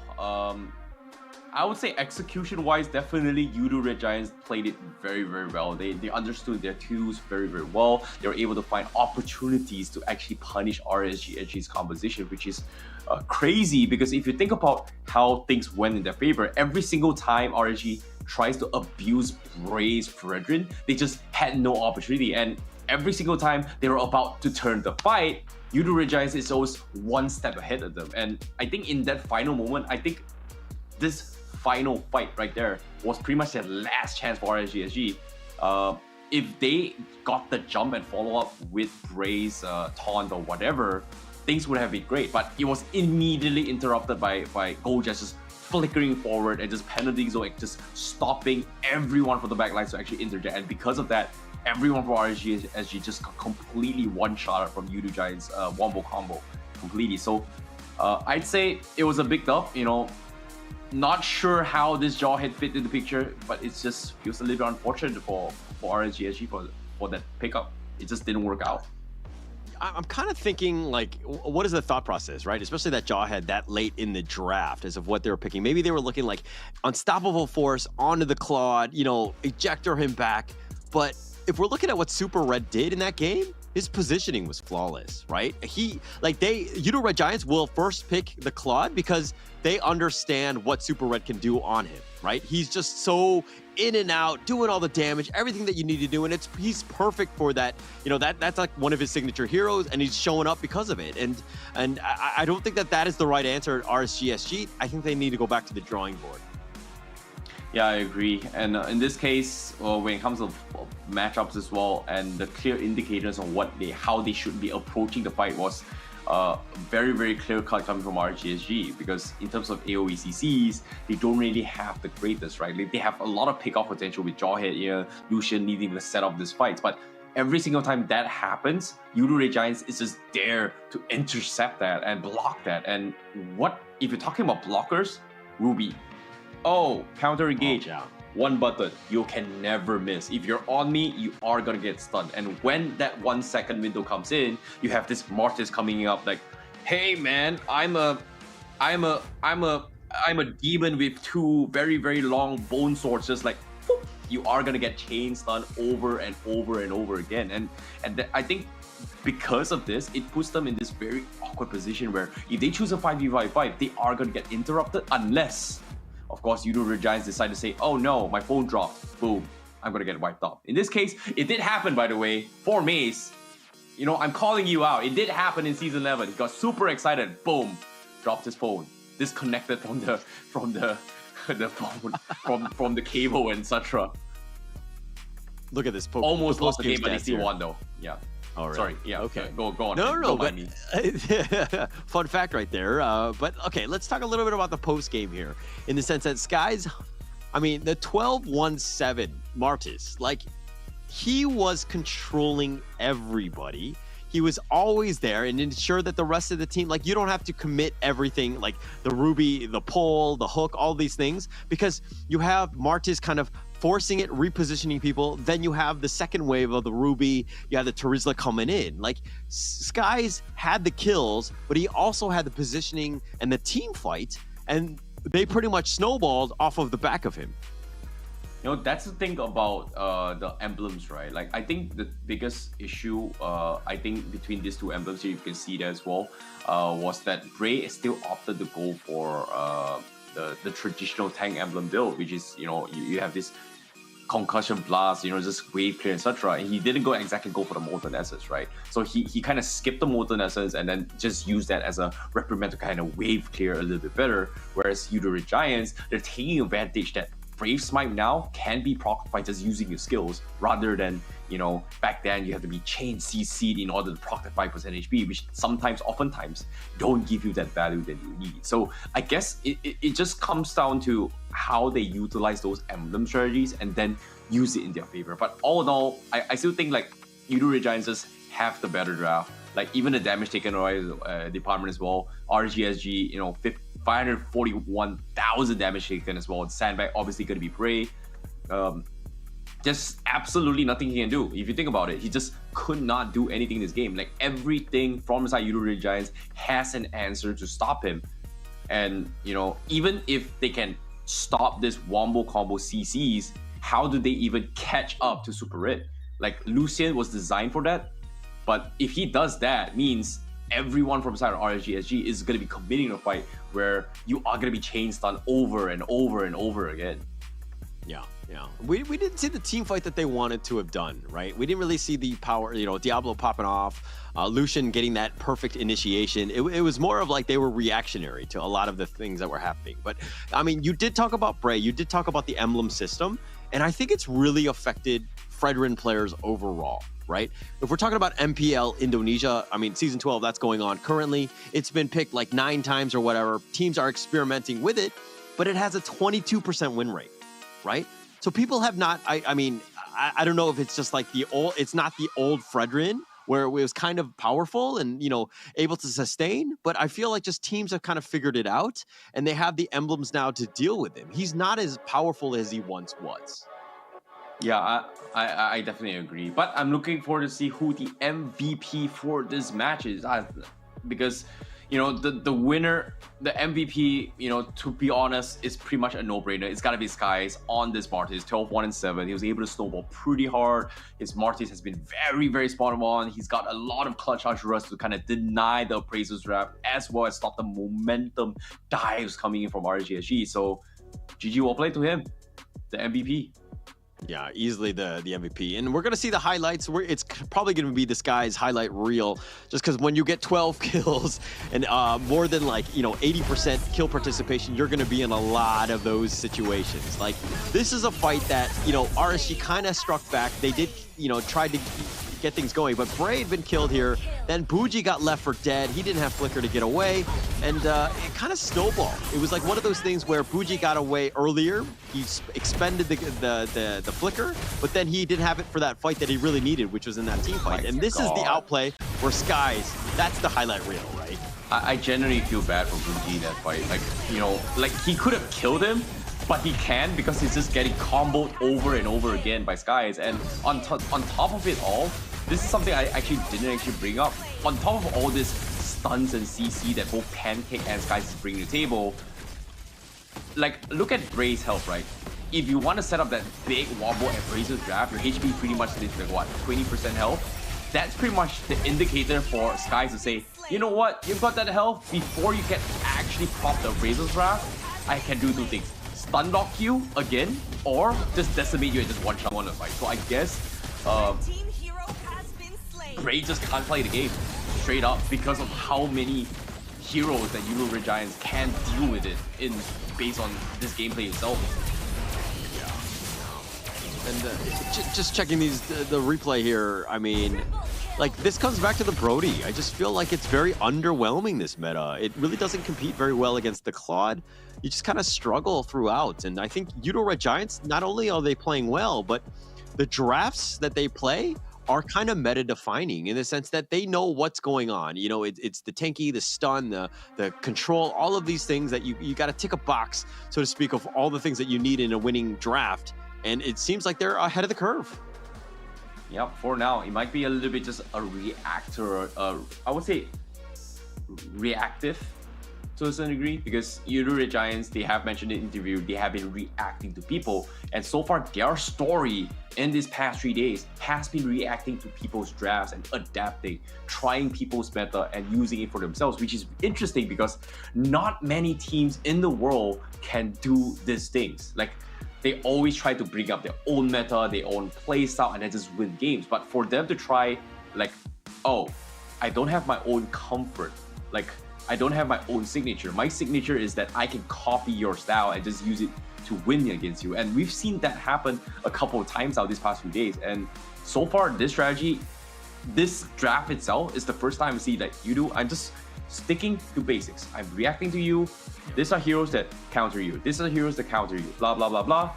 And it kind of synergized. Hey, let's make it work. And that really opened up my eyes a little bit more for Yoodo Red Giants. But at the same time, RGSG, they have to think a little bit more from on the team gameplay aspect, because they have been thinking a little bit too much on winning their lanes and then not synergizing with their drafts, which is a very, very big issue when it comes to that game in particular, because that Jawhead, not a big fan of it. I know they like bringing unorthodox picks, and I was hoping that Jawhead to be in the jungle because they needed to snowball hard against guys in order to win that. Yeah. Not the greatest draft. I think they're gonna mark this. They were trying something out, tried to do it. Maybe try to outsmart them with this Jawhead pick. It really didn't pan out, and unfortunately, they're gonna have to go back to the drawing board. I think Bougie needs to step up a bit. I think that he got caught out a couple times. You can't have that, right? As your mid laner, you got to ensure that you do survive so that you do provide as much damage as possible. I mean, the longer you can stay alive, the more spells you can potentially steal. So all of these things that you really need to do in terms of keeping your team alive. But again, I'm not going to point out one single person on RSGSG because I feel like the team was overall not in sync. Like there's things that they can work on and get much better. And if you're looking at Bray right here, look at his hands. I mean, he was kind of beat up in that last game, and he's showing those the wounds of war, so to speak, with those bandages. No, I'm just kidding. It's obviously MLBB related, but he was definitely focused, right? And they revolve around Bray, which is very smart by Yoodo Red Giants. They're trying to target him and prioritize Bray so that he doesn't have the greatest of games. So that kind of worked out, but are they able to do that in game 2? Yeah, I hope so too. But I can see where you're coming from as well. The the Valentina pickup, like it's great and all. Like he's trying to mirror the Yves to a certain degree. But I felt like a lot of those instances, like if he stole the I'm offended and bought his teammate like 1 second window, maybe they could have turned the tides. But even then, like I said, it's just a very micro detail. And of course, that scenario is a what if, what could, should have, would have, how would have kind of situation. And in this case, that's pretty much done. It's over. Game 2. Let's not look at the past. Let's focus on the present, and let's plan for the future. See what I did there? Pretty good, huh? Yeah. Pretty good. That's the way to do it. And I mean, they're gonna need it, right? They're gonna need whatever sort of motivation that can get, because this is a team that's kind of, hey, Lucian, buddy, you should not be yawning at this stage, right? I think that you need to get that Monster energy drink, get yourself a little bit of, caffeine in yourself, because you got to wake up. This is game 2. There's too much at stake, right? You need to ensure that you win out here, because again, you're in 5th place. You need to get into top 3, and the only way you're going to do it is if you beat this team and then get some help from the other team. So give yourself as much of a chance as possible to win. Now is the time. Yep. Sometimes in life, getting a little bit of help goes a long way. In this case, sometimes when you see a homeless person on the roadside, give him $1. $1 may mean nothing to you, but to him, $1 means everything. And if 10% gives him $10, he can buy himself a coffee. And guess what? He can also get himself some tickets to actually watch the main event, which is happening this weekend. Boom. Not bad, huh? Boom. Boom. Mind blown. Actually, instead of giving the guy $1, you should just give him tickets, right? Just buy the ticket for 30,000 rupiah and then just give it to the homeless guy, right? That's probably a better choice, no? True. Agreed. But at the same time, he's a homeless guy. I let him make the option. But of course, we're all fans of Mobile Legends Bang Bang. Obviously, the choice would be getting those tickets.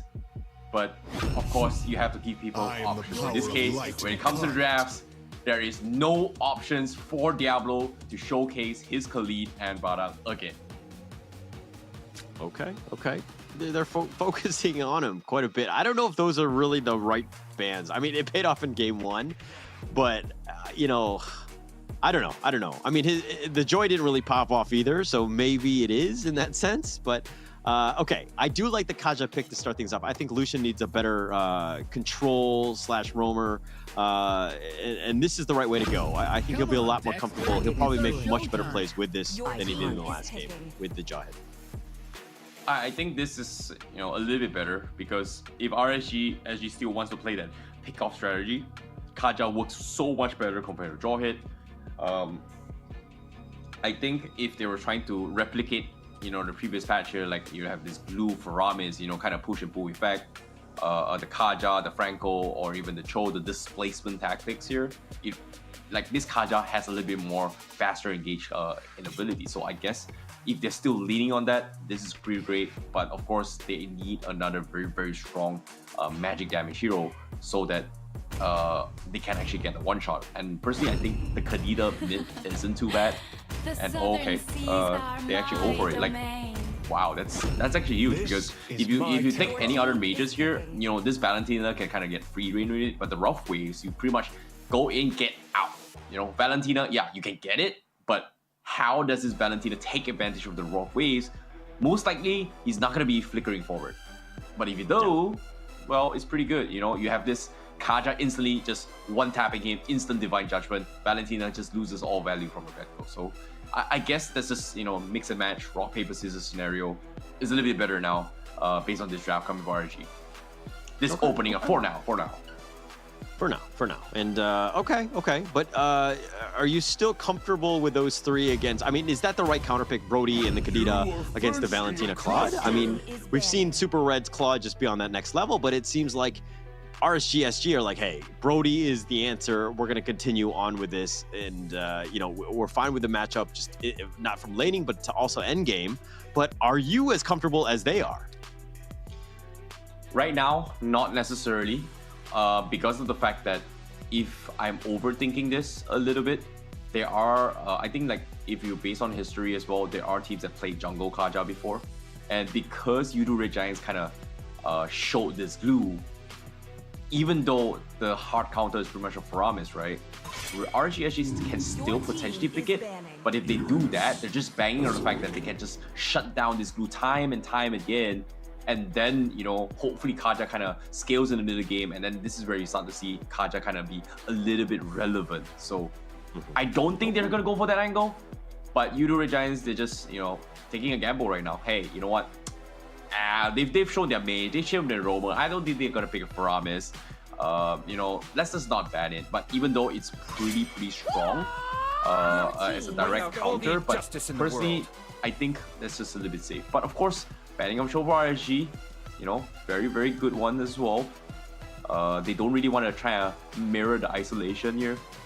The Cho can kind of pick off Oki very easily with this Brody pickup, but the answer to your question here is Brody against a Claude the greatest matchup. Personally, 1v1, Brody's great. Personally, Brody is great. You take advantage of the penetration, you take advantage of just one-shotting people, it's great. But synergizing is going to be a important one. Can you synergize around this Brody? Right.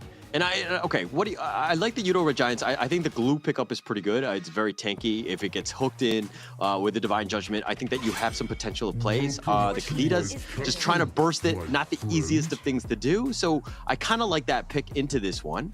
But just kind of walk me through the thought process of the last two picks. Okay, the glue XP, I guess it's a way to kind of pull somebody into the team fight, right? Like when we're talking about potentially going for like a Franco hook or a Mincetar hook to Century to kind of displace, denying the glue away from the Kaja is great because you don't really want to have two, I would say, isolating heroes, right? Like when I'm talking about, isolating here, one-shotting them combo, like having Glue and also Faramis was great. Having the Kaja is also extremely annoying. But in this case, now Yoodo, you're still doubling down on this wombo combo strategy, and they have a very, very decent synergy here because Glue strives on regeneration. Heals coming from Minotaur is great. But the downside of this composition is that they're looking for fights, but not necessarily the greatest in terms of wave clear. So I guess, once again, Yoodo Red Giants, they're trying to go for a very similar Ube strategy where you have this whole protect one strategy just running in your face. Whereas RGHPH, wow, okay. They're going for the Benedetta as well as the Alice. So I assume this is a Bene jungle instead of an Alice jungle. I might be wrong here. Is this an Alice jungle? It's an Alice jungle. Yeah, they do this. They do this. We've seen it in the past. I don't know how I feel about it, but okay, yeah. Technically, I think it's not bad. It's not bad. They need to some way to kind of mirror the healing, so it's not that bad. But of course, jungler coming from Yoodo, last pick here. I think Baxia is like the perfect fit for Yoodo Red Giants right now. They don't really have a lot of damage, but they have the tools to sustain whatever burst RNG is going to be bringing to the table. Like, if they can drag it out long in the later stage of the game, Radiant Armor, Athena should just completely shut them down. But, you know what? They do one more better. They do us one more better. They bring in a Fanny. No respect to the Fanny from game 1 in the drafts. I was calling for it. Did not happen. Sky say, hey, you've got an Alice. You've got Wombo combo. Guess what? Even if you try to catch me, my cables are going to be always online. I will most likely walk away, drive away, fly away in this degree. So instead of the, you're thinking or you're recommending the Baxia here, and then just kind of, a more conservative draft, deal with the healing from the Alice, all of the answers like that. But they were like, Yoodo Red Giants are like, no, we're gonna take the fight to them. We're gonna burst you down. We have the sustain, the help from the Minotaur. The glue is gonna be a menace as well, and they're just gonna run at you. I mean, this is a team that wants to go, and this is going to be a very interesting one. But as we go into game 2 here, you've seen the draft. Terrence, which team has an advantage here? I think Yoodo Red Giants for sure. I like the Baxia because you want to win the front to front, but they chose the Fanny because it has a safety approach. In this case, if the plan doesn't go in favor of Yoodo Red Giants, they still have the option to go for the split push to buy time for the Claude to come online. In this case, if they went for the Baxia, Claude is pretty much the only one that can push out. And what RSG SG needs to do, just keep shutting down Claude and game would be over. But of course, all things considered, that's pretty much draft top. Execution comes in mind. And this is going to be game 2 for RSG SG going up against Yoodo Red Giants on the red side. Oh my gosh, and they're already started off. Lucian already has to blow the flicker, not able to get away. Zach is going to ensure that he gets it, and now Diablo is joined the fight. Skies is here, he's cables in. He went too far, and okay, Diablo will take that one, and that's the easiest kill of his life. Yeah, that's huge. That is very, very huge here coming from RSGSG. Like, that kill right there, it's just, slows down whatever farm that they did. But pay this in mind as well, because Skies actually did not have his purple buff in that fight. So even though that death was great, he gave a little value here. He cannot secure his purple buff. But as soon as I say this, RGSG, they're looking to try and prolong this fight. But don't think they're going to get anything out of this. Bray went in for this one, forced out the flicker from Pancake. He gets to safety, and they're fine for now. But, it's like, you got the Fanny. Like, hold up. We got to slow down. We got to let Skies get actually some farm, right? The most underwhelming thing in a game could potentially be a under-farmed Fanny. So at this point, it's just like, hey, we don't actually want to fight. Let's just farm as much as possible. But Diablo now, speaking of farm, he gets the safety. He's got the elapsed daytime. He's fine. Yeah, this is good. This is good for RGSG. Just play through their strengths. Play a little bit slow. Play a little bit slow, and they're going to be fine because eventually they are on a ticking timer. In this case, RGSG, they have to wait for the purple buff to be down up on Skies because he take a late one. In this case, Fuji, he's gonna go for the one shot. No Fanny from the get-go. That's huge from him. And now Yoodo Red Giants, they're going for an all-out brawl without the Fanny. The stolen rough plays from Zach is gonna turn the tides, and he gets another one. Double kill for him. And Diablo is gonna try and trade off his life, but Gojas is here to say hello. And now Diablo, last HP, he might be dead. And Zach QT says he will die. The eye for an eye will not block it all. And Zach QT with a triple.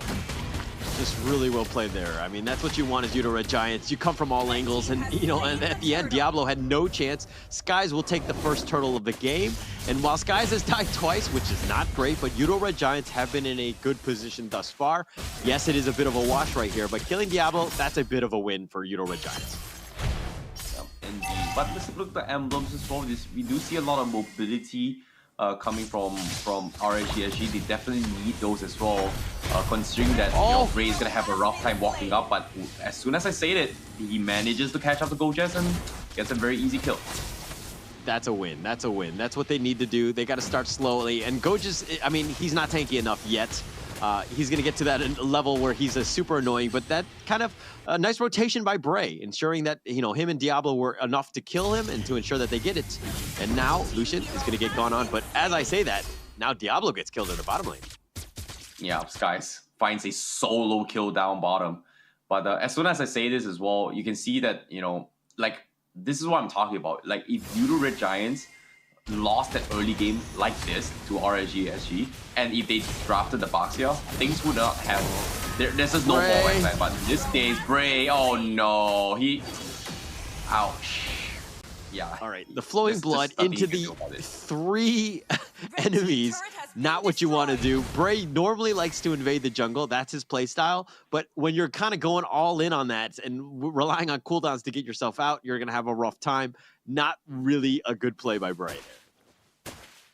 A little bit unfortunate, but great minions rage here coming from Pancake to actually punish that. But RSGSG now, looks like they're going to try to set up for another gank here. Zao QT able to scout this out. But looks like they don't really want to fight this. But they're calling it Super Red rather early. It's only 4 minutes of the game. And Super Red, he's actually level 7 now. Which is pretty huge. Considering that he should not be this far ahead. Oh, Divine Judgment. That's going to be the first one. The nice knock up there. They kill with Gojas. He gets blown up. But now Skies has joined the fight. He's going to cable away. He's going to get out of there. And Pancake is going to be left for dead. Zach is on the run. Diablo. Okay, it looks like that's going to be a turtle going the way of RSGSG. And that's one way to strike back.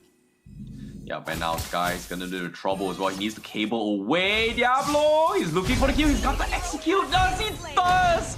He actually does! And he won't catch the finish. And Sky's now gonna be in a deficit. That's gonna be an easy turtle in the hands of RSGSG. And this is going very, very well in the hands of RSG right now. And of course, Yoodo Red Giants, plan A is pretty much gone south, and now the only one to actually keep them alive is gonna be Super Red. And for now, RSG, they have to focus on figuring out how to kill him now. They gotta find a way. I mean, Super Red is impeccable on the Claude, right? Even in losing games, he like dies like once or twice, maybe in the entire game. So he's on point. But Lucian trying to go for the flicker, not able to get within Divine Judgment space. And unfortunately, rage, that's the word I'm looking for. And unfortunately, that flicker just made him look stupid. Oh boy. But at the same time, Skies, you know, not having the easiest time. Of course, go for the split push, but top side though. Oh, it looks like they got the Divine Judgment now, but the nice little knock-up, but Pancake is going to be killed. Aoki will take that one. Gojas trying to run for his life, not able to do it, and Gojas has died a number of times as well. And this game is looking very different from game 1. Yeah, Fuji just playing really, really well as well. His petrified timings has been really good. Rough waves as well, but Zach UT not able to do much about this scenario here, but the purple buff gets stolen away as well. That means this is gonna be a landed Fanny. In this case, not that great here, but RSG, they do have this momentum going for them, and this is huge because if they keep this up and they close out this game as quickly as they can, they will close it out. But if they don't, that means they are going to have a very, very difficult time dealing with Super 8 later on. Oh, Diablo. Okay, he's gonna just kind of skirmish in the mid lane. But okay, one thing that really sticks out to me is the fact that Super Red is 0-0-0, which is fine. You want him farming. But Zach is 4-0-1. The network score says otherwise, but now they've got the Divine Judgment. They found Goges once again. And it just seems like the other team, like the, Goges, Pancake, and Skies have not been doing all that well. Nice knockout by Pancake, and it looks like Bray will take that one, and it looks like they want to go for Super Red, who plays in duets. He gets the safety, but Bray will kill Zach, and that's going to be the first death by Zach. Yep, that's huge. But at the same time, Diablo, oh no, he's a little bit trouble here. Super Red, he's looking for all the time. He needs one more, but just doesn't have the damage to do so. So he's going to be able to get out of safety, but RNGSG is still in perfect momentum here. Guys, does he steal it? No, he does not. Bray will be able to get out, but for now, Yoodo Red Giants, they're still trying to make space and time for Super Red to come online, while RSG is just running rampant across the map. Uchi now looking for the 1v1. It's going to be a little bit difficult, but they are going to be able to disengage. Yoodo Red Giants now going to be focusing the defense down middle, whereas RSG is looking for another engage, I guess, later on.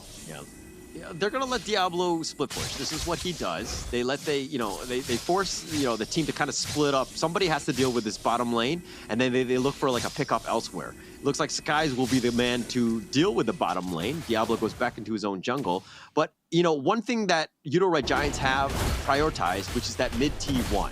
That is blocking a lot of the map control that RSG want at this stage. Yes, they have a 5k net worth lead, but it doesn't really feel like it. Yeah, it does, but at the same time, Goges in a little bit of trouble here. He's gonna lose his life. He tries to go to split, he's gonna die. Skies tries to go for trade-off, but Diablo once again 1 HP away. Zach UT tries to go for the Electro final blow, but unfortunately doesn't hit the mark, and Bray won't be able to punish this. That's gonna be a 3 down from the side of Yoodo Red Giants. And Skies not able to do anything about this as RSG continues their upward momentum to shut down Yoodo Red Giants. Okay, how many times have we seen Diablo just get away with like literally a hair of life left? I mean, he's playing it to the limit, and there was a time where Lucian saved him, and he gets away on that one. Just the team has backed him up right when he needed to. Understanding the limits of the hero, RSG have bounced back in game 2, and they're playing quite well. I talked about wave clear, like split push wave clear here. It's something that they are very, very lacking coming from Yoodo Red Giants. Super Red doesn't have the greatest wave clear. Goges doesn't have the greatest wave clear as well. Like, he can't exactly match up the rotations that Diablo is making. Like, by the time Diablo has cleared the ball lane, he's in your face in this case. Divine Judgment pulls him back. The nice little knockup, but Lucian's going to be killed. Skies will take that one. Pancake is going to be killed as well, but that's 1 for 1, and it's a roamer for roamer. Not the worst trade in the world, but I think RSG is going to be okay with that as they go for the Lord now. Yeah, great setup as well, and this is what I'm talking about. And Yoodo Red Giants now, they need to find a way to stop this momentum, and Bray right in your face time and time again is not helping at all. Meanwhile, Sky is gonna try and trade the tier 1 up top, trying to open up the map, but of course, if this Lord is gonna be able to be defended, and that's great for Yoodo Red Giants. But for now, RSG, the dream here is to crack open inhibitor and stop them in his tracks. And that QT gets the Divine Judgment in. The final blow, he gets the back in elapsed daytime, and he gets the safety, but that was actually a cheeky play by Zach, who had the stolen Divine Judgment, pulls him back, thought it was going to be a combo for Skies to kind of clean up, but not able to do it, and Diablo gets away yet again. Yep. Execution coming from RGSG, top notch here, 9k net worth lead, and with the Lord crashing in, RSG, they are looking for a fight. Divine Judgment pulls on Goges, goes for the burst, but the mid range keeps him alive. And now they have to back off. They do lose his life, and it's up to Skies to kind of make the plays. They do finish off the Kaja, but the Lord has been PG. They can't break through the defense. Actually, the scary thing to me is that Skies is starting to pick up some kills here and there. He's been farming quite well. He's 5-3-0, and at what point, like, you don't want to see the enemy Fanny ever get farmed. And, your squishies in the back are going to have a hard time with this. So this is a little bit worrying for RSGSG, because if Yoodo Red Giants just slow the game down even more, you're going to have a bad time. Yep.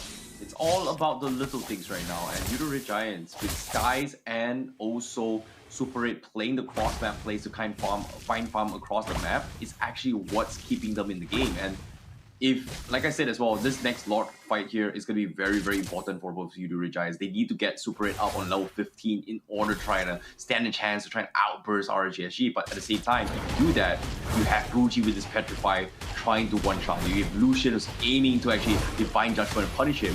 But with the Winds of Nature, hopefully it's going to be enough to do so, though.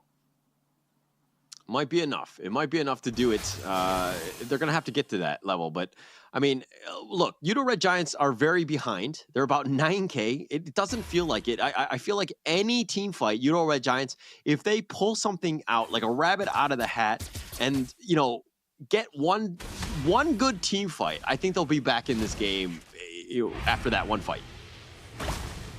Yeah, hopefully. But of course, RG, they're still in the driver's seat. 20 seconds in their favor. The Lord's pretty much shoved up. And you can see already another ambush coming in down bottom. So they finally learned their lessons here. Lucian setting up for a gang. If the Fanny and Claude were to push too far out down bottom, they are going to look to punish this and then close up this game. In this case, they are finally reading the mood. But at the same time, look at bottom. Skies. Oh no, the Divine Judgment did connect, but the cables got him out of safety. Oh, got him out just in time, and that's what you need. The Lord is now going to be here. Yoodo Red Giants are making a beeline for it. They're going to contest. Buji's looking to get the flank here.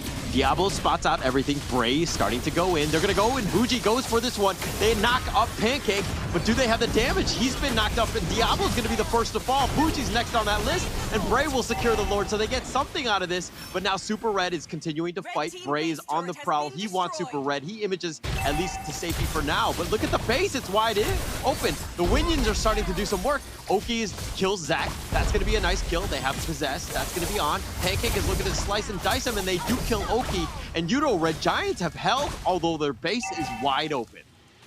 Yeah, this is what they need. This is what they need. They need that space to push out and find farm. In this case, they finally got it, but at the expense of losing Super It. That's not really the greatest thing here. But RGSG, they're still in the lead. They still have the Lord. They can still kind of close out this game if they take one really, really good fight. In this case, Buji needs to hit the biggest Petrify combo and just one-shot everybody. So that's going to be very, very important coming in from RGSG. However, here comes the Divine Judgment.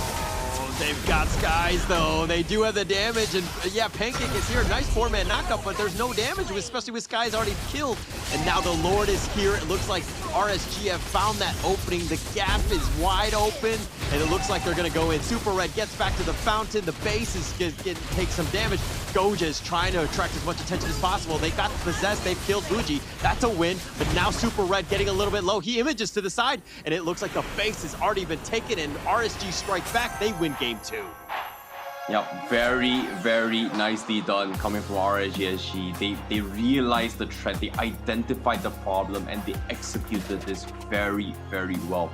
Even though I like the draft coming from Yoodo Giants, but RSG played it perfectly well to kind of stop them in this track, like preventing every opening coming from Yoodo Giants. Game plan A from Yoodo Giants completely shut down by these hyper-aggressive allies coming from Bray from the first one.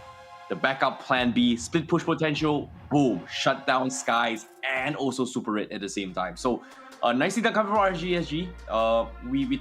We both predicted this to be a 2-1, and it actually went in towards a third game. And I guess it's something that they need to fix a little bit more, especially with Yoodo Giants, because the Minotaur pick was okay, but the glue was just not able to do its own thing. Goja's just left in a situation where he's just getting one shot at time and time again, and there's just nothing much he can really do. This is not the old glue we're talking about as well.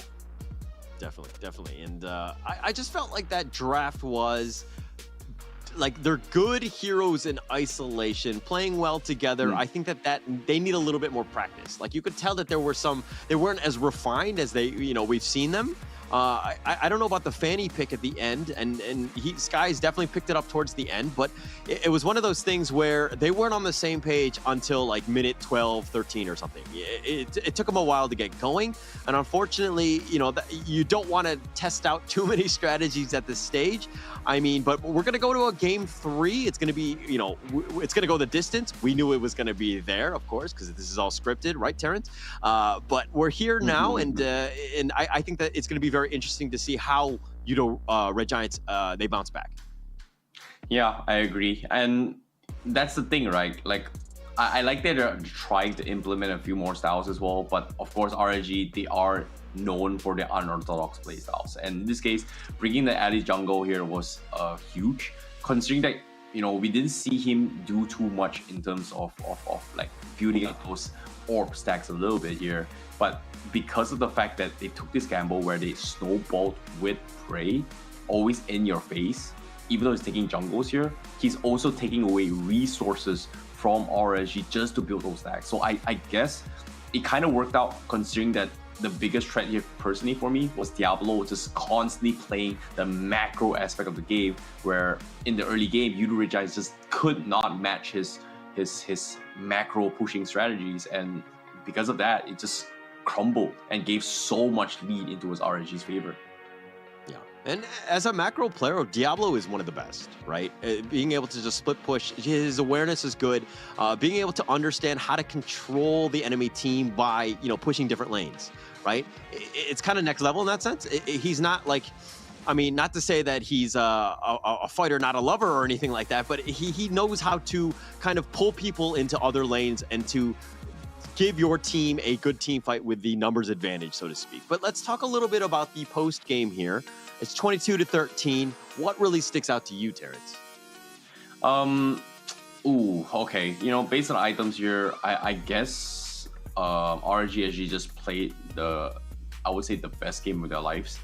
Obviously, Brave went for the tank build as well. Ice Queen 1, you know, doesn't really need a lot of damage item. You know, he's just there to just slow down the rest of members. Like Yoodo Giants, based right from the get-go for the emblems as well, RG had a very clear game plan. They chose all the movement speeds here, the agility to actually play catch up against Yoodo Giants.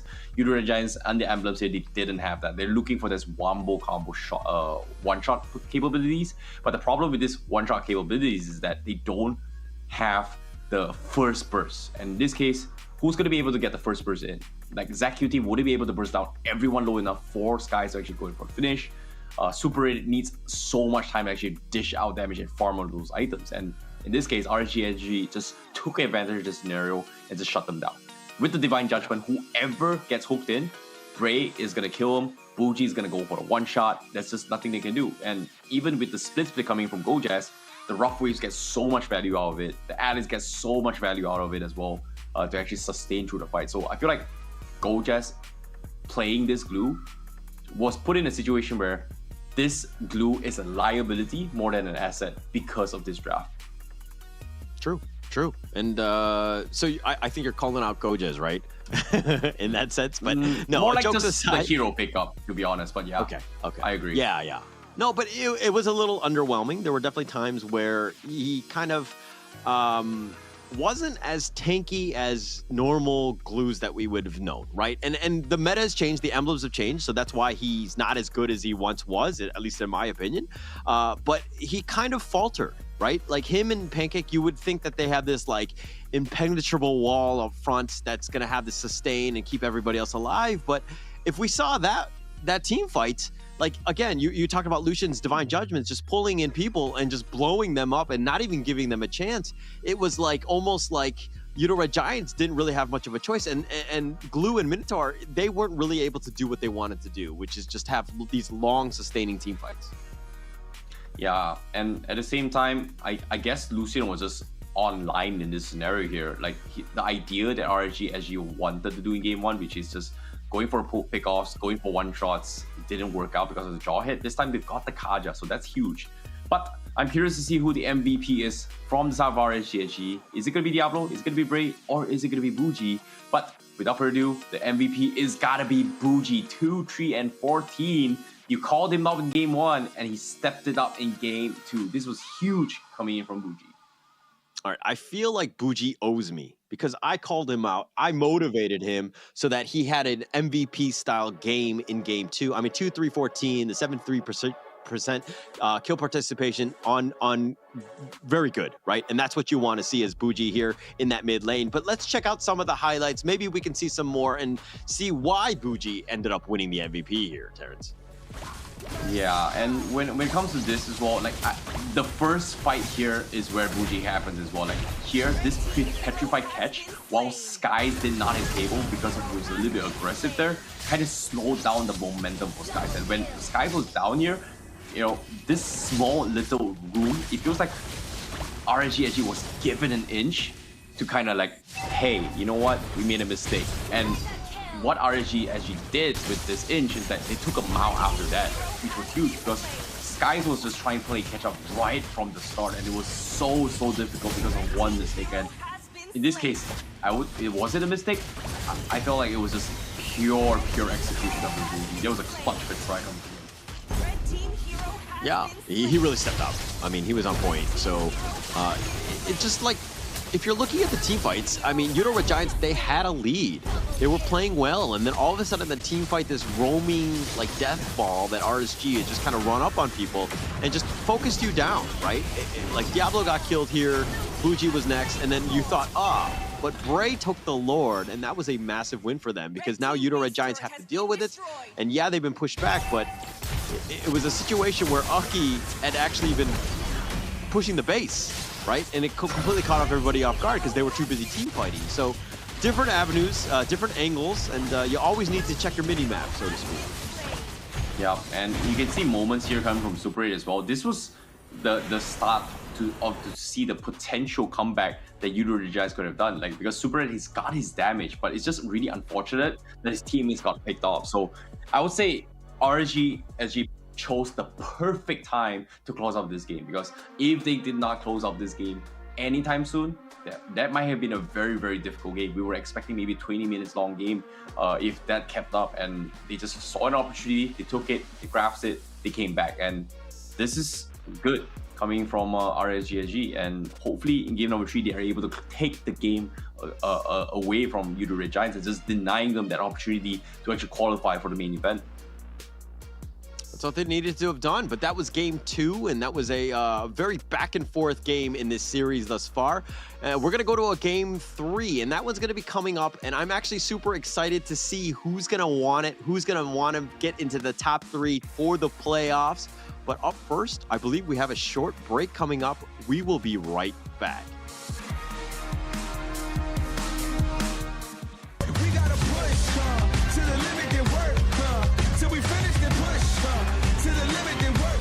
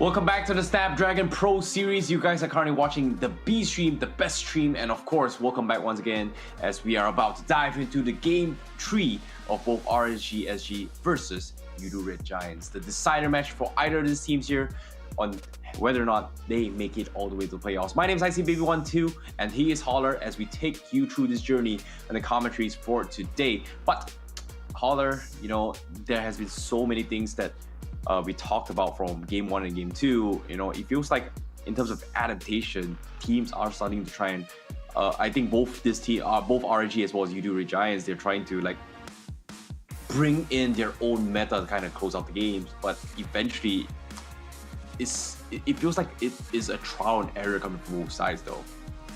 Yeah, a little bit of trial and error. I mean, I guess it's good to try new things out when you have, you know, games to spare, so to speak, right? You're not losing a series because of this trial, but this is going to be game 3. This is the most important one. I think that everybody will be picking their comfort heroes.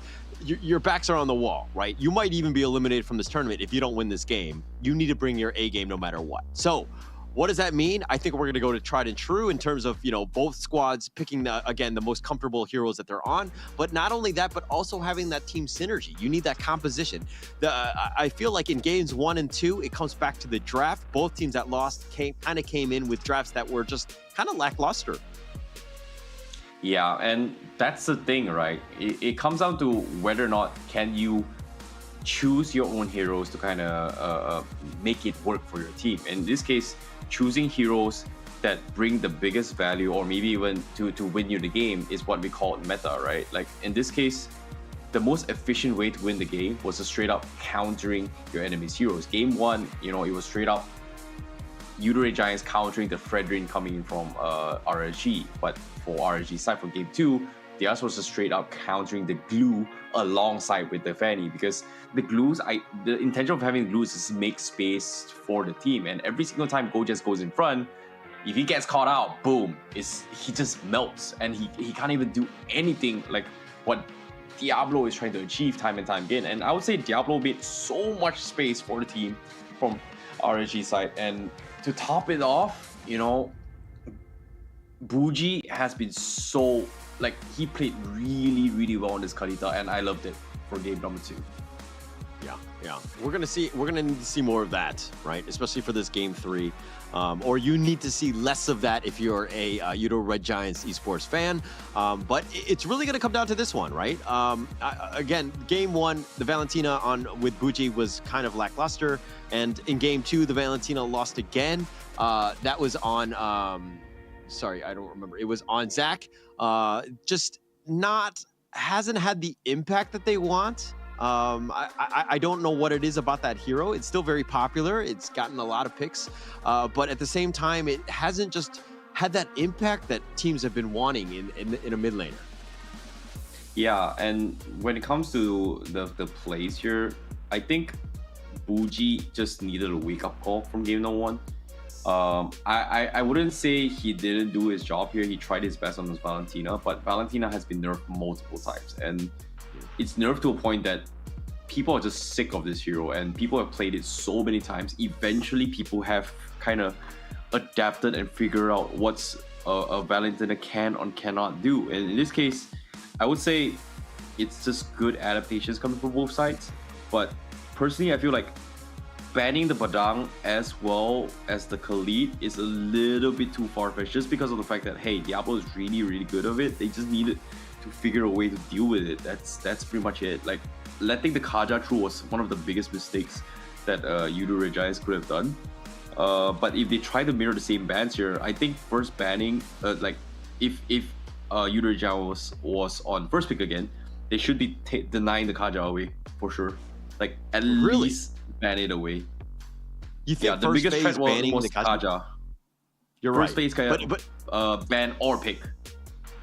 Okay. It's funny that you say that because I feel like Lucian does the same thing. That's his style of roaming play. Like he just kind of isolates you. I mean, with the Franco hooks, or in the case of the last one, which is the Kaja Divine Judgments, he's actually very good at that, right? That's the playmaking roamer that you want from Lucian. So I feel like while you can ban the Kaja or pick it yourself, I feel like there's just so many other heroes where Lucian can pop off, except for the Jawhead, which in game one, which let's be honest, was not a good game. Yeah, it was definitely a very, very difficult game to actually watch and play as well, considering that RSG, just walked over them. And like whenever Lucian engages the fight, there's just nothing Yoodo Red Giants can actually stop that. Like they needed to get some trades across the map, but Skies was just playing comeback all the way through. And every single time Skies tried to make a kill, Diablo was just completely outclassing him twice now, actually 2 to 3 times. But of course, as soon as I say this, they are going to mirror the bans once again, banning the Khalid, banning the Padang when it is going to be showing respect to Diablo. First pick here, is the Kaja going to be a priority? That's going to be a very, very important one. Okay, so you banned out Khalid and Barang, but at the same time, you saw the Benedetta, and Diablo's kind of good on the Benedetta. No respect ban for that one, or is it more of like, hey, we'll just counter pick it through the draft? Oh, okay. They do pick the Kaja here. I don't think it's the Benedetta. It's more like the tools, right? Like the drafts right from the get-go from Yoodo Red Giants was very clear that the person that's going to be doing the split push was pretty much the fan in the class. So you don't necessarily need the glue on the other side of the map. But for Diablo's case, that is what he wants to do. So Gojas was forced to take up the roaming position to kind of open up the map alongside the Minotaur. And that was something that Yoodo Red Giants could not do, because every single time RSG tries to pick a fight, they weren't in your face. They were pretty much, having Diablo play the macro play, and every single time they pick a fight, their members were never ready to take a 5v fight. And that's something that RSG was able to isolate and found opportunities to capitalize on that. But of course, instead of first picking the Cloud this time, RSG is going to deny it away from Yoodo Red Giants. So this time, it's going to be Super Red needing to play against this. I harness it. Yeah, and I think that's a good pickup. Nice change in the draft by RSG, right? They realize that Super Red has picked it almost first every single time, the Claude that is, and now you're forcing him to maybe pick something else, the Beatrix, something he can play other ones, but at least you're taking away the mobility. And if you're looking at what else they have the Kadita, again, very elusive. You have the potential for burst. You have a lot of opportunities. But okay, now you're gonna go with the Valentina and the carry. Is that the nice counter pick that you would want as Yoodo Red Giants? This is good. I actually prefer the carry a little bit more. Just because of the fact that if they decide to bring Brace Alice again here, yes, he can be on top of the carry. But once you hit towards the middle of the later stage game here, you can still one-shot carry. You can one-shot Alice very, very quickly here. But what's interesting is that RG decides to pick the Minotaur for themselves. So they are looking to set up for those wombo combo plays to play with the Kadita. But the question here is Yoodo Red Giants going to play the Purify meta, or are they going to bring in the Diggy for themselves, which I don't think that's going to be the case here. No way. Yeah, it's not happening. The Diggy is not happening. Yeah, and I just don't think I think the Kacha is going to be the roamer. I think Peke's going to be on him. But I like the Minotaur pick here by SG.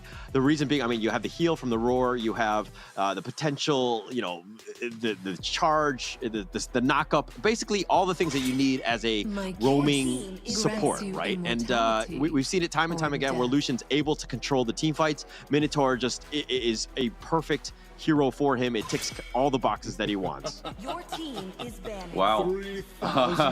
Interesting.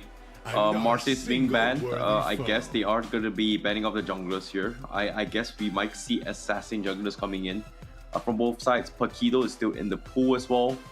Benedetta is still in the pool. So Yoodo Red Giants, they may consider actually just banning of the Benedetta, considering how Diablo is playing it, and just force Diablo to play something else. I think they can bring in the EDF XP. It's not the greatest, but it does a lot of damage in terms of isolation and pick-off metas. But if they go for it, Paquito jungle is still available as well if Ray decides to go for it. If Yoodo decides to go for Assassin jungle. But no, they banned the Alpha. I like this. Sustains. They definitely did their homework. A lot of sustains coming in from RSG. But I don't know. This is a bit weird. It's a bit weird for me. Like, there's no way Ray can't play Assassins, right? Yeah. I mean, he tends to play more of like the tankier sustaining types, like the Fredrins and the works, but you know, and the Alice and that. But he's kind of, you know, stayed away from the Assassins as of late. He's been more of like a team player instead of like the high profile slice and dice and get all the kills kind of type of player, the flashier type. But as I say that, it looks like it's going to be the Baxia. Okay, then it makes more sense now, considering that like I was thinking about maybe Paquito, maybe Baxia somewhere along the lines there, maybe even the Akai jungle, even though it's kind of fallen off with meta. But because of this carry now has so much more kill potential. Like it brings so much more value now compared to like, oh no, why did you pick a carry against a Claude? It's not the greatest.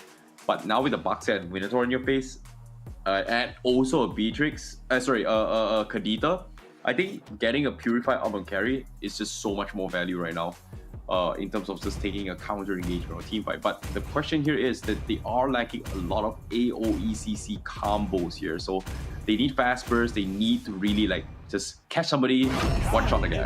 And jungler here, I think Assassins is great. No, come on, not again. Really? Wow. Fanny again? Okay. Wow. Okay. Okay. Like we know Skies can play it, but is he going to have the same impact as he did in another series? Because last game, his KDA was okay, didn't really get going, but I mean, we've seen that RSGSG know how to deal with the Fanny player. They kind of starve him out, make sure that he has a rougher start so that he doesn't just snowball and get out of control. But this is one of those things where, you know, they're going for this, right? Yoodo Red Giants, again, backs on the wall. Game 3, everything is at stake. He's like, Skies is like, give me my Fanny. I got this game. I will carry it for you guys. As fierce as fire. Okay. They do go for the Paquito. Oh boy, Paquito. The question here is, are they gonna flex this Paquito jungle and then put the Baxia on XP? It is a possibility. I feel like Paquito jungle versus Fanny is just a little bit better, but of course going for Baxia is also not that bad as well. You can still kind of mirror in terms of movement speed. But personally, in terms of drafts here, I actually like RSGSG's drafts a little bit more. Like way much more compared to game number 2. Whoa, I feel like this is a trick, right? You're trying to like caster curse them by like promoting them, for real, pumping them up. for real. RSG's draft is just so much easier to play. I agree. To be honest, I agree, but I'm going to try to counter your caster curse by saying Yoodo Red Giants draft is better, but my heart is actually going for RSGSG on this one. To be honest, I do agree with you. It's no longer a curse if you kind of like don't believe it, you know? You're like, oh, I choose for the sake that, but you're hoping the other side, you know? It doesn't work that way, man. It just doesn't. No way, bro. Are you my mom? Come on, man. I can do what I want. All things considered, you know, the decider match is finally here. RSGSG, pick their poisons, pick their weapons, pick their drafts. So same can be said for Yoodo Red Giants, and they are going to duke it out into the land of dawn. Ladies and gentlemen, this is game number 3. Yoodo Red Giants on the blue side and RSGSG on the red side. Winner takes all in this game 3. We couldn't have asked for a better one, right? We knew it was going to go to game 3. We knew it was going to be close. I think this is pretty much it, right? There's just so much at stake. This is, of course, day 3. Who wants it? Who's going to make it into the top 3 playoffs to get a chance to play live on the main stage in Jakarta, of all places, to see everything and to have that impact? But it looks like they've got the Petrify. They have Pancake right where they want him, but Buji getting a little bit low. Skies will take him. That's Fanny. That's the one that you don't really want to get some sort of farm, but now he's going to be left for dead. Diablo is going to be killed, and it's at a party. Everybody wants this Fenrir. Everybody was here from RSG, but Lucian, oh, he's been terrified. He's going to back off. He gets back to safety, and Diablo continuing to fight. And now Pancake, the fight is so long that Pancake was able to revive and make his way back into the team fight. No, they could have gotten another kill on Lucian. Go just flickered down instead of top. Oh my goodness. But at the same time, maybe he wanted to play a little bit safe here. But once again, big clutch coming from Bougie, setting things up there for the team. Likewise can be safe from Diablo as well. But again, same scenario from game number 2. Skies getting a kill this time, but he still loses his life relatively early. So that's going to be a big problem as well. And this is why I say Paquito is just so good against assassins, but as soon as I say this topside Bray, he actually gets caught out. Oh my goodness, Pancake gets the kill. Stole it away from Skies. Good rotation there by Yoodo Red Giants. And actually, you know, it's perfect because, you know, the turtle has just spawned right in front of them. Very good timing. That's what you want to see as Yoodo Red Giants. You make a rotation, you get the kill, and then it turns into a potential turtle. Bray, he's going for this. No, not able to do it. Skies will secure that one, but Bray had made his way back in. Yeah, feels a little bit closer now. It seems like they're trying to capitalize on each other's mistake and go for the punish. But however, driver's seat is going to be on Yoodo Red Giants now. Divine Judgment comes in. Lucian takes a little bit more damage. He goes for the Minotaur's Rage. He goes for the Chain CC. He somehow survives, and they can't seem to finish him off. And Gojaz misses his slam, and Lucian actually gets out alive. However, Skies looking forward for the finish, but he doesn't have the energy to do so. Lucian, he has a speck of health, but no, he won't actually escape this. Meanwhile, RSG, they run down Gojaz on the top side and they get a kill. Diablo comes in, kills Gojaz, and that means Skies was going to the ends of the earth to hunt Lucian down. Unfortunately, not enough damage or energy to make that play, and Lucian just baiting him out, wasting his time. And you see why Lucian is that player, right? He knows the limits of this Minotaur, getting heals, dashing away to safety, playing it very well. I love Lucian's playstyle. This is not fair. Like having a tenacity and a brave must keep him alive, but as soon as I say this, Lucian gets completely focused out. Nothing he can do in that scenario. So a little bit unfortunate here, but he does give a little bit of net worth to Super Red. So this is a good start on how to build out this carry. But eventually, RNGSG, they need to stop him. Diablo, he's stuck in an awkward position. He tries to get out. Gojaz once again flickers forward, misses his slam. Oh boy. Oh boy. Okay, you know what? I gotta calm down. Yoodo Red Giants is still a win. Is still a win. I still get the kill. It's okay. It's okay. I mean, it's one thing to get the kill, but Sky's getting the kill, right? You'd never want to see the Fanny getting farm, and that's the scary part, at least in my eyes. But it's you know, you want to funnel as much farm as you can into Yoodo Red Giants. Get everybody low so you Skies can come in and just clean up and take as much of that net worth as possible, because he's your win condition. He's going to give you an opportunity. But as I say, that nice two-man knockoff, Lucian, and now he's going to be left for dead, and he dies with Bougie. And again, another good rotation right at the timing of another objective. Yeah, this is the wrong time for RSG to actually pick a fight, and for some reason, it feels like they are getting a little bit too desperate here. And because of this, Yoodo Giants, they capitalize on this. Okay, he doesn't have the battle mirror image. He is going to get hooked down by Super Red. So that's going to be another kill in the hands of Super Red. Gojaz is holding on for his dear life, but there's no way his teammates can actually save him now. Yeah, no way to get away from here, but looks like Yoodo Red Giants have kind of fought their way back in. They're definitely in the lead here. How do they kind of capitalize on this and do more damage and, you know, make SG's life a little bit difficult? But Diablo going in for this one. They had the flicker play, but Pancake, he takes most of that. He gets to safety. They're going to back off here and do a little bit of chip damage on that T1 bottom. But now the rest of RSG, they make an appearance yet again. But they've been thwarted and they back off. Yeah, this is huge. Like Super Red having this purify just gets so much value, considering every spell that RGSG dishes out, he can't just kind of walk out of it and force his commitments. In this case, Diablo, look at him. He needs to let his KO punches. And in this case, now they're looking for the fight. Lucian with the Minion's Rage, whipping everything here. And Yoodo Red Giants, they need to back out. ZQD trying to get out of the rough ways. Unfortunately, just half a second too late as he gets called out. And now RSG gonna try and capitalize on this, but nope. Yoodo Red Giants, they will force a disengage. Oh my gosh, nice knockoff onto Pancake. They're looking to dive for this Bray, getting a little bit low. Has to be careful. They're going to focus on, and Super Red will take that one. And now Diablo Bougie are going to back off here. Gojaz is tanking up front, and it looks like RSG are going to run away eventually, but it seems like I don't know if teams are making mistakes or if it's just like, jab after jab. They're just kind of playing the counterpunch game.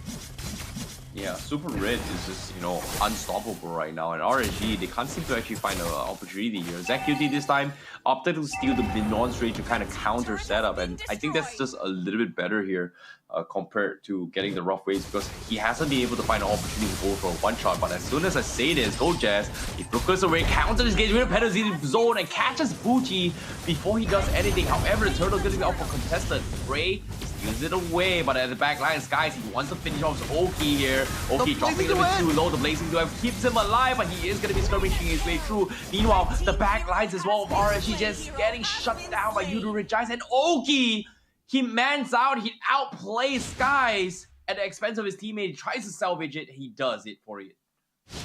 Okay, you got Skies, which is great. You need to have stemmed the bleeding on that one, but they lost Lucian and Bray. I don't know if that's the greatest trade, but they did get the turtle, so that's a win for RSG.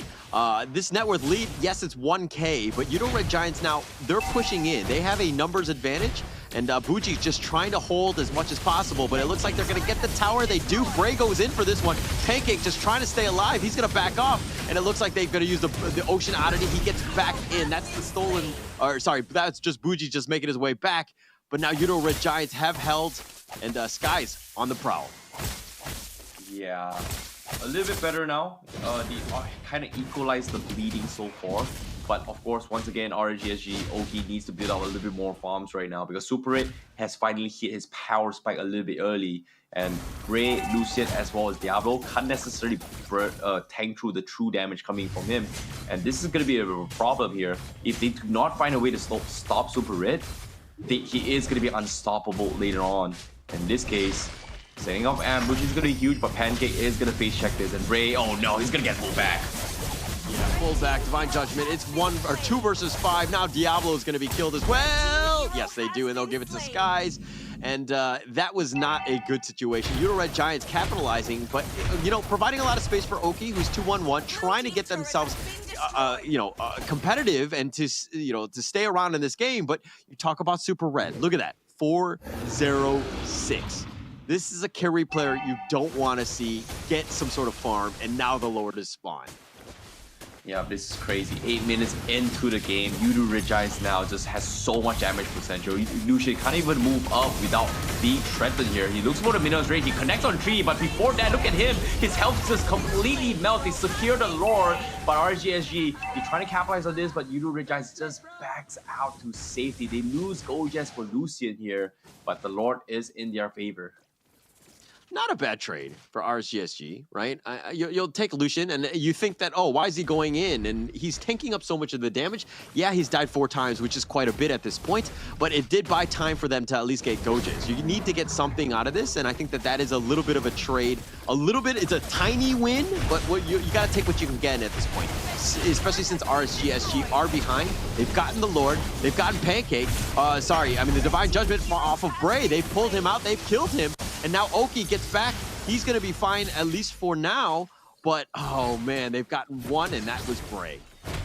Yeah, that was a good conceal play coming from Yoodo Red Giants here. RGSG, they had to make a decision here. Sacrifice the tier 2 or shuffle the lanes. Regardless of whatever they're doing, they needed to sacrifice something in order to clear the Lord or deny away the advantage of this empowered minions here. Because Yoodo Red Giants right now, they're just taking perfect control of the situation. RGSG, I like the idea of this draft, but of course, there's only so much Bray can do up against the Fanny. Like, Diablo needs to be able to actually catch him off, but because this is not a Paquito jungle, this Paquito cannot easily find the favorable matchup against the Fanny at all.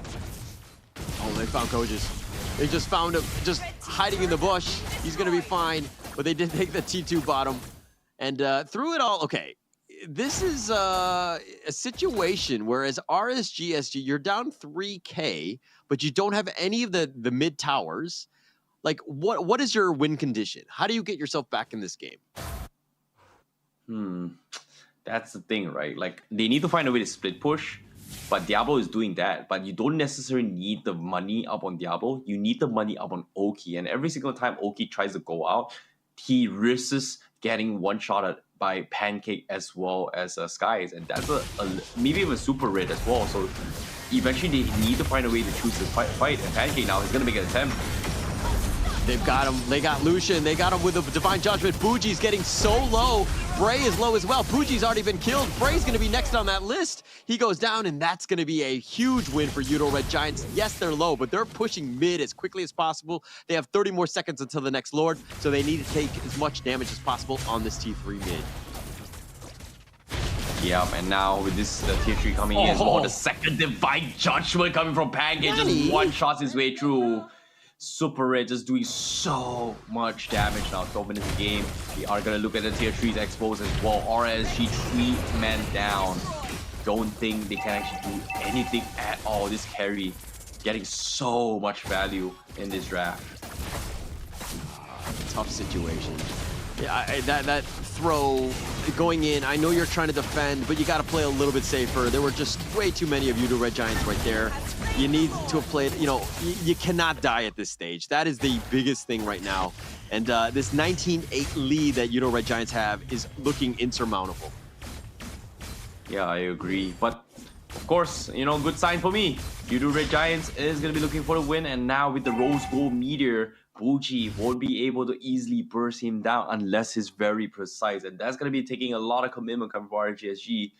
Whereas Diablo here doesn't have the Master Assassin, so he needs to change his combo perfectly. But seems like that is going to be used to back off while the Lord is going to be crashing in as Yoodo Red Giants is about to brawl out with them.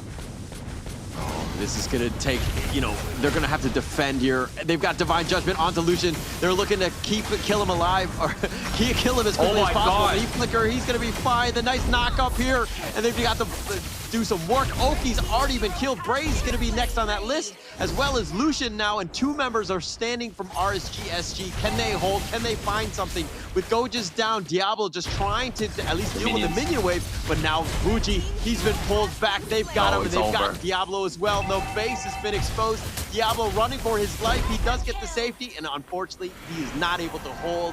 Yoodo Red Giants win this one 21, or maybe much higher than that. 24 to, I think, 8 at the end. Yep, 2-1 in favor of Yoodo Red Giants here. What a flawless game coming from them here. And you're right, the caster curse was real. And that was very, very much intended. You tried to break it, but my curse is far too strong. In this case, the draft, the better draft, wins the game. In this case, Yoodo Red Giants played a phenomenal game here. They understand their timings, they understand their rotation, and they just close out the game. And in this case, you know, it feels bad for RSG SG, but a win is still a win for Yoodo Red Giants. And I feel like this Fanny, Skies, he was given the tools to do what is needed to be done. Like game 2 was a little bit risky because there's the potential threat of this Divine Judgment, there's the potential threat of the one-shot Kadita. This time, he has lesser threats. Who can really stop this Fanny besides, you know what, him making a mistake, or maybe Diablo just goes for the one punch, maybe with the Petrify here and there, but Diablo is not even in the fights half the time. Yeah, you're right. I mean, they didn't really have the whole control, right? Skies would just kind of jump on you, cable in, cable out, could do whatever, you know, she wanted to do. She had just had so much mobility, and RSG SG had 0 answers. It was a good last pick, and it actually paid off in spades, and that's exactly what you want. But this Yoodo Red Giants esports team, man, they just got better and better throughout this league. I think they have potential. I love them, and the fact that they're probably, I think they're gonna, I don't want to curse them. We're going to still see. We have a couple more games to find out if they made top 3, but it's looking very good for them. Yeah, I agree. But of course, when it came down this draft here, I personally wanted to see this Baxia kind of work alongside with Minotaur, but 2 games now, Minotaur didn't exactly work out in the favor.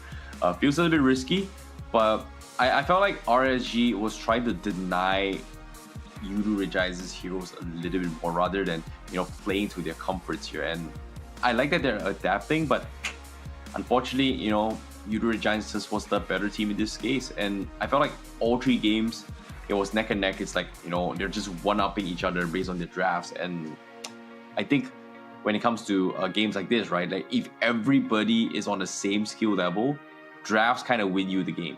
like 60% of the like drafts win you like almost 60% of the game right from the get-go. And it all comes down to execution, following your game plan, just following through. Yeah. Actually, it's very funny that you say that. Like going into this one, I think that like the draft were okay going in, but then you see how the drafts play out, and it's a completely different ball game, right? It's not even competitive. Like this 24-9 score was a stomping. This is exactly what you see. The post game here just showing it, and just look at this. Super Red, 6-0-15. I mean, that's pretty crazy, right? Yeah, it is indeed crazy, because if you think about the amount of kill potential that Yoodo Giants was given because of the fact that no one can really stop Skies, and everyone from RSG was just so worried about this Fanny that it made Super Red so good. Give and take that he gotten like so many early kills, kind of build out his item, his rapport. In this case, getting the early corrosion stuff and golden staff kind of allowed him to kind of threaten Bray in multiple times. And even here, Bray did not even have his anti-cures to actually deal with it. Most of the time, he's just taking so much damage. But who could blame him? Because if he does that, the Divine Judgment from Pancake will pretty much allow ZQT to do his own thing. And even then, look at him, 73,000 damage coming from Yoodo Red Giants just on this Valentina. And even with the rough waves as well, even if you stole it, you get so much value. You steal the Ninon's Rage as well, the counter engage as well, which brings him so much more value as well to pair it up with the penalty zone coming from Gojes. Oh my gosh, look at this. Pancake, 19 assists. I mean, the Kaja was a menace in game 2, and seeing it in game 3, just very, very strong hero at this point. But also the 913 GPM by Skies, right? He was farming throughout. He was getting kills early. Very different game from game 2. This is exactly what you want as a team, and Yoodo Red Giants really prioritizing it, making sure he gets that net worth so that he can control the game and to get you all the kills that he needed to have done. Whereas RSGSG really struggled to find some sort of answer. They didn't really have the control. There were a couple times where Lucian QT got caught out a number of times, and while they did a decent amount of damage and they tried to get themselves back in it, they just didn't have the control. They didn't have the firepower to deal with Yoodo Red Giants. Yeah, and I think in game number 3 as well, RSG faced the exact same problem that Yoodo Red Giants was facing in game number 2, which was wave clear and macro management, right? Like game number 2, they had Diablo playing his Benedetta, kind of just cutting off the waves, just shoving them lane, forcing them to fight in 4v4s and etc. Same thing can be said for game number 3. This time, Sky is doing that macro gameplay, which allowed him to get so much GPM. And because of that, Diablo is just barely play catch up, and they just could not sync up and tally out and regroup with Lucian to go in for this one shot. And even then, those Kaja pickoffs was just huge. But of course, all things considered, enough of the draft, enough of the stats. I'm curious to see who the MVP is from the side of Yoodo Red Giants, because we are going to be calling him out. And it seems like it is going to be Super Red on the 6-0-15 streak on this carry. Very, very nicely done. Look, Super Red is a gold laner that every team needs to be afraid of. His positioning is almost impeccable at games, right? The fact that he doesn't die speaks volumes about how good he is. If you're a viewer at home and you want to get better as a gold laner, die less. Work on your positioning. Understand what you need to do, because as long as you get farm, you can get stats like this guy. And Super Red, another level. This is exactly what you want. In a winning game, you didn't die a single time. That is an MVP game. Yes, indeed it is. But of course, considering that, this carry has been just, able to do his own thing. There's just so much tankiness coming from RG. He's just getting value after value out of this. And I want to see how the highlights go, because we are going to be jumping into it here to see how Super Red and Yoodo Red Giants kind of dominate the game. Because at the start of the game as well, this was the exact same play that Yoodo Red Giants kind of do. They want to take advantage of Sky's power spike and try and contest the early profile. Unfortunately, didn't exactly go too well. Of course, while this is actually happening, this created so much space for Super Red to get farm across the map. And even here as well, like I said, the macro gameplay here, Diablo is always trying to shove the lane. But even in this fight, look at how Diablo is trying to play catch up from afar, and by the time he reaches here, he just doesn't have the utilities to actually contest Yoodo with Giants, whereas Yoodo with Giants, you see, Super Red is just getting free hits after free hits over everyone from the side of RG, SG. Yeah, they were just cleaning up, right? But, you know, the first 10 minutes of this game, Yoodo Red Giants, they were prioritizing objectives so much that they were sending all 5 members, right? Everybody was coming. They were finding RSG. They got a couple pickoffs onto, you know, Diablo and Lucian at times. Just, you know, they can't fight 2 versus 5. And, you know, Yoodo Red Giants made them pay, and that kind of started the snowball, right? Once they got those kills, then they turned it into the turtle. I mean, it just kept on getting bigger and bigger and bigger from that situation. So, like, RSG was trying to make riskier plays. They were taking some relatively bad fights, 4 versus 5 at times. Just, they were not the RSG SG that we've seen of old. Yeah, and of course, that's the thing, right? I don't know what went wrong, but Super Red definitely played a phenomenal game in this scenario.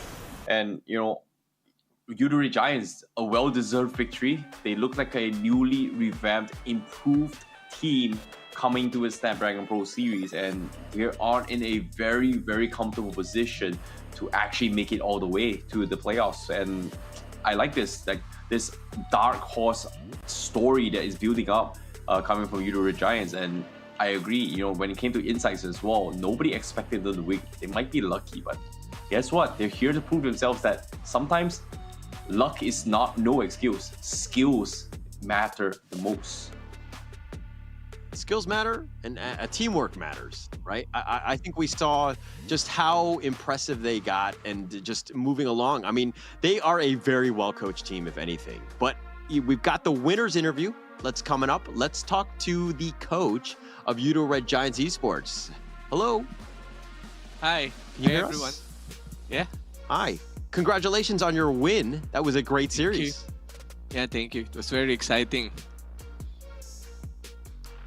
Yeah, and of course, you know, when it comes to this as well, I'm curious because there has been so much talks about Yoodo Red Giants maybe a little bit lucky coming into the Snapdragon Pro Series, and so far throughout all the games that has been happening so far, you guys have been proving to people that, hey, you guys are here to win, and you're so close to actually making it as well. And if I'm not sure about the scores as well, I think you guys actually kind of made it.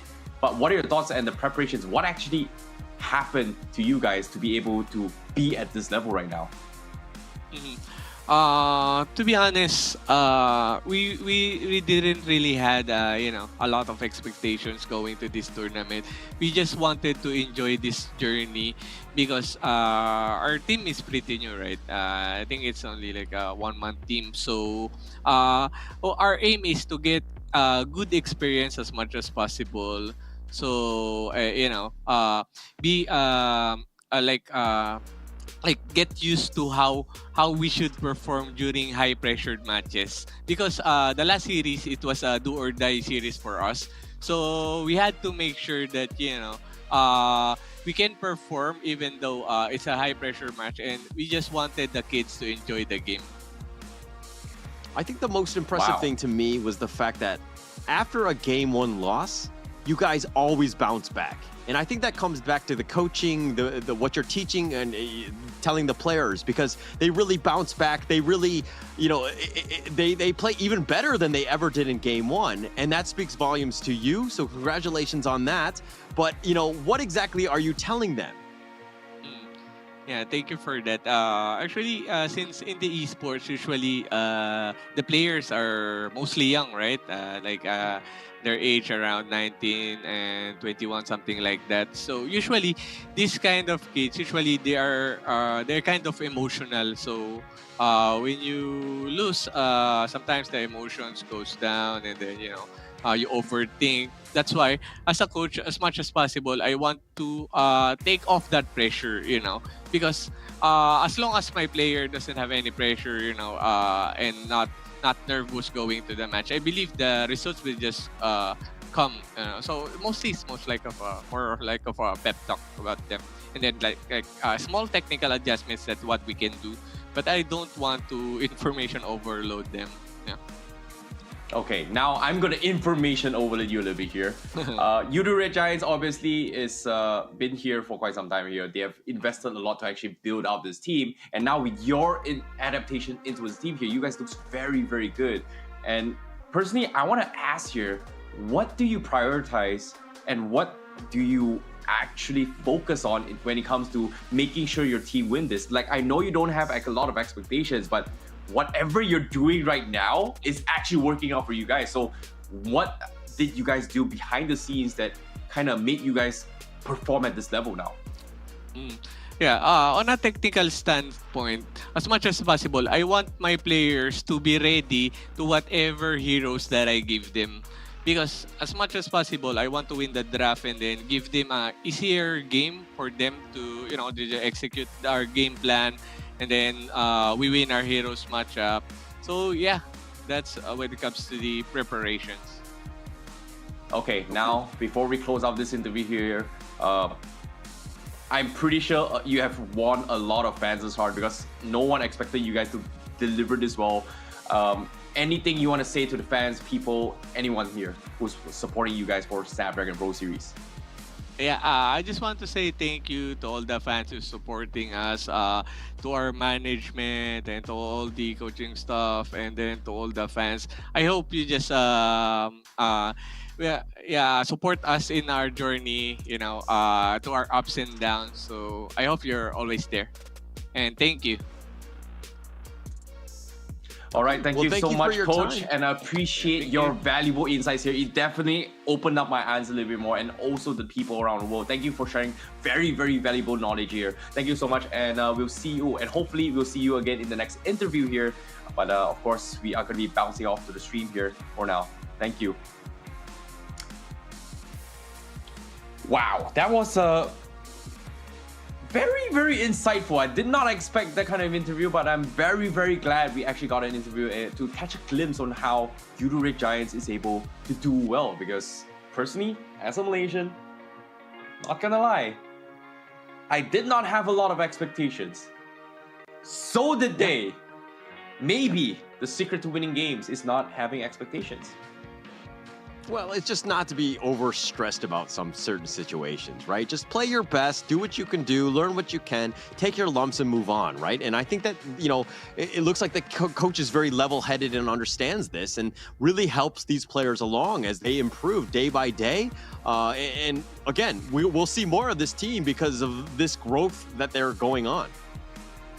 Yep, hopefully they will grow into as the Giants that they are looking to be here. But of course, that pretty much concludes Yoodo Red Giants matchup against RSGSG. But this upcoming match here, ooh, holler, it is going to be another spicy one here.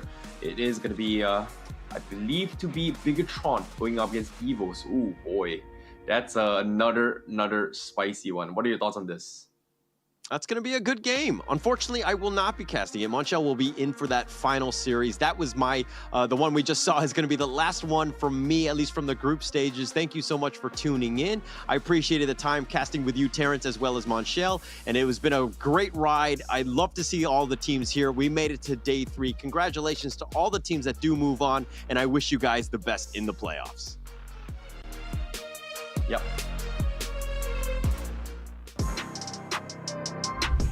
In my personal opinion, I would say Balang, Khalid and Benny, because not because I only can play them, but to me they are the strongest heroes that I think if you use them right, they'll bring you the results that you need. Yeah, so to me, I mean, maybe different people have different opinions. But okay, not sure how. Like, just tell you physically, I would say it's like how you play goal lane, but you just have to keep watching for your farms, and once you hit the power spike, then you will know you are able to one-shot enemies, then just find the right opportunity to go. But before that, he's not very weak in the early game. You just have to know how to utilize his kits. Like his first skill, there are pushbacks and stuff, and depends on how you use it against the enemy, you can stop him from trading with you so much, and you can clear the waves and just focus on. A little more time right now. The Immortality comes up, and Diablo in the back with a fish crouch.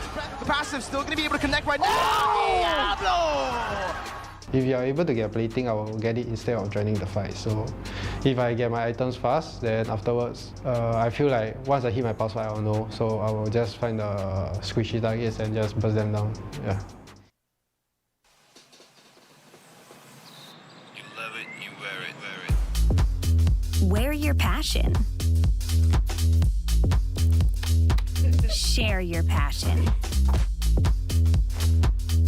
Wherever, whenever.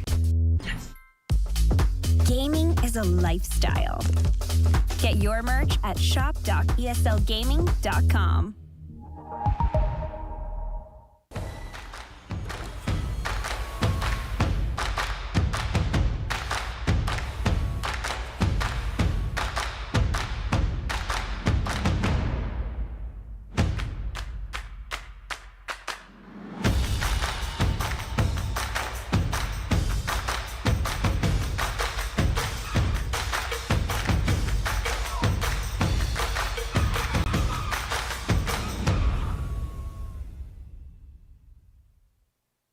The Snapdragon Pro Series powered by Samsung Galaxy is brought to you by Snapdragon Elite Gaming, Samsung Galaxy S23 Ultra, Monster Energy, and DHL.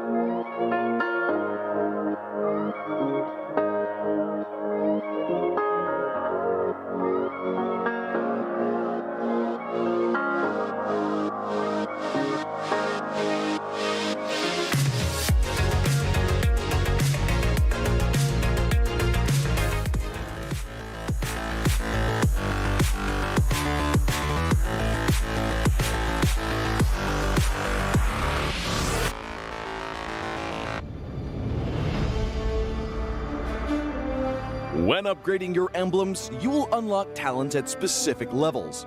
Different emblems will unlock different talents. You can choose an emblem by role and use the talents it unlocks directly as your default setup, or you can freely mix and match different emblems and talents to create a custom emblem setup. We're going to show you how to create your emblem setup for your heroes. Emblems. First, let's take a look at the revamped emblem system. There are now 7 emblems in the game, 1 basic common emblem and 6 role emblems. Different emblems can provide different attribute bonuses. It is recommended to use the emblem that matches a hero's role. Standard talents, Tier 1. After selecting an emblem, you can then choose from 8 standard talents at Tier 1. These talents provide mostly straightforward bonuses to heroes. Of the 8 talents, Thrill and Swift are good on almost any hero, while other talents are more catered to certain roles. Standard talents, Tier 2. At Tier 2, you will also have 8 standard talents to choose from. The Tier 2 talents trigger or work under different circumstances. We still recommend choosing one that matches the role of your hero. But if you're an advanced player, you are free to choose any of the talents to fit your playstyle. For example, if you're playing the core hero on your team and want to focus on gearing up fast, you can choose the Bargain Hunter talent regardless of how your hero deals damage. And heroes who rely on their skills for sustained damage, whether it be a mage or fighter, can use the Festival of Blood talent for more spell vamp. Core talents, Tier 3. Finally, let's talk about the most important talents, the core talents. There are 8 core talents available in the game, and each provides a unique and powerful effect. We recommend choosing the core talent to match your hero's role and only use core talents from other emblems for advanced or unconventional tactics. The revamped Weakness Finder talent is no longer reserved for ranged heroes. This talent is now a viable option for any hero that relies on basic attacks and wants better laning and the ability to slow enemies. The Lethal Ignition talent now deals adaptive damage, making it a prime choice for any hero that has heavy-hitting combos. While the revamped Emblem system still uses the existing talents, we have removed the restrictions between emblems and talents, opening up new possibilities for many heroes. We look forward to seeing players discover new ways to play their favorite heroes on their way to becoming a legend.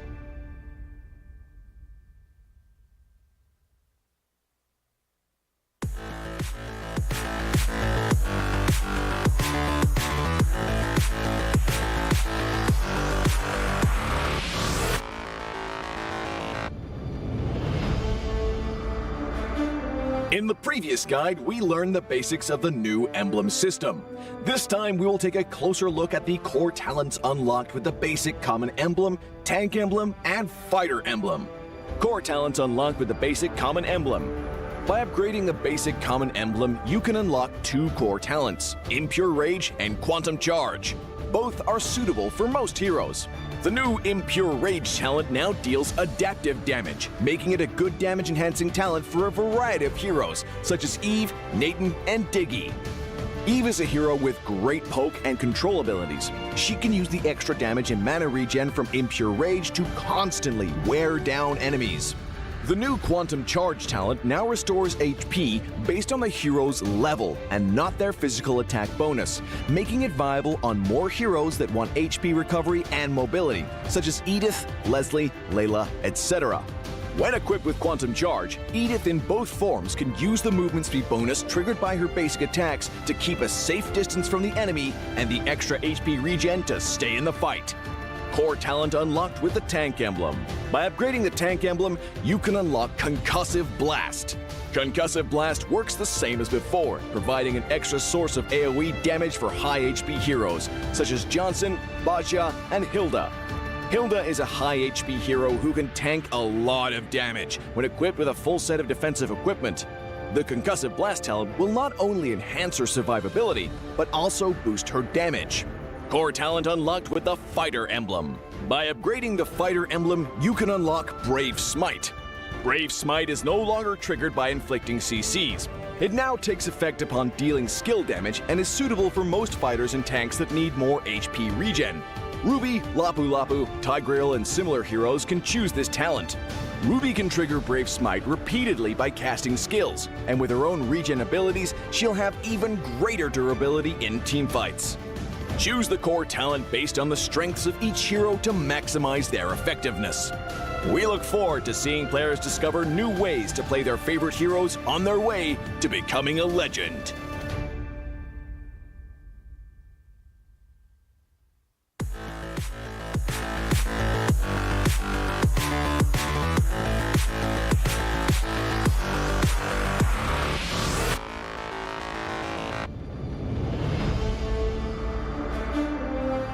In the previous guide, we learned the basics of the new Emblem system. This time, we will take a closer look at the core talents from the Mage, Assassin, Marksman, and Support emblems.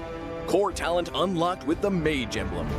By upgrading the Mage Emblem, you can unlock Lethal Ignition. The new Lethal Ignition now deals adaptive damage, making it a great option for any hero with heavy-hitting combos. With the change to adaptive damage, heroes with high physical damage can now use this talent to enhance their damage, such as Saber and Natalia. Saber's first skill and ultimate combo can easily trigger the effect from Lethal Ignition, dealing much more damage to enemy heroes. Core talent unlocked with the Assassin Emblem. By upgrading the Assassin Emblem, you can unlock Killing Spree. Now that the talent is no longer reserved for the Assassin emblem, it becomes a good choice for any hero who can perform chain kills. Heroes with magic damage like Karina and Julian can now take this talent as well. Karina's ultimate resets after she kills an enemy hero. When equipped with Killing Spree, she will recover HP from each kill, allowing her to stay healthy and go after more kills. Core talent unlocked with the Marksman emblem. By upgrading the Marksman emblem, you can unlock Weakness Finder. The new Weakness Finder talent is no longer reserved for ranged heroes. It works well for heroes with high attack speed, as it can improve their laning and slowing abilities. A hero like Minzathar can take Weakness Finder because his second skill increases the attack speed of his basic attacks. When combined with equipment that can provide more attack speed, he can reliably trigger the slow effect to prevent enemies from escaping. Core talent unlocked with the Support emblem. By upgrading the Support emblem, you can unlock Focusing Mark. The Focusing Mark talent works the same as before. It allows support heroes to increase the damage their teammates can deal to the target enemy. Kaj's ultimate can be used to drag key enemies to his team. When equipped with Focusing Mark, the ultimate will also increase the damage the target takes, allowing Kaj's team to quickly burst down the helpless target. Choose the core talent based on the strengths of each hero to maximize their effectiveness. We look forward to seeing players discover new ways to play their favorite heroes on their way to becoming a legend.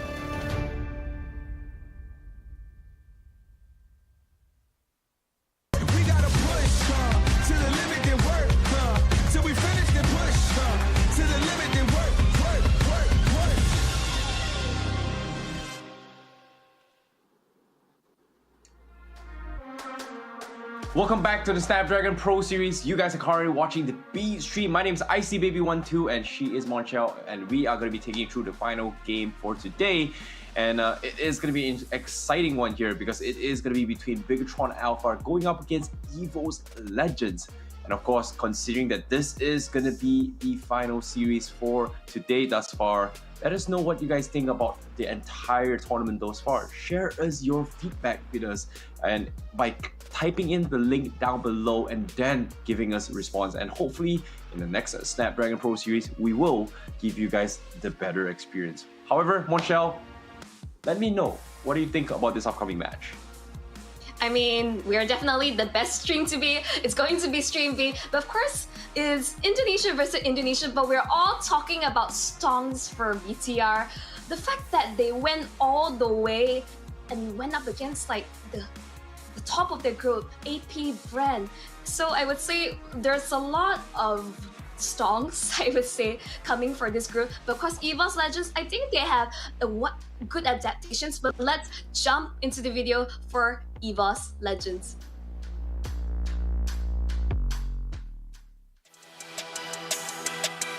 Mid performance at MSC, which was very disappointing to a lot of Indonesian fans, me included, because even though I'm a Bigatron Alpha fan, 3 of the members in Evos Legends, Dreams, and Brands were from Bigatron Alpha, so my support kind of continues on.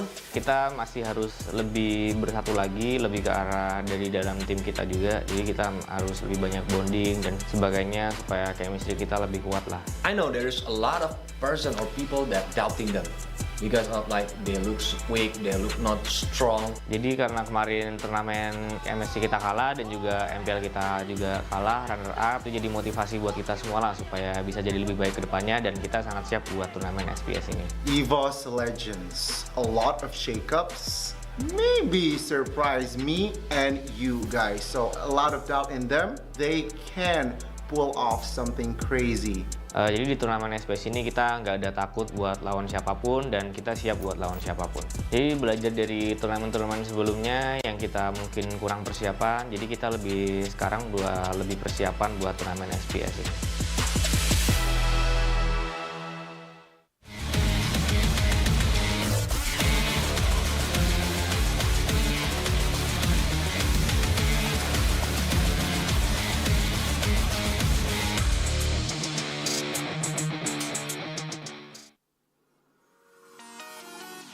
Evos Legends, this team has definitely a lot of room to improve, but we got Fluffy, NEA, Hijime, Brands, as well as Dreams. This is the lineup for the Snapdragon Pro Series.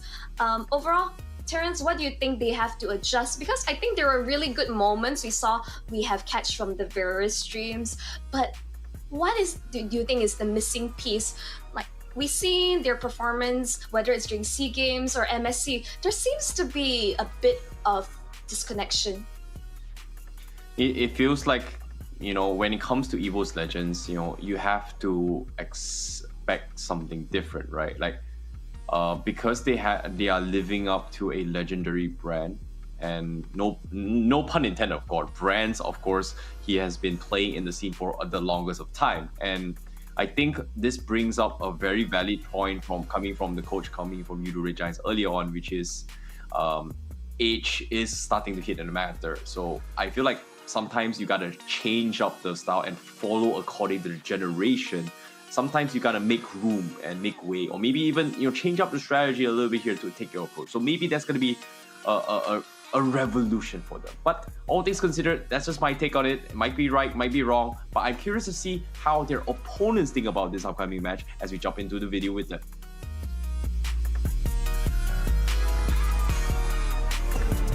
Kalau menurut gue emang Super Ken ya emang salah satu player potensial lah, dan gue yakin gue setim sama dia kita bakal banyak menang.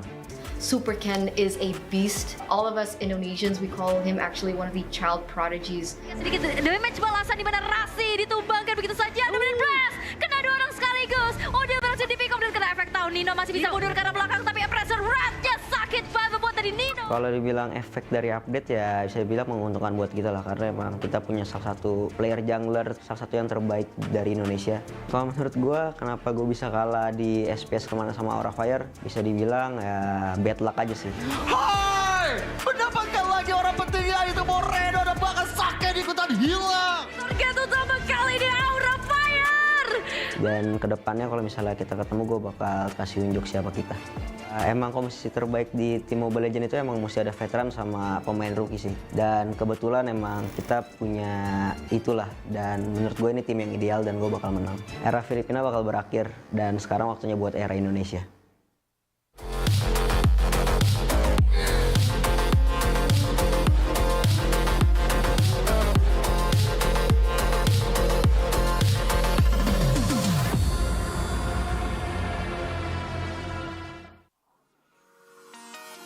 Massive statements coming out from the Red Robots, but man, their actions really comes push to shove. BTR is here to stay. We got Zorizo, Super Ken, Moreno, Saken, and last but not least, Super Vin. This lineup is always a treat to what they never stop showing us what they got to prove. And of course, as the caster will say, Merkel Eterna would say that Super Ken eyes on the prize. We really have to watch out for this star jungler, and again, they never stopped impressing me. And if anything, a lot of these international tournaments, they're usually the favorites to win, but of course, Evos Legends, I don't think they're gonna give them that easy time in this best of 3. I agree, but at the same time as well, Bigatron, they did mention a very, very good point as well. A mixture of the old generation, the veterans, and the rookies combine and make a new team. In this case, Bigatron, that formula is working out for them, and they are in the top 3 here. However, during the previous one as well, they lost to Aura Fire, but they were able to redeem themselves in the last chance qualifier, and now they're here topping the brackets. But of course, to solidify those spots, because as of now, from what I know from the standings, is that they're tied between the top 3 to 4 is close neck and neck in points. So securing this 2-0 victory against Evos Legends pretty much guarantees their spot. But of course, that is their stakes here coming from Evos Legends. What about you guys at home? What do you guys think about this upcoming match? Because the predictions here do count your votes in the Twitch chat. Cast it now. Let us know what you guys think, and then we will show our predictions, because I have a rough idea what you want to vote. I definitely know what I predict. You guess? Oh, you don't know what I'm guessing. So I think let's show the audience, shall we? I was right, but I was not right about why 2-1. I was expecting a 2-0 from you, but why 2-1? Hey, I mean, it's been working out really well for me. I've been voting like 2-1 for these matches and we're getting a lot of fair amount of 2-0s. But anyways, I don't think Evos Legends will give the Red Robots an easy time. They will definitely put on a really solid fight. But overall, BTR, there are comeback mechanics. Even though when they're playing from behind or whether they're strong start, the discipline that comes to play, they are able to close out games. I think that's the main thing. And with Super Vin, the shot caller, as the coach Aldo has gave us more insights during interview, it's really going to come down to him to really put all the pieces together. Of course, for Evos Legends, all eyes on towards Super Ken, their Superman. Well, they've got the super lineup right now coming from Bigatron, and hopefully they will rise up to the challenge. But for now, it comes down to the games here. Bigatron Alpha, obviously the favorites coming in, but there are still fans chanting on, hoping that Evos Legends will go back to their former glory. But it's been a while, but I hope they are able to continue their journey, because as of yet, we are about 50 seconds left going to this drafts here. Now, I'm curious to see what kind of priorities are going to be coming in from both sides here. What are your thoughts on this, Monchel, when it comes to their priority drafts? From what I understand, from what all the casters has been discussing, is that they have to make sure that no matter what, the key is brands. They have to ensure that he has the best laning experience possible. So maybe contesting for his Claude early on could be one of their main win conditions. But Bigatron, they're so flexible. They are, I think Coach Aldo, as I say, is a psychopath. He really knows how to play mind games, and they're bringing us a ring around the rosy. They can pick something easy on that. It could be Flex, whether Valentina or Paquito, which can go either way in this situation. So I think, once again, going to the brains of Coach Aldo, one big part to enable Evos Legends is to ensure that in terms of their drafting phase has to be impeccable. I agree, but when it comes to scenarios like this, right? It feels like it's gotten to the stage where if you are a top tier team, you've got to have the top tier brains. So in this case, when it comes to chess, that is every move counts. So when it comes to drafting as well, I feel like BTR definitely is a little bit more consistent thus far. But when it comes to Evos Legends, they have been experimenting a little bit more. And I agree what you said. They do draft around brands, and sometimes, you need to switch it up a little bit here. Give a little bit more space with his teammates, and then potentially go for a little bit further, because Brands has been playing a very, very long time. And the funny thing about Brands is that he did formerly play with BTR before, and now he's hopped over to Evos Legends. So he does have a rough idea on what BTR operates, right? So can he break the machinery? Can he insert a virus in this draft? This might be a perfect time, because first of all, they are going to give us a very, very good game. And when it comes to Indonesia versus Indonesia or Philippine games, it is going to be very, very close. Even though it's 2-0 and everything, the 2-0s never seem one-sided at all. Exactly. Even remember, everyone, there was this 37-minute game that Evos Legends took all the way against Arc. That was just insane stuff going on. And I was watching, it was really late at night. I was just this is just back and forth between these two teams, and we definitely can expect that both teams are not going to give each other an inch. Of course, the biggest part enabling them is winning out in terms of the drafting phase. But everyone, thank you so much for your support for the Snapdragon Pro Series. Do give a shout out and provide your support for your respective teams. Yes, this may be Indonesia versus Indonesia, but join in on the fun right here in Stream B. Yep. And now I'm curious to see, the drafts are moments away here before we actually begin this fight. And of course, Evos Legends definitely needs to pull a big W here if they want to potentially stand a chance to make it. But based on what I'm seeing here from the group standings, it seems like it is very, very difficult for Evos Legends to make it towards the main event. Of course, for their final showing here, we might be able to see that, they are not out yet. Like, I mean, they still have it in them to actually proceed further. Back to that 37-minute game that I mentioned, it was against Onic. And can you imagine that one of the top contenders within their group? But of course, ladies and gentlemen, we will be showing the player head-to-head. It's going to be Hijime versus Miranda, mid lane versus mid laner. Now, this is interesting because when it comes to Moreno, coming from BTR, the logo's a little bit switchier, but at the same time, when it comes to Moreno, I feel like his playstyle on his mid role has been impeccable, right? He's always been in the right place in the right time to secure those kills, and his early aggression has been very, very spot on.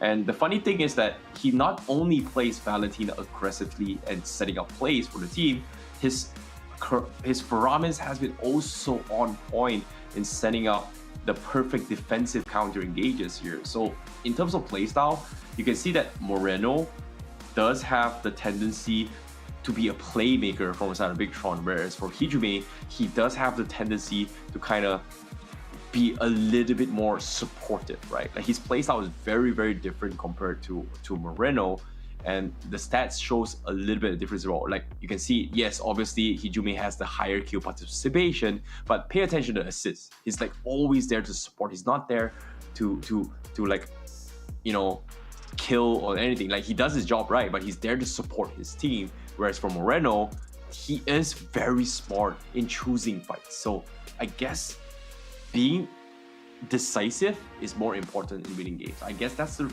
secret sauce that BTR has, whereas Evos Legends might need to break that code.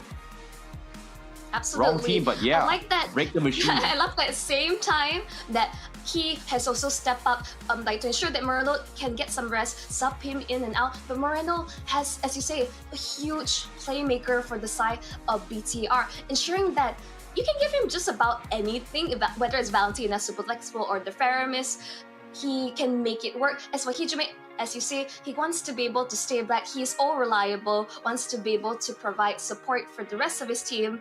It's very different play styles, and overall, like, I want to see these two mid laners like crash hits.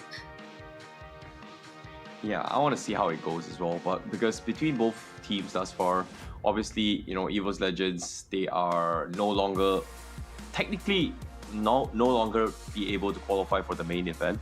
They are here as a formality for sure, but BTR, they might be looking to experiment the drafts here. So I want to see what kind of experimentations they've been doing here. They've been doing really well. The only game they've lost in previous year is Order Fire, but now they're looking to secure some points, and this is a perfect time to kind of test some of the drafts that other teams might be using here. Like, let me give you an example. I think RGSG, they've been playing a lot of Badang Khalid, not exactly sure. It's unorthodox. I don't think it's going to be meta. Angela Ling is something that both teams now has kind of played around with. But what about heroes like Dirov? This is something that I think is very, very underwhelming. Baxia as well is also very, very starting to be a little bit popular now, which is something that I think we can see more about it. But of course, when it comes to drafts, let's take a look at this as well. Starting things off, Joy, Melissa, Fanny, Yves, Kadita, Claude, Bad. Sorry, Brads, no Claude for you.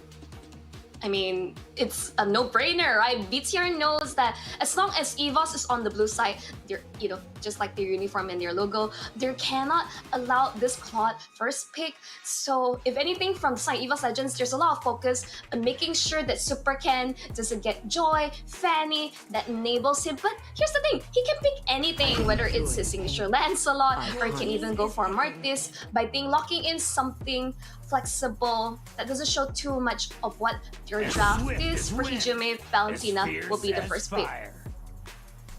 Yep. And now, safe pick here coming from Evos Legends. But the question here is, well, speaking of experimentations, going for the Paquito is gonna be the safe bet here. I'm guessing this is gonna be Jungle Paquito. Okay. You know what? They're playing flex. They're Instantly, playing flex. you can see, it's right? Good, it's good. Instantly, you can see, right? That's the name of the game. You don't know what your opponent's next move. Instantly, you're not revealing too much. Tokido is super flexible. And speaking of experimentation, I don't want to see jungle Uranus again. Like, even though this is something that they have like time and tested in scrims, but please, no more of that. My heart can't take it. And they lock in the Beatrix, something really like safe overall, like really safe drafting. I think, you know, when it comes to play styles like this, we have seen a little bit of a decline for the Beatrix pickup so far. Which is weird considering that Beatrix is still kinda good. Like, it's nerfed here and there, but his toolkits just bring so much value when it comes to flexibility, right? And in terms of flexibility, you can play mid-range, you can play close, you can play burst, you can play poke as well. This is something that Beatrix is just so good at. But of course, Evos Legends, okay. I think it's just back to comfort, right? Yeah. Oh wait, this overall, is XP Rock, right? Yes. No, here's the thing. I'm not overthinking this, right? Yeah. No. So Evos Legends, this is really safe. They go for Dreams. This is one of his like reliable. Going for Kaja, I believe this is gonna be his Grok, or if anything, maybe Grok Jungle. Huh. I think I'm overthinking a little bit, but I feel like Grok Jungle is a possibility, Kaja Jungle is a possibility, but this pretty much shows their cards that, hey, this is support Kaja, this is XP Grok, this is mid lane mage. So the only thing available here is pretty much the jungle as well as the marksman. So well, Bigatron, they're just targeting the marksman, denying the carry. I guess the next one should be 1-1. Yep. Wow. Okay. Wow. Okay. 1-1. Yeah. Didn't see too much 1-1 ban so far for these past few days, which is weird. Now bringing in 1-1. We see like really amazing performances on 1-1. CW Brands did play 1-1 as well in the previous match. So I would say, considering everything, really like understandable bans coming out from BTR. Instantly, as you say, I feel like Evos, they might have showed their hand a little bit too soon. Instantly, BTR is just gonna focus on ensuring Brands does not have the best time in lane. It's interesting to see that the core priority coming from BTR, considering that Evos has not shown any mobility character, but considering that the jungler here, I guess they're expecting Evos Legends to actually play a jungle assassin here. So the Kufra is an okay way to deal with like Lancelot, deal with Hayabusa to a certain degree. It's not the best, but it's still some sort of a toolkit to deal with it.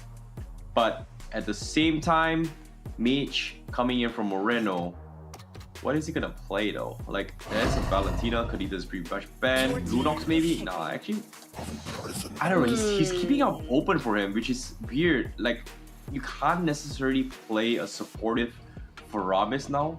I'm not a big fan of it. If Moreno decides to play it, that means they will lack a lot of magic damage. So this is scary. This is scary. Varamis is banned. Farsa is out of the picture. Instantly, I'm thinking, I don't like Novaria here, to be honest. Lunox would be a really interesting pick, but I think BTR, they probably want to save it for last. Really, like, don't really know what they could go for. Kadita as well has already been banned now. What are your thoughts on this, Terrence? What is left still on the hero pool that they can still go for? I think Kagura and Livia isn't too bad. Like, Kagura just to diminish the Valentina out. But the Bane pickup coming from Evos Legend and the Lancelot as well. So who's playing gold lane? Bane? Bane gold lane, yeah. I see that. It's okay. They are gonna double down on just rotating early down to the gold lane and just chip away the turret as quickly as they can. So I guess that's the idea. But now that you mentioned it, that idea isn't too bad because currently the opening drafts from Bigatron can't really do too much against a 4-man just running down the gold lane. And it's something that they are going to be forced to concede it. But oh, they're bringing the Sicilian. Okay. I'm getting chills. This brings me back. My goodness. Terrence, overall, which draft do you like better? I like Evos Legends draft. I feel like it's very, very aggressive, very, very ambitious in their composition. They want to close this game as quickly as they can. They're looking to power through the goal lane. The safety net is obviously going to be Bigatron, but sometimes in life, I hope and pray for things that sometimes may not happen to me. And if it does happen, thank you. I pray to God every day, and I thank God for giving me a very, very interesting game. So my brain tells me Bigatron, but my heart hopes for Evos Legends. I always have a soft spot for Bane no matter what, considering recently in the current meta, this hero's been like carrying me throughout my ranked games. But overall, I would say yes, BTR, they have that ultra late game when they lock in the Sicilian. I can't believe I forgot about that. And the Bane pickup for Brands ensure that he has that sustainable lane. He's gonna poke the Beatrix quite a fair bit. He's able to stay as long as possible. Not an easy lane to gank, because everyone, tell us your thoughts. This is going to be Evos Legends versus Bigatron. Let's get into this. Yep, this is going to be interesting as well, because now we are going to see a little bit of different approach as well. Super Cat going to be going for the Paquito, a pretty even matchup against the Lancelot. But of course, speaking of the Bane, right from the get-go, we do see his HP being chipped away down bottom by Saken right from the get-go.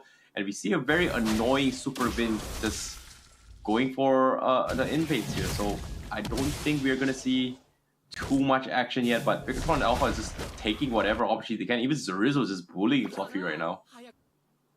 Yeah, I mean, like, naturally, like, the lane matchup against Trisla is always going to be rough.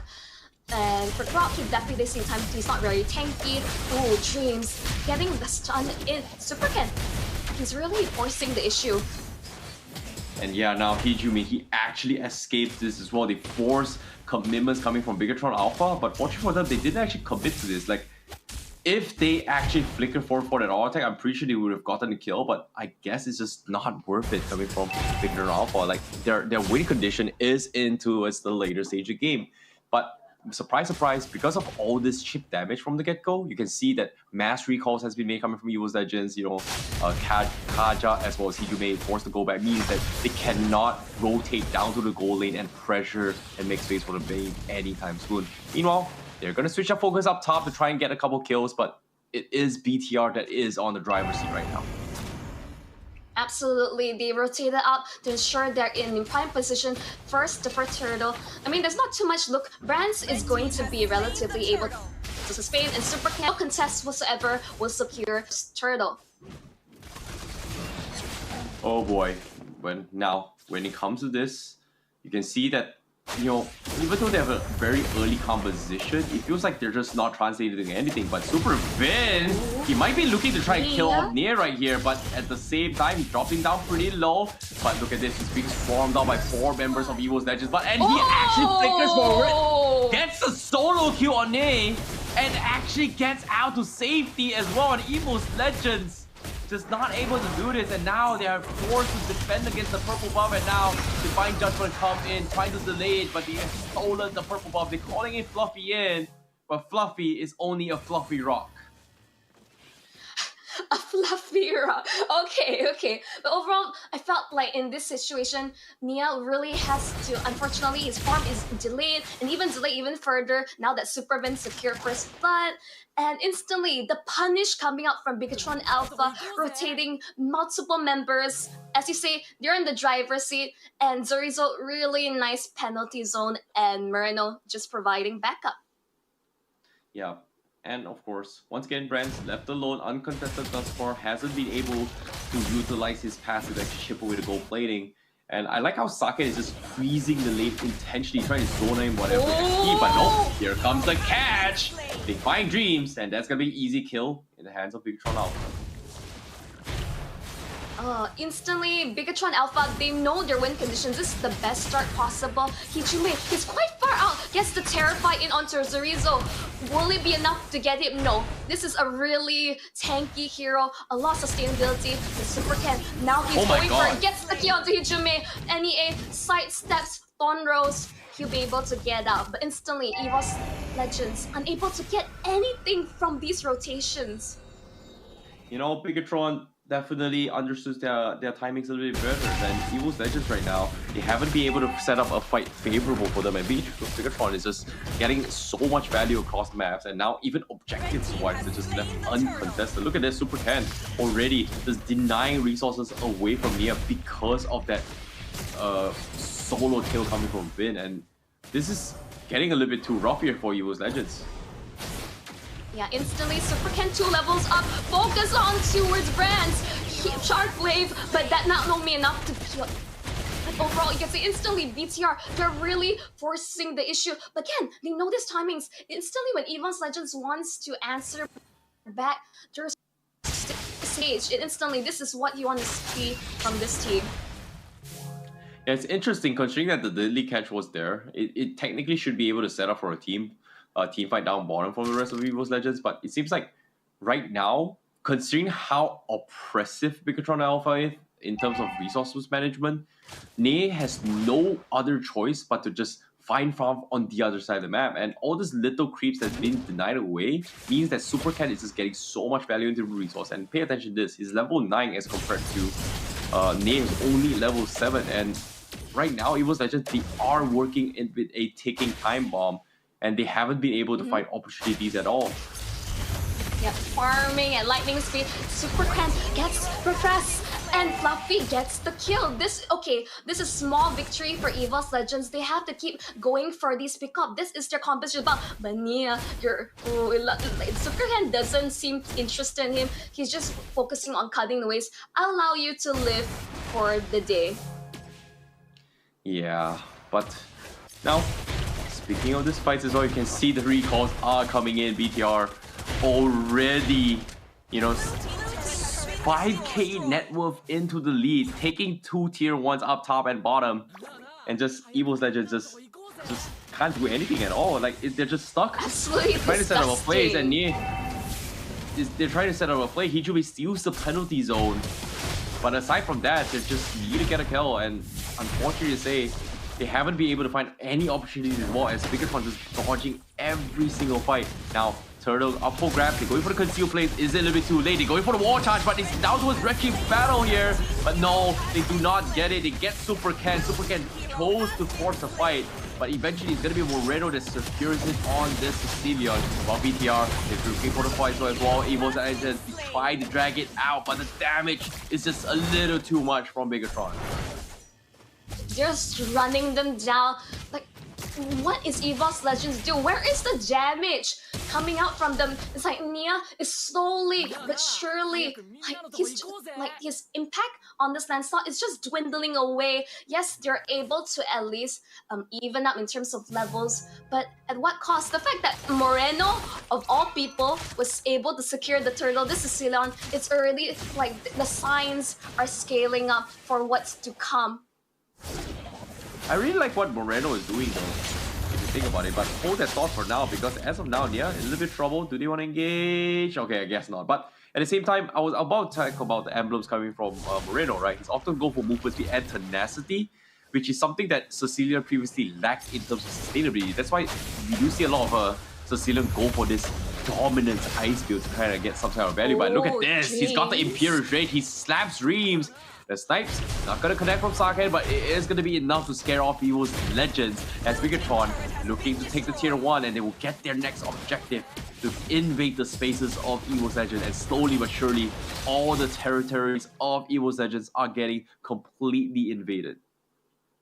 At this point, anything in the land of John is Bigatron's alphas for the taking. They're just showing their dominance. 6k lead. They're going in for suppress divine judgment, and it won't be just enough. But that's so many ultimates committed just to take out the XP laner. This is huge. This is huge. Evos Legends really needs right now. They need Brands to start chipping away the tier 1, and they do trade one down bottom. They even send both Dreams and Fluffy to try to block the rotations, which is good. This is small little wins that they need. But of course, Bigatron just given so much space. They chip away the top side, they chip away the middle turret here. Even the Lord now already in preparations, and Evos Legends just one step behind. Now they force the Divine Judgment up on Vin, but Vin goes for the Tyrant's Rage. He catches two, but he won't fall. He takes one with him. But yeah, tries to redeem himself, but the snipe from Sakin will take him down. That's gonna be a double kill. And now Super Cat looking to prolong this fight, but Terrify from Hijube will stop him in his tracks. I mean, 1-for-2 trade, you only lose Super Vin, and after all of that, if Bigatron Alpha also secures the Lord on top of it, this is absolute domination coming out from the Red Robots. Evos Legends, I'm not sure if they had a good amount of damage coming to our late game. Oh, yes, that Crab Claw does hurt, but I think it's kinda late. Yep, Brand's still very far off as well. He's able to chain onto Sakin. Sakin down to half HP, but the Lord is still alive. He needs to find a way to poke the long-range battles, because right now, Evos Legends, they can't seem to go in for the flank. And every single entry point to actually commit to this fight is pretty much in the hands of Bigatron here. Let's move in. Looking for the catch here. But looks like they just don't have the minutes to commit. They will back off. Here's the biggest issue right now with Evos Legends, that they are far behind, and you say that maybe if they're able to create space and drag this game out, there is a chance, but no, there is this late game insurance with that Sicilian pick from the side of Bigatron Alpha. And let's look in terms of itemization. Fluffy, of all people, who's basically their main front line, is going for a play that had Pisces. Like, again, not enough damage, not enough sustain. I'm really concerned about Evos Legends draft. Yeah, but at the same time right now, Brands does have the Hunter Strike as well as the Malefic Roar. So if Evos Legends finds an opportunity to turn this fight around, we are going to be expecting Brands to just hover through and take down the towers so quick. And considering that it's still early this game and there's still so many turrets here, that's gonna give them the economy they need to make a comeback. But the problem is, how do they find that opportunity? Because Bigatron is just completely choking them out, and even the buffs as well has been stolen away. They not gonna be able to do too much about this, and it's scary.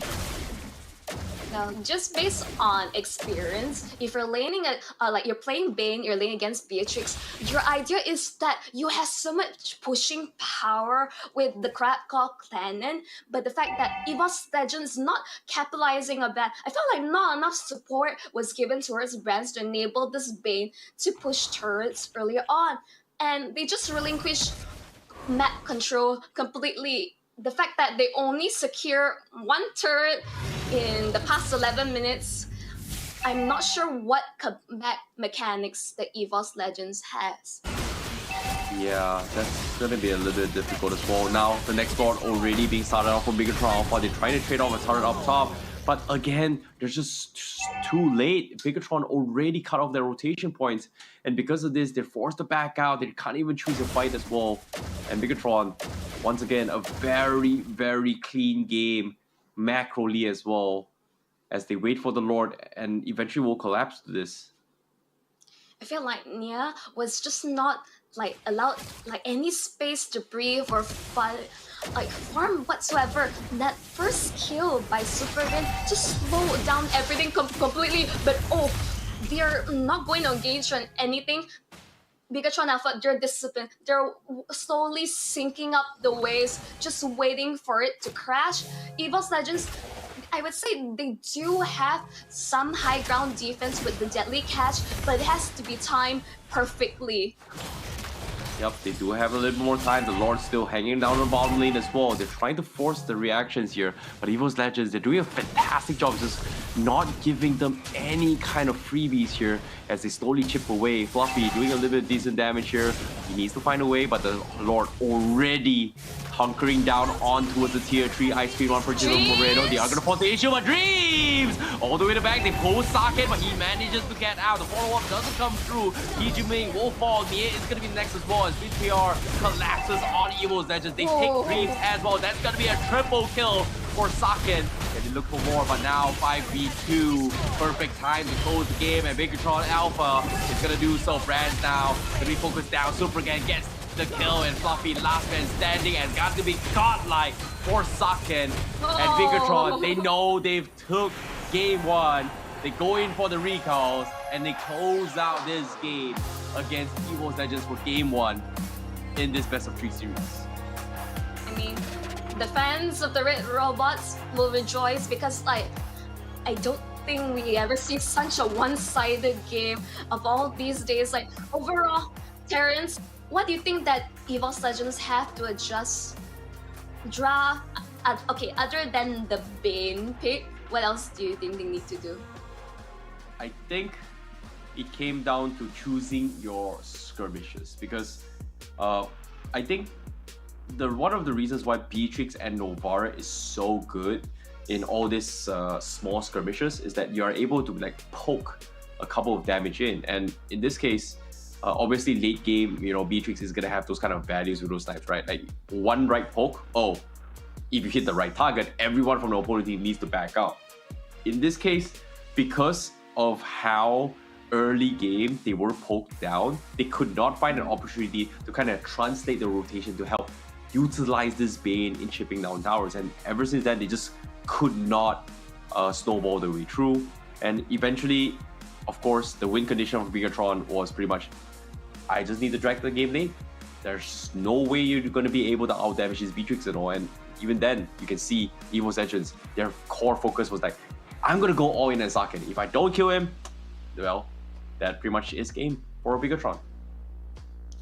I feel like there was that one moment that Dreams was able to conceal and try to let the pick off onto Saken, but I think that was a little too late. This is what their compositions were about. They have to go for these pickoffs. I didn't see Nia like come online whatsoever. Ever since that first kill onto him, he just never got back up. And from Lancelot, you're expecting all these flashy plays. Yes, he was doing a bit of split push across the map, but Bigatron, they're reading Evos like a book, just cutting off their rotations and essentially just choking them out of this game.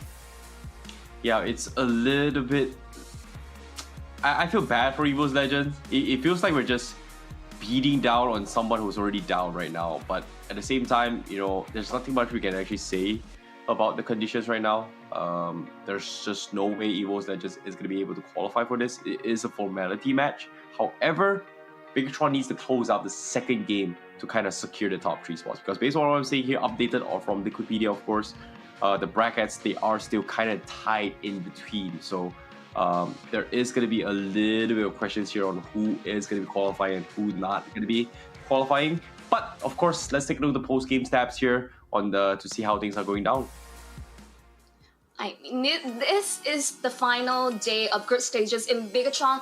As you say, they have to close out this series to ensure that they're able to qualify for top 6. But overall, in terms of the post-match statistic, look at this gold lead. Just how do you have 14k net worth in 30 minutes? Just absolutely insane. And even Moreno is not fully built, but you can see slowly the stacks upon stacks. He was just becoming this absolute monster.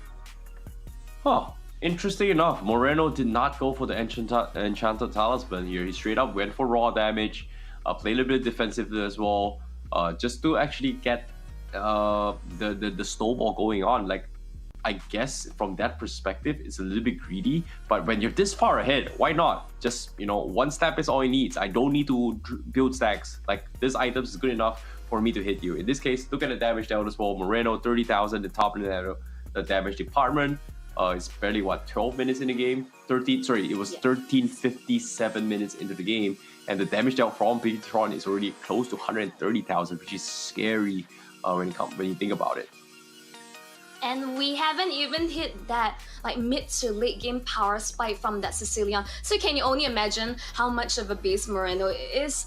But overall, I would say you only really need Enchanted Talisman if you're not really managing your mana correctly. Otherwise, I think the mana boots should be sufficient for Moreno to really scale up and take over the game. And the fact that he was securing all these objectives while Supercan was just making it work across the map. Otherwise, it's just a really dominant showing from BTR. I think Fluffy, maybe in terms of itemization, is a bit suspicious. It's like you are basically the main front line for your team to set up. You absolutely cannot die in this situation. He's the sandbag, 62k damage taken. But again, I'm not a big fan of damage grab, especially when you're going up against Rizzo on the Trisla with so much sustain, and it's really difficult to win out in terms of lane. In terms of damage to tower, as I say, Evos just had a really rough time, just like with their rotations and making any cross-map plays. Like Sucken was just like slowly pushing the issue brands. I feel like there was a very minimal impact. Yeah, and I'm not gonna lie, like brands, I agree what you're saying as well. When it comes to brands, there's just so little things he can do. He's forced to sit in lane. Evos Legends was just so focused on the other lanes as well, just because of how Bigatron kind of dictated the tempo for his team, right? Like Bigatron just forced a fight where it just didn't favor brands at all, and Evos Legends was forced to defend on the other side. And the rest was history. But of course, I'm curious to see who the MVP is, because we are going to be writing history now for this game. The MVP from Bigatron Alpha is going to be none other than Moreno himself on this Sicilian, 2-0-8 with a kill participation of 77%.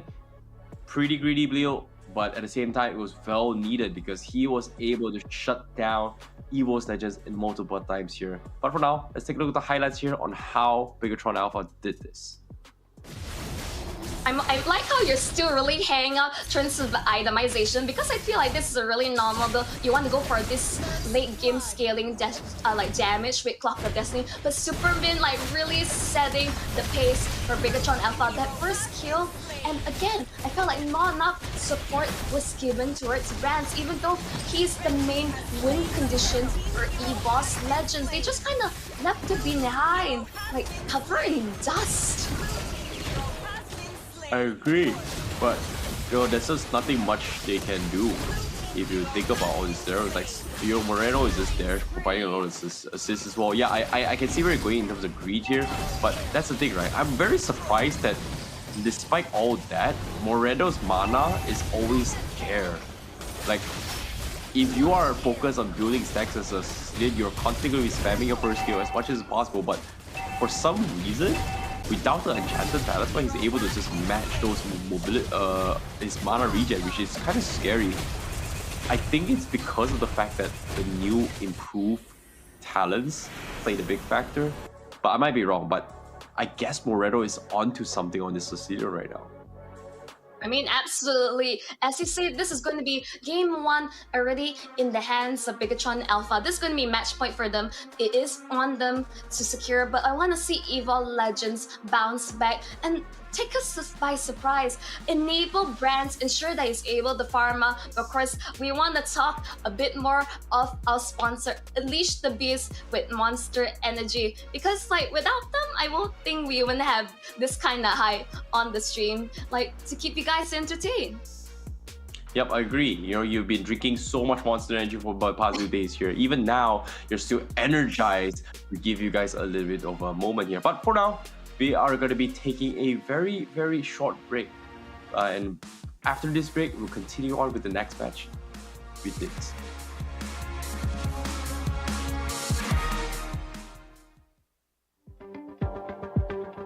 Untuk perubahan emblemnya gue kurang tahu sih secara signifikan. Cuman gue suka sih sampai sekarang karena bisa kita mix-mix emblemnya.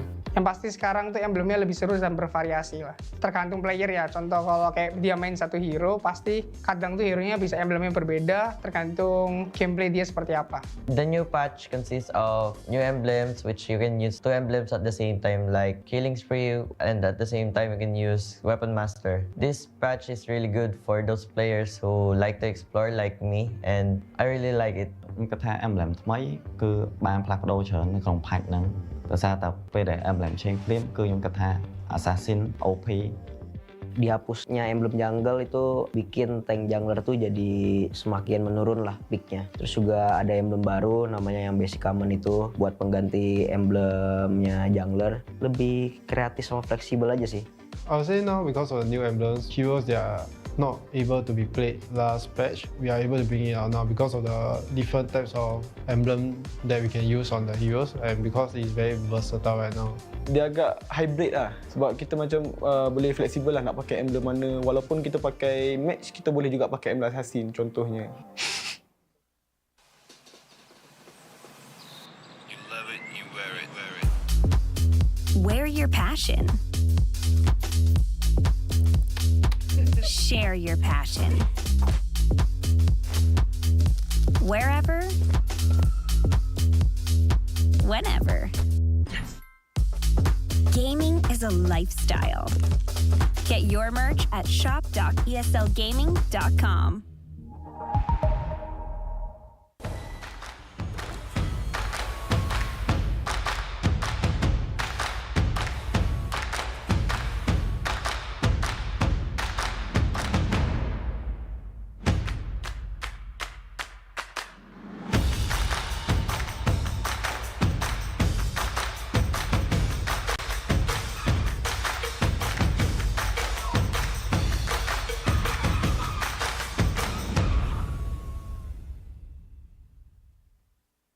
The Snapdragon Pro Series powered by Samsung Galaxy is brought to you by Snapdragon Elite Gaming, Samsung Galaxy S23 Ultra, Monster Energy, and DHL.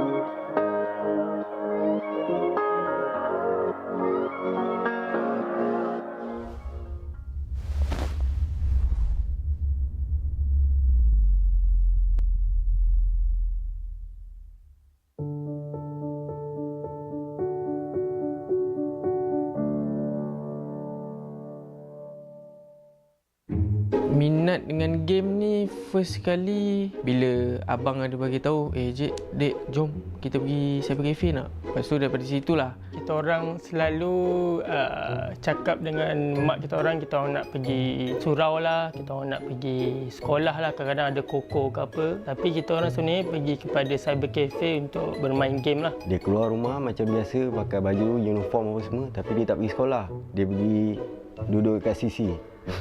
Dia ponteng lah kiranya kan. Dek, ingat tak Dek masa kecil-kecil dulu? Asyik nak pergi terawih je. Rupa-rupanya bukan pergi surau, bukan pergi masjid. Pergi main game kat sisi. Macam mana boleh kantor yang mana tu? Yang Umi pergi surau. Oh, Umi pergi surau. Cek kita tu, kita orang tak ada. Bila dah dapat tahu, sebab surat datang dekat rumah kan. Ayah balik and ayah buat apa yang patut lah. Basically rotan ke apa. Kayu dia pun ada lagi, tahu mana lah tak tahu. Bermula daripada hari itu saya slow down sikit lah. Actually ayah dia tak tahu kita orang ada laptop tau kat rumah. Bila saya dengar je bunyi motor tu dah bergerak, dah berjalan, time tu lah saya akan turun, saya akan main game sampai dia balik. Waktu tu lah saya akan macam terus shutdown PC apa semua. Macam tu lah. Try main senyap-senyap lah. Sama lah antara kita orang 3 beradik pun lalui benda yang sama.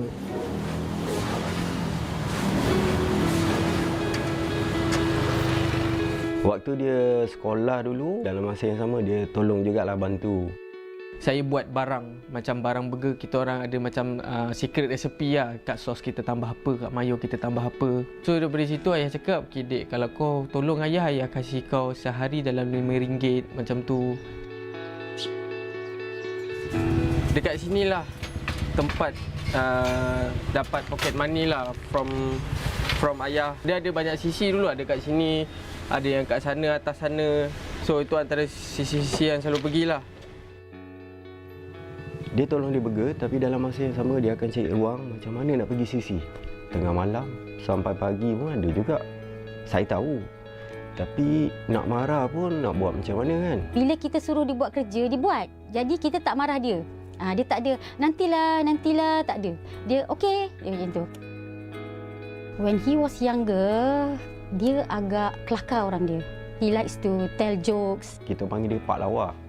Selalu buat joke sana, joke sini. Dia happy-happy macam tu lah. Dan dia lahir pun special. Apa?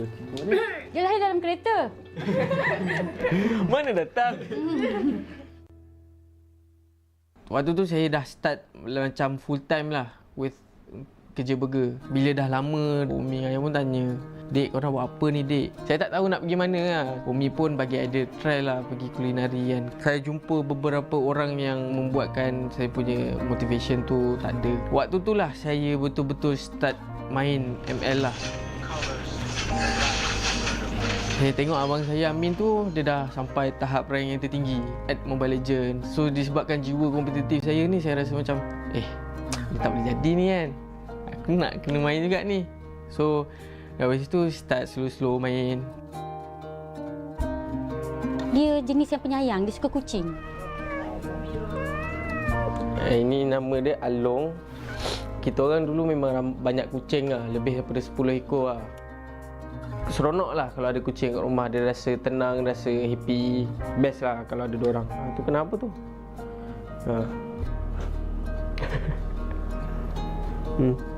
Tos.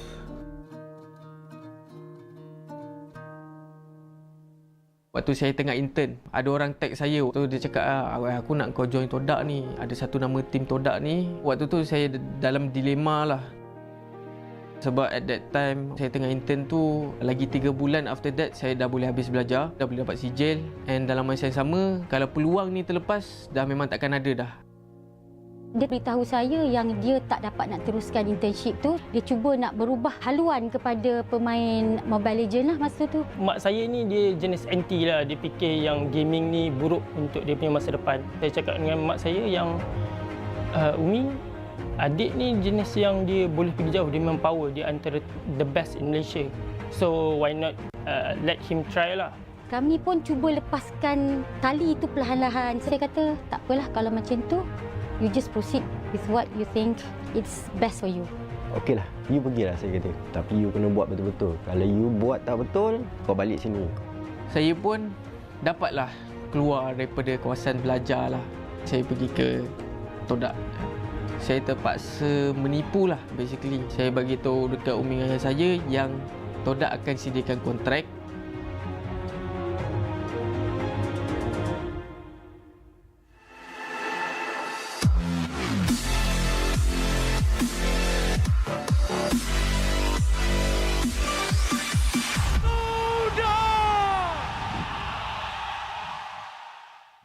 Permulaannya macam mana kita orang dapatkan kontrak is kita orang nak kena lepas that task, iaitu task kita orang kena lepas ataupun dapatkan top 3 lah untuk Todak Fest 2019. Sampailah satu tahap kita orang kalah game yang kedua. So kita confirm bubar lah. But actually benda ni Asia dia cakap dengan saya, aku still nak engkau dalam Todak. So biarlah diorang bubar pun, aku nak kau dalam Todak. Saya stay dekat gaming house, saya tak pergi mana-mana. Dengan lagi beberapa orang ni, kita orang tak ada makanan kat situ. Dia pernah telefon saya tak tahu dia tak ada duit ke apa kan. Dia kata dia nak pizza. Saya orderkan dia 2 kotak pizza. Dia makan dengan kawan dia 2 orang, large pizza. Actually pasal yang kontrak tu, saya bagi tahu diorang selepas beberapa tahun punya cerita. Saya sikit pun tak komplain apa-apa tentang that struggle that I've been through. Saya bagi tahu Ming ayah saya waktu dalam kereta, random things. So waktu tu lah saya baru cerita mana datangnya, kenapa cerita, kenapa tiba-tiba adanya suruh order pizza datang ke rumah. Yang pertama reaction is diorang shock lah dengan apa yang saya dah bagi tahu diorang, sebab diorang tak expect saya akan buat macam tu, and saya boleh sampai ke tahap yang macam tu saya boleh buat kan. Ayah dia sampai menangis. Ayah dia kata tak sangka anak dia susah, dia kata tahu. Touching sikit lah. So sedih jugalah. Saya dengan family support dia lah. Sebenarnya semua ibu bapa mahukan yang terbaik untuk anak-anak. So that is the moment that it hits me hard lah.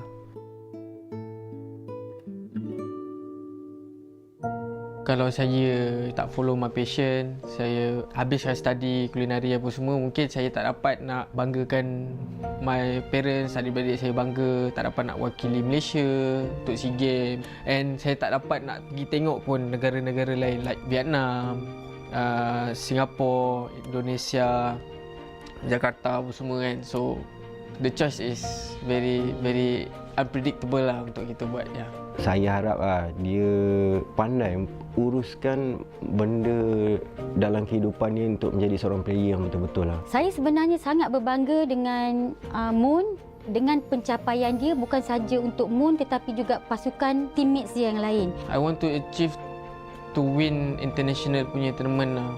For once, at least for once lah. My things is maybe I nak menang international or dapatkan top 3, top 2 lagi sekali, baru I rasa puas hati and no need to prove to anyone anymore lah. Yeah.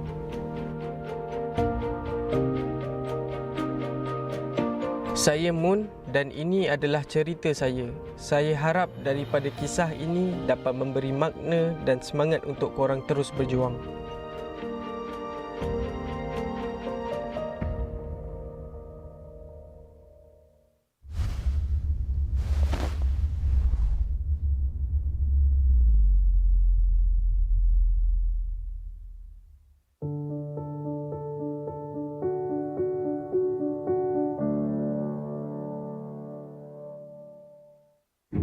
Minat dengan game ni first kali bila abang ada bagi tahu, dek jom kita pergi cyber cafe nak. Lepas tu daripada situlah kita orang selalu cakap dengan mak kita orang nak pergi surau lah, kita orang nak pergi sekolah lah, kadang-kadang ada koko ke apa. Tapi kita orang sebenarnya pergi kepada cyber cafe untuk bermain game lah. Dia keluar rumah macam biasa, pakai baju, uniform apa semua, tapi dia tak pergi sekolah. Dia pergi duduk kat sisi. Dia ponting lah kiranya kan. Dek, ingat tak dek masa kecil-kecil dulu? Asyik nak pergi terawih je. Rupa-rupanya bukan pergi surau, bukan pergi masjid, pergi main game kat sisi. Macam mana boleh kantor yang mana tu? Yang Umi pergi surau. Oh, Umi pergi surau. Cek kita orang tak ada. Bila dah dapat tahu, sebab surat datang dekat rumah kan. Ayah balik and ayah buat apa yang patut lah. Basically rotan ke apa. Kayu dia pun ada lagi, tahu mana lah tak tahu. Bermula daripada hari itu saya slow down sikit lah. Actually ayah dia tak tahu kita orang ada laptop tau kat rumah. Bila saya dengar je bunyi motor tu dah bergerak, dah berjalan, time tu lah saya akan turun, saya akan main game sampai dia balik. Waktu tu lah saya akan macam terus shutdown PC apa semua. Macam tu lah. Try main senyap-senyap lah. Sama lah antara kita orang 3 beradik pun lalui benda yang sama.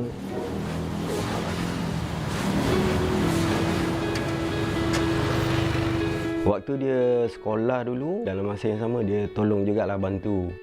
Saya buat barang, macam barang burger kita orang ada macam secret recipe lah. Kat sos kita tambah apa, kat mayo kita tambah apa. So daripada situ ayah cakap, okay dek, kalau kau tolong ayah kasih kau sehari dalam RM5 macam tu. Dekat sinilah tempat dapat pocket money lah from ayah. Dia ada banyak sisi dulu, ada kat sini, ada yang kat sana, atas sana. So itu antara sisi-sisi yang selalu pergilah. Dia tolong dia burger, tapi dalam masa yang sama dia akan cari ruang macam mana nak pergi sisi. Tengah malam sampai pagi pun ada juga. Saya tahu. Tapi nak marah pun nak buat macam mana kan? Bila kita suruh dia buat kerja, dia buat. Jadi kita tak marah dia. Dia tak ada, nantilah, tak ada. Dia okey, dia macam tu. When he was younger, dia agak kelakar orang dia. He likes to tell jokes. Kita panggil dia Pak Lawak. Selalu buat joke sana, joke sini. Dia happy-happy macam tu lah. Dan dia lahir pun special. Apa tiba ni? Dia lahir dalam kereta.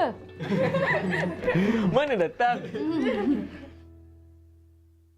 Waktu tu saya dah start macam full time lah with kerja burger. Bila dah lama, Umi ayah pun tanya, "Dek, kau nak buat apa ni, Dek?" Saya tak tahu nak pergi mana lah. Umi pun bagi idea, try lah pergi kulinari kan. Saya jumpa beberapa orang yang membuatkan saya punya motivation tu tak ada. Waktu tu lah saya betul-betul start main ML lah. Saya tengok abang saya Amin tu, dia dah sampai tahap rank yang tertinggi at Mobile Legends. So disebabkan jiwa kompetitif saya ni, saya rasa macam dia tak boleh jadi ni kan. Aku nak kena main juga ni. So dari situ start slow-slow main. Dia jenis yang penyayang, dia suka kucing. Ini nama dia Along. Kita orang dulu memang banyak kucing lah, lebih daripada 10 ekor lah. Seronok lah kalau ada kucing kat rumah, dia rasa tenang, rasa happy. Best lah kalau ada diorang. Tu kenapa tu?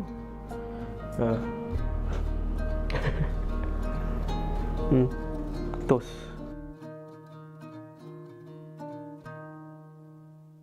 Waktu saya tengah intern, ada orang tag saya. Waktu dia cakap, aku nak kau join Todak ni. Ada satu nama tim Todak ni. Waktu tu saya dalam dilema lah.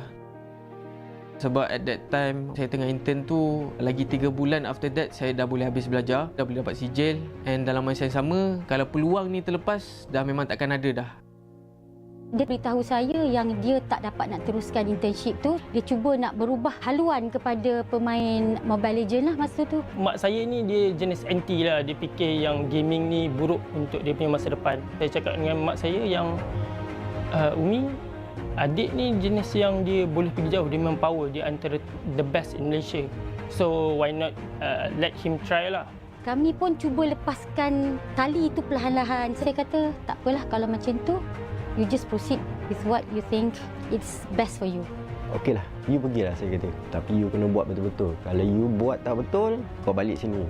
Saya pun dapatlah keluar daripada kawasan belajar lah. Saya pergi ke Todak. Saya terpaksa menipu lah basically. Saya bagi tahu dekat umi ayah saya yang Todak akan sediakan kontrak.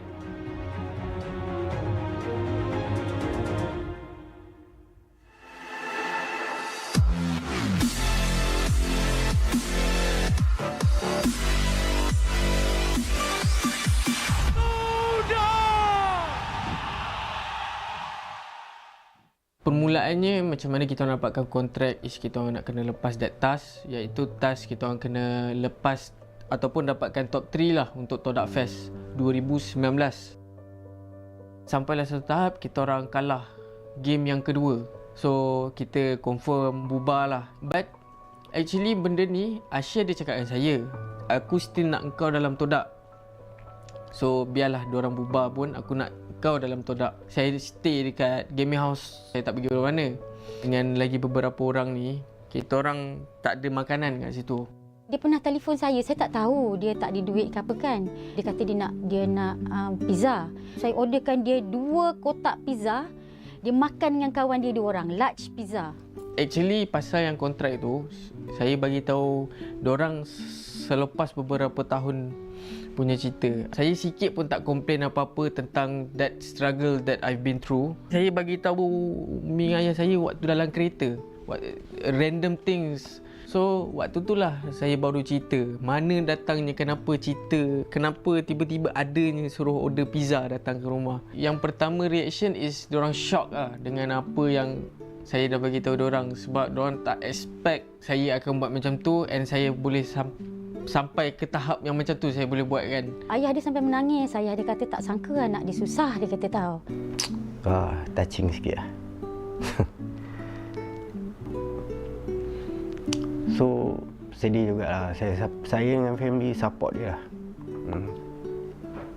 Sebenarnya semua ibu bapa mahukan yang terbaik untuk anak-anak. So that is the moment that it hits me hard lah.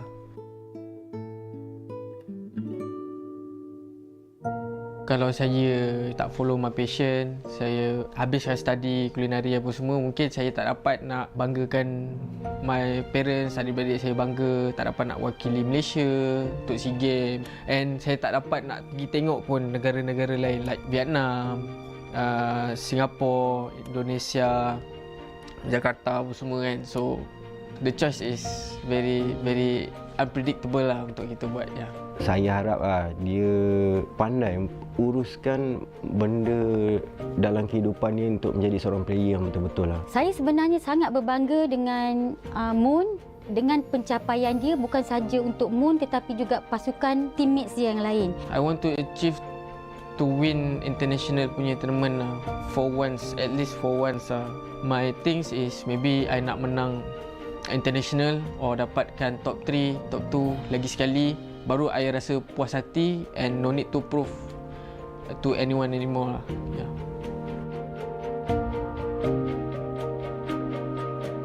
Saya Moon dan ini adalah cerita saya. Saya harap daripada kisah ini dapat memberi makna dan semangat untuk korang terus berjuang.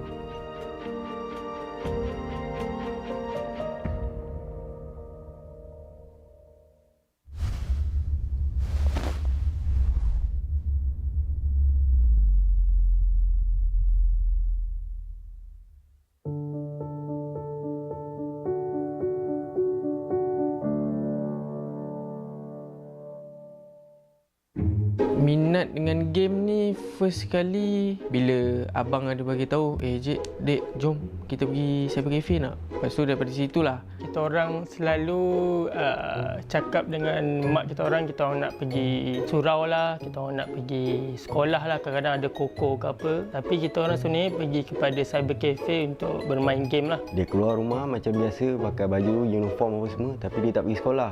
Dia pergi duduk kat sisi. Dia ponting lah kiranya kan. Dek, ingat tak Dek masa kecil-kecil dulu?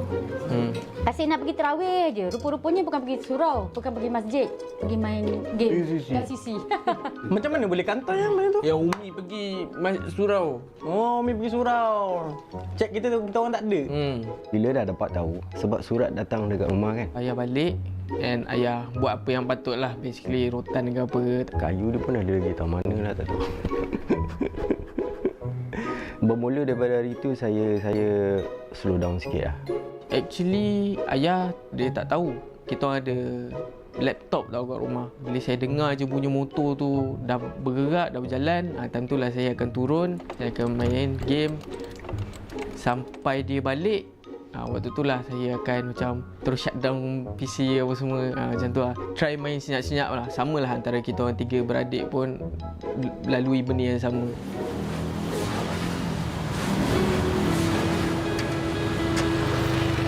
Waktu dia sekolah dulu, dalam masa yang sama dia tolong jugalah bantu.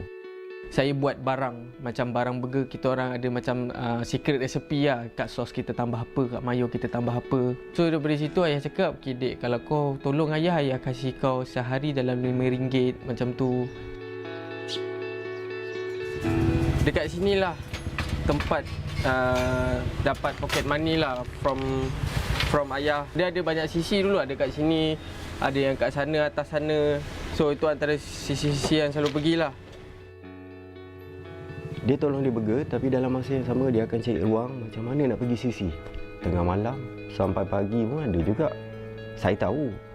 Tapi nak marah pun nak buat macam mana kan? Bila kita suruh dia buat kerja, dia buat. Jadi kita tak marah dia.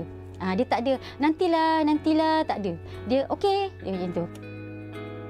When he was younger, dia agak kelakar orang dia. He likes to tell jokes. Kita panggil dia Pak Lawak. Selalu buat joke sana, joke sini. Dia happy-happy macam tu lah. Dan? Dia lahir pun special. Apa? Dia lahir dalam kereta. Mana datang? Waktu tu saya dah start macam full time lah with kerja burger. Bila dah lama, Umi ayah pun tanya, "Dek, korang buat apa ni, Dek?" Saya tak tahu nak pergi mana lah. Umi pun bagi idea try lah pergi kulinari kan. Saya jumpa beberapa orang yang membuatkan saya punya motivation tu tak ada. Waktu tu lah saya betul-betul start main ML lah. Saya tengok abang saya Amin tu, dia dah sampai tahap rank yang tertinggi at Mobile Legends. So disebabkan jiwa kompetitif saya ni, saya rasa macam dia tak boleh jadi ni kan. Aku nak kena main juga ni. So dari situ start slow-slow main. Dia jenis yang penyayang, dia suka kucing. Ini nama dia Along. Kita orang dulu memang banyak kucing lah, lebih daripada 10 ekor lah. Seronok lah kalau ada kucing kat rumah, dia rasa tenang, rasa happy. Best lah kalau ada diorang. Tu kenapa tu?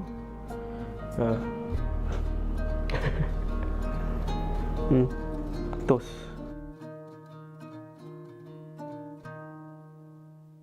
Waktu saya tengah intern, ada orang tag saya. Waktu dia cakap, aku nak kau join Todak ni. Ada satu nama tim Todak ni. Waktu tu saya dalam dilema lah.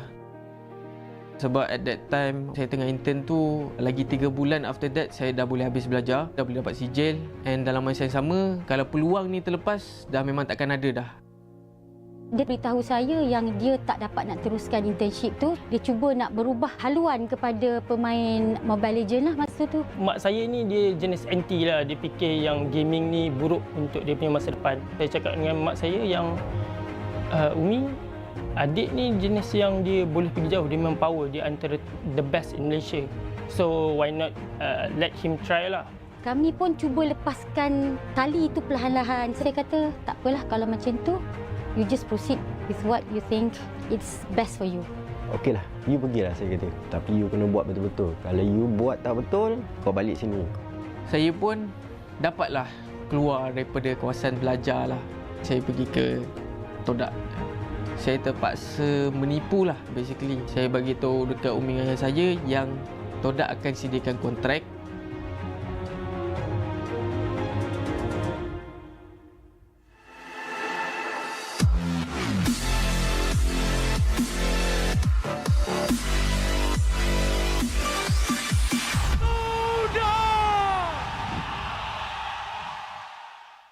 Permulaannya macam mana kita orang dapatkan kontrak is kita orang nak kena lepas that task, iaitu task kita orang kena lepas ataupun dapatkan top 3 lah untuk Todak Fest 2019.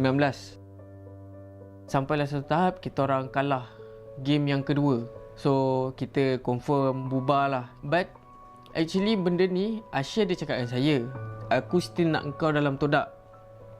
So biarlah diorang bubar pun, aku nak kau dalam Todak. Saya stay dekat gaming house. Saya tak pergi mana. Dan lagi beberapa orang ni, seorang tak ada makanan. Saya tengok telefon saya tak tahu dia tak ada.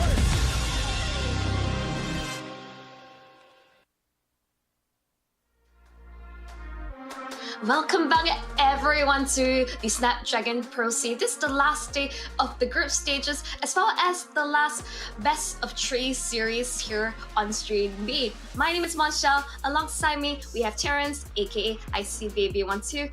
Terrence, tell me a bit of something. You love music, don't you?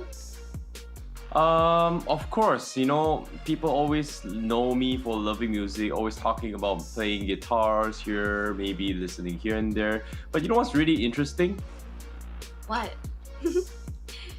I heard a very, very cool rumor is that there has been a lot of music that we have been hearing here in the Snapdragon series. And over the last few days, you might have heard all these local bands actually in Indonesia, where they actually had a contest where they can submit songs and they play it on the streams. So you can actually check out their local bands from Indonesia and listen to the full song, which is pretty sick if you think about it. I love it. It's like all about giving them the platform, and for up and coming artists, it's like personally, I love singing myself. Don't really have a band or whatsoever, can't really play the guitar, so really envious of your talent, Terrence. But of course, show your support to all these local artists, and what more that you could ask for from the Snapdragon Pro Series. Thank you so much for the opportunity for this amazing competition to showcase talent, whether it's music or sports inclined. Yep. And of course, when it comes to the deciding factor, I have some very, very concerning news. And that is, for those of you who are just tuning in, and that is Bigatron Alpha currently leading 1-0 against Evos Legend. If you're just tuning back in, Someone died, Terrence. That was the no. Don't get me wrong. You know, I'm just setting up a little bit of vibes here because I've heard a little bit of tip that a lot of the other talents from other streams, not other stream, one stream. Of course, B stream, best stream, no issues with us, no problems. We give you the best content, we give you the best commentary, everything. But I heard a lot of rumor that not just the players, A stream, there has been a few talents that has gone down. So that's about it. I don't know who, but they just fell sick. That's about it. Nothing super serious, but they're still working really hard to give you the entertainment, and I can't blame them, man. Like, we have so many long games in these past few days. B stream finished rather early. A stream, I don't know, man, 15 hours I heard. It's fine, we do it for the love of the show, man. Yes, absolutely. Shout out to them, hats off to them. Yeah, hats off to the casters, production, for staying on with us. For the audience, we appreciate all the support. Of course, it's our burning passion for esports. I mean, that's why we're here casting all these games live for all of you watching at home. And you, why are you still sitting in front of your PC at home? Come down to Jakarta for the challenge finals over the weekend. Terrence, I'm super hyped. Just watch these players duke it out, and can't wait for the taunts, the fan chants. The energy is so infectious live in Jakarta. Yep. And of course, when it comes to getting tickets, heard a little bit of rumor here that the price of the ticket, it's a pretty sweet deal, and that's 30,000 rupiah. And of course, be prepared. The main event is going to be happening in this coming weekend, so be sure to get your tickets before it's all gone, because Monaco premier tickets all gone, sold out, less than a month, less a week. It's crazy. It's really crazy. But now, Bigatron versus Evos Legends, it's interesting to see that there has been a lot of changes, in particular into 2014. I think one of the biggest highlights as well, besides Todak as well, is gotta be Evos Legends, right? RQ Evos Legends, they have had a lot of roster change here in between here. They haven't exactly figured out what's worked and what's not yet. And hopefully, obviously, for the quality of the game, they do want to be the champions of the world. That's going to be the objective thus far. And fortunately for them, they have had a running here before this, which is MSC, where we had Onic ID taking the throne. Finally, a win for Indonesia. So that's something that I look forward to. Is a Malaysian team gonna take one? Not exactly sure. Hopefully one day. We have not gotten one yet. Super proud. Super proud of Yoodo Giants right now. We didn't expect them to get this far ever since we last saw them. This is a really new roster. coming in with Super and Pancake, just creating waves across in this competition. But of course, back to the topic, and Terrence, you've been around a lot longer than I have. I mean, you casted M1. Oh, wow. That was a very, very long time ago. But yes, I do recall it. It was a pretty fun time. The vibes are pretty crazy. When Evos Legends won the championship, I got to see a little bit of a body part coming from Donkey. So that was something that I did not expect at all. But of course, now to keep you guys updated throughout the games that has happened thus far, Group A pretty much, we've got our top 3. Only top 3 teams will be advancing into the main event. So I guess from Group A, RGPH, Echo, as well as Yoodo Red Giants, they qualify. This is just wow. I can't imagine like right now how the Yoodo Red Giants are feeling. Securing top 3 is just massive, considering like we're expecting Burnex Flash to be within top 3. Unfortunately, they haven't had the best time since yesterday, and to be expected, RGPH and Echo on the top of the standings. Like, the Filipino pride is there. Of course, really formidable foes. And inside the Group B, I think it's just really tight competition with Onic, AP Brand, as well as Bigatron Alpha on top of the standings. Yeah, agreed. But of course, now we had a 30-minute break here for prayer breaks, and we welcome all of you guys back to witness the brilliant moment now, because we are heading in towards game number 2 here. And of course, to give you guys a little bit recap on how things went down as well, Bigatron, they were able to completely dominate the first game on towards Evos Legends with a very, very one-sided victory as well, and also a very unique draft coming from Evos Legends. Here, I know you're like having some mixed feelings for the bid. I swear, this is actually not a terrible pick, but they need to play around brands. Like I don't know how many times, like Mirko has highlighted as well, that you have to play around brands. If you're Evos Legends, if you're your main win condition, he will be able to like really keep his team in his competition. Like Bigatron, they just got it all figured out. Yeah, and in this case, hopefully they will be able to do so, because that's something that they need to kind of actually solve as well, because hopefully, maybe not for this time, it is still a great time to actually gather some experience to figure out what went wrong, what is going to be possible. But of course, testing drafts is going to be something that is very unique. Evos, I just did showcase a little bit here. Bane gold lane, it didn't exactly work out. Todak, however, had a very similar run. No marksman composition, very, very greedy. I would say, no, not greedy, ambitious. Let me correct that. Ambitious of them. Toda had a little bit of better performance for mages yesterday, but sometimes it's meant to be. There's a reason why teams has switched up their, kind of fixed up their roles, and you just gotta stick with it. And there are only a handful of heroes that are just so good in their specific roles. They need to be in this role in order to carry the game, snowball the game, yada yada. Marksman, I think out of 1,000 games, probably less than 100 are a game without a marksman and you actually win.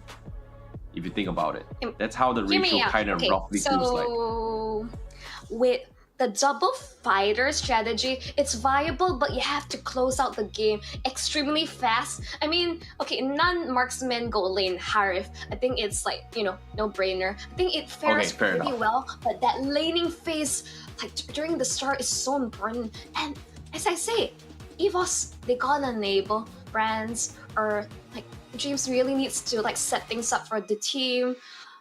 It's really difficult. Like, they need to provide these players the right tools to make stuff happen across the map. But of course, we're jumping in towards the drafting phase of game 2. Some stitches, I can help. Yep. Now, coming into this game number 2 here, this time Evos Legends, they finally, I don't know if they're gonna get a marksman or not, but Bigatron, they start things off with the Melissa as a first pick here. And seeing the Melissa means that they are gonna try and test out whether or not they're gonna be winning on the early game here. So Evos are they have no choice. Not really no choice. They only have a limited amount of heroes that can actually deal with it in terms of goalie matchup. So one of them gonna be Beatrix. I think Moskov is pretty okay-ish. Clint isn't too bad as well. Brody not necessarily the greatest against Melissa, which is a little bit ironic, considering that Brody bullies out most goal laners right from the early lane stages. Brody doesn't have the best win rate as of yet. I'm not sure if he even have won any series or matches at this point. I could be wrong, but Melissa just a really tough lane opponent off the bat. See how BTR just heavily focus on towards that goal lane priority. On Evos Legends, they pick up the Akai as well as Youth. Overall, this is like really good combination. I do wonder if it's Akai jungle or if it's going towards the hands of Dreams or even Fluffy can play it. Yeah, but no, in this case, I know flexibility is going to be key, but considering that Angela is sneaked off, they actually gave the Angeling True. So, Angeling going to be picked up coming in from the Bigger Troopers. Bigatron Alpha. Sorry, Bigger Troopers is the guy's watching. Oops, my bad. But we at the same time see the Fanny being picked up as well from Evos. Okay, so this is going to be a roaming Akai. Okay. Other than the Angela link, we're gonna see like full-on blown mechanics, like assassin versus assassin, like things out of I would say isekai anime or that kind of stuff. But overall, I like the adjustments coming in from Evos. And they're really quick to ban out Ruby, which is one of the main counters for Fanny. So I think good adjustments. They have very clear win conditions. Fanny has, she really either has to like snowball from start and just keep like farming up those kills, or she just falls off in terms of relevancy. Yeah. Now, when it comes to, that's the thing, right? Because of the emblem changes now, people have adapted in a way where they can actually force tenacity into their sub-emblem builds, which gives them a little bit of sustainability to deal with the initial burst. And oftentimes, alongside with the Steel Lake leggings, like a very early value buy now, it is good enough to actually sustain through multiple bursts. It forces the Fanny to use multiple cables, sometimes in a very, very awkward positions. So it makes the hero a little bit weaker now, and makes so much sense why teams kind of strayed away from the hero now. But I want to see whether or not Nee is going to be able to outmatch this, because as of now, Angela pretty much secures the lane for the Link. We did see a lot of Hilda bans when they go up against the Angeling, but in this case, having the Akai means that what is going on here? Is this an XP Akai? I mean, it's definitely possible. Fluffy could play. I think Akai is one of those heroes that's super flexible. Really hard to win against him in terms of the laning phase. So I think going 50-50 against Arizo, I think Evos will take their chances.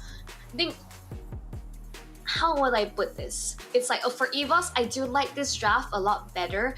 And the fact that they're leaving brands for last, I wonder if they have a different strategy coming into this. But I think it's just really smart.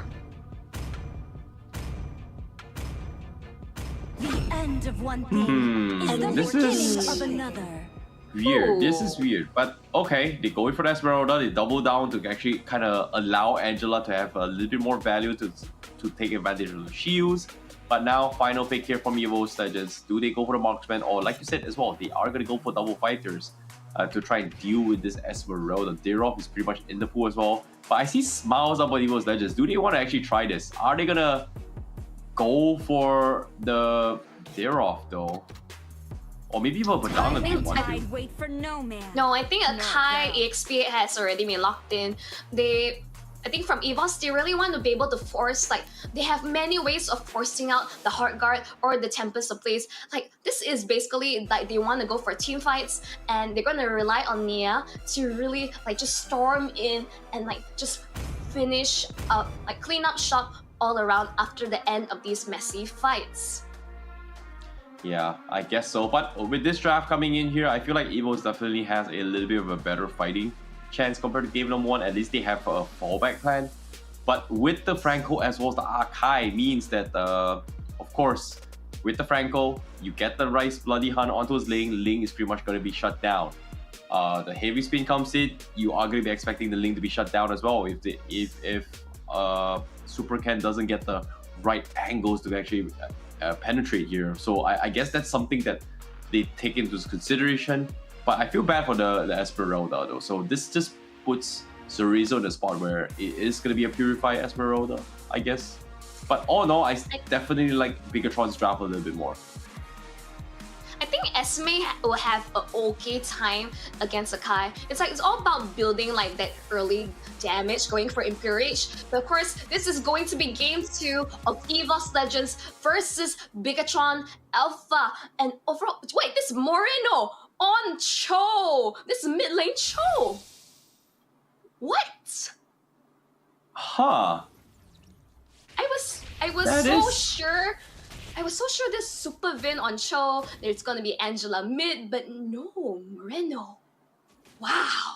Oh, okay. You know, technically, I think it's very, very doable, right? Like, you know, if you're talking about magic damage, yes. You know, if you just put Angela as a mid, there's not enough magical damage. So they somewhat harmonize with the fact that they do have Esmeralda with magical damage. So I think it's very workable, but is it enough? So I guess this is going to be, I would say, a chemistry test, or in this case, experimentation coming in from BTR to see that is this viable enough, considering that Evos Legends is in this predicament. But look at this, aggression coming from Super Ken. It's going to be in an awkward position, but he's going to be fine. The hook comes in, doesn't connect. They're going for the retry battle, and they won't be able to secure it for himself. So Nia is going to be A-okay, but Super Vin, look at this.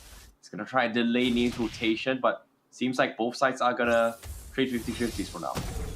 It's all about that river control at the early stages. It's like about, because Moreno and Super Vin, Dreams not landing on towards anyone.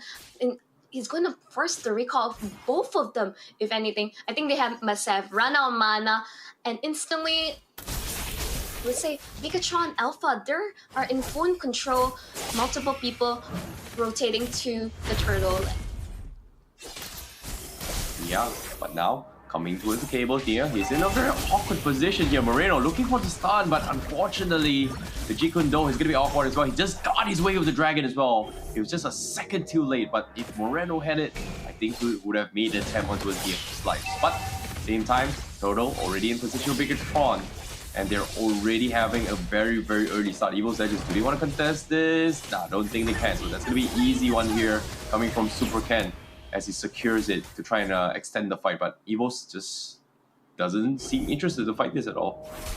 And they're in no position to fight whatsoever. Moreno, I think what he wants to do is to save the way of the dragon to ensure that no one is going to mess with Super Ken's farm. Let's not forget, he's still really vulnerable on this lane. Like, yes, he has Heart Guard and he has Moreno like protecting his back, but still, you don't want to force these valuable ults. Ooh, Flicker, not going to land second, force out the go away, but he's going to be alright. 4 members rotating up, just trying to get Sakun. I feel bad. Like, Fluffy, he had the right idea. He actually went for the arrival, which was very interesting. But, you know, as soon as he forced out the go away here, it means this is goal time for them to chip away to go plating here. But Evos, they're going for the bloody hard here. Moreno taking a little bit of damage. He's looking for the flicker wave of the dragon. Doesn't have the range to extend his fight, but now they force out major spells and they are going to trade a body for this. Super Ken, they take out Fluffy. Do they want to go for more? Dreams goes for the hook. Doesn't connect, but that will be the disengage from both sides. Okay, really messy stuff, but Zorizo already taken fairly low. Does he really want to stay in this? Yes, Esme, you're really tanky. I don't think you should force the issue. Yeah, this is tough. This is very tough right here. Interesting strategies here coming from those Legends with Arrival though. But at the same time, Fluffy, you know, he tried to make it work, but let's look the emblems real quick here. He's got the pull yourself together. He's got cooldowns available, so he's looking to try and get that heavy speed uptime as high as possible, like as much as possible to be available. So that's something that I think they are going to be looking in that direction. But for Esmeralda, nothing super crazy yet though. So they are just doing stand-up plays, zoning here and there. But a turtle contest, you know, it's going to be very, very important for both sides. My question in my head was thinking, what would be better for Fanny? Lethal Injection or Killing Spree? In this case, it's like, maybe it's more worth to ensure that you can get that final blow. Fluffy is here, on the arrival, he's chasing down Saken, but is he out of position? Heavy spin forced out, I think he should be alright. Ooh. Oh boy, now here comes, they do find off super win. That's got a very, very big target as well. Fluffy got a two-man locker here, he was able to disengage. Fortunate for them, they are able to interject with Nate. But as of now, Bigatron, it seems like their place right now is just not working out. They might actually lose out a lot of this control now. And Evos Legends, they have it to actually contest the turtle now. Do they want to go for it? They're calling in Nate from the bottom side. Super Camp already making his way, shows himself as well. He's got the buff. Is he going to go for the steal? And yes, he does. Goes for the retribution as well. For Reno, goes in for the kick in the wrong angle. And they're trying to trade off a kill, but Super Ken can't seem to find the right target. So that's going to be a very successful steal coming from Evos Legends. Oh, but the hook lands onto Azurizo, but it's only Esmeralda. He would just be able to heal up. Okay, I assume. I guess we didn't want the first Bloody Hand. I don't think they were expecting to land the hook. Yeah, I guess. But Brand's now having a very, very early start as well. Having the Blade of Despair means that he's going to dish out a lot of damage. Well, Near does have the Blade of Tap the Seas to actually allow the fights here. But let's go to the instant replay on how things went down. As you can see, you know, it was just a little bit awkward with the fight. Burrito started a very awkward angle, but it was just not favorable for Bigatron in that scenario at all. But look at this, what's going on? Super Cat just diving back lines, gets a kill. He needs to get out. Oh, a rival being used as well, but they go to hard gun coming in. But now Super Cat, he's pumped his way through. But at the same time, Vin could not keep him alive, and that's gonna be a 2-for-1 exchange coming for Evos Legends here. Yeah, that was just buy one, get one free. Like, kicking the kicks in. Moreno will trade his life in return just to secure the kill on towards Rams. But that's gonna be a double kill feeding towards this Beatrix. We even lost Saken up top as well, and Moreno actually tried to trade Brand. So this is actually not favoring Breakatron Alpha as well. And despite all these kills that is going on, Evos Legends somehow still have the play here. But Dreams goes for a Bloody Heart, blind into the bush. He knew he was going to be there, instantly gets him down, takes the purple buff away. And my oh my, this is a newly improved Evos Legends, and they're finally back in action now.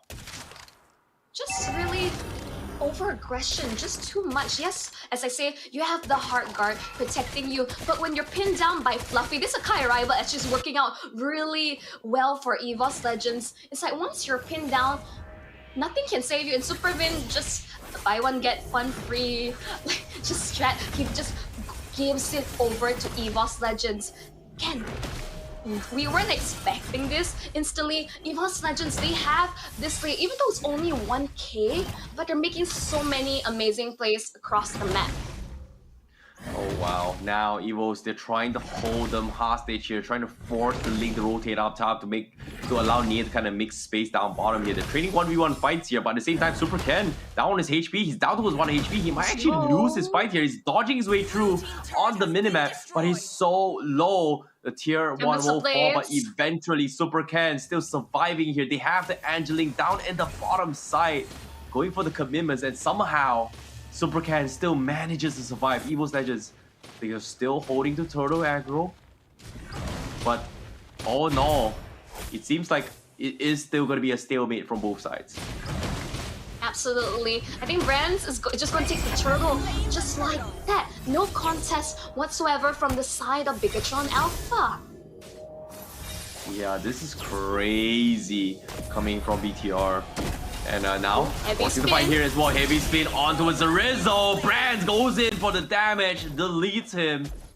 And that is going to be even more space here as Evos finally bounces back as they try to chip into tier 1 down middle here. They have the courses, they have the snipes. BTR just doesn't have what it takes to actually defend. But here comes the Cake Fluffy. Will be taken down, but he's got the immortality. Can he get out? No, he cannot. Imperial will taking away. Super Ken will trade Fluffy back, but now the Angeling is going to be available as well. He tries to play around with his swords, but Evo still wants to go continue this assault down mid though. Again, these are really favorable trades for Evos Legends. I think they keep all this pressure with this Fanny. Jumps in. He able to get out just barely. Oh, Super Ken just finishing up the job down on bottom side, laying patiently. The Hunter gets his prize. Yeah, this is very annoying here, but Ken finally gets his revenge despite the early skirmish down bottom. But let's take a look at the items here. Seems like, you know, he's got his 2 major item power spikes as well. I'm not sure if he's going for the corrosion side, but once he gets that, that's going to be a big one. But hold that thought for now. The hook comes in. Moreno gets hooked up, and now the double ults coming in to commit to punish Moreno. 1-5-1. Absolutely nothing he can do about this. And Evos Legends once again getting even more room to actually punish this here as Brands looking going for the contest here. But here comes the hook again from Dreams. They take Saken. And that is huge as Bigatron Alpha and no more force to work with as well. Tempest Blaze comes in. Can he steal it away? But no, he loses the purple buff. And Nay does a little bit better. And now another hook by Dreams. Evos Legend rise up from the ashes, roaring mighty as the Tigers pounce back against the robots. Yep. Absolutely, the White Tigers are definitely roaring right now. They're just going for these objective gameplays and securing the lore with no contest whatsoever. This is crazy. This should not be happening. But Bigatron are just getting completely shut down by the Franco hook. We talk about one good hook that turns the game around. In this case, every time Dreams hook is gonna swing in favor of Evos Legends at this stage here. But Bigatron, they need to find out a way to bounce back and play around this here because their win condition right now is to fall back onto Saken. But currently Saken is not having a good time at all. It's 0-2-3. He's level 11. He's so far behind in terms of net worth. Whereas compared to Brands, who's already 2 levels ahead of him. Yep. Unfortunately, their only forced engagement. Oh, Tempest Blaze forced out Super Ken, forced to run, but he has no purple. Oh my god. Oh my god, Nay. Ladies and gentlemen, that's how you should play Fanny. Moving forward. He's got so much damage as well. The little nation just giving so much value. The retribution on top of it all to chip away. But hook, Dreams! How do you even hook that angle here? Zarizo instantly deleted. Angela gonna be next to fall. Sake is trying to hold on and try to pick off a trade here. But at the same time, Brands flickers forward, gets a kill. Nothing they can do. That's gonna be a wipeout coming in from Bigatron Alpha as Evos Legends turns game 2 around. And they might potentially take a game, but the hook from Dreams! Dreams, Dreams, Dreams! What a game! Evos Legends ties the series in this best of 3. Drags it into game number 3. You can see the smiles coming in. Complete outplay. This draft coming in from Evos Legends worked miracles against Angelique. Dreams, as you say, made of absolute stuff of Dreams, but we would say his presence has become the absolute nightmare for the side of the Red Robots. Like, you just give Dreams these heroes, like he keeps landing hook after hook after hook. Like, the amount of setup, just forcing out Tempest of Blades or the Heart Guard, and even like Superman, he's caught in a really sticky situation. He can jump in, but he's going to get bursted down alongside with his teammate if he's unable to get the healing upkeep. And in the end, Evos Legends tie up the series. What a showing. Yeah, it's crazy considering how Dreams was just pulling some really insane plays, like flickering into a blind bush, getting a free bloody hunt, getting some really sick hooks thus far. Bigatron just had no answer to this because like based on this draft, technically I kind of like Bigatron's draft a little, considering that Evos, like I didn't know how this archive was going to be played here, but having this arrival kind of puts him in a spot where they can kind of zone out and mirror this link. So eventually, it just didn't work out. But I feel like there's the draft scheme from Bigatron wasn't the issue. Execution was the issue. In this case, Moreno's Cho didn't come over line. So just straight up, it just didn't come over line. I'm sorry to say. Yeah, just no catch potential whatsoever. Like that first kill, like I feel like kind of always sets the tempo for Bigatron. And afterwards, it's like really uncharacteristic, over-aggressive plays. Ling diving to get the Fanny, but instantly we saw the arrival pulsing, and Fluffy just swings in, pins him down. Even the hard guard can't save him. Yeah, that's the thing, right? Like, you know, I like that the archive was great here to deal with Angelia and Ling as well, which is something that I think a lot of teams has kind of forgotten the weaknesses of Ling. But what was crazy was that, you know, we know Ling is always going to be prioritized the purple buff. Like, there's only one way you are going to be taking the purple buff, which is pretty much hiding inside that bush, right? And that bush pretty much says that, oh, if the purple buff's not there, we've seen the timer, the only logical other place is going to be that bush. And, you know, for the Franco Dreams to actually go in for the blind flicker and stopping the momentum, especially stopping Super Ken from going super out of control, was pretty much a win condition for Evo. So I would say the drafts wasn't an issue for Bigatron, but priority targeting was a very, very big issue. So that was something that Evos, you know, just did it a little bit better in terms of execution. So nicely done for game number 2. I like this. Pretty standard plays, but even though Arkai XP going arrival was something I did not expect, but Evos Legends played a very good game. I was very surprised by this. I mean, we definitely seen this Akai arrival before in MPL ID. It was an Aura Fire special, and Fluffy really played it to the T. Feels very nostalgic, if you put it that way. Nostalgic. Of course, no, I'm looking forward to see the adaptations here, because there has been integrations of teams trying to deal with the quote-unquote meta, which is Angeling right now, which is terrorizing the entire competitions. You know, we've seen mirror matchups, we've seen zoning matchups, we've seen I would say burst matchups as well. But this is by far a very, very unique way of dealing with it, which is forcing Fluffy to rotate and arrive on the right time to set up the play. So I would say this is a very good showing of how sometimes it's not just the traditional battle spells that can work. Arrival kind of works too as well. No, I mean, like, this amount of customization just based on playstyle and what Evos Legends wants to achieve, I think it's just really, like, just really smart Mobile Legends gameplay.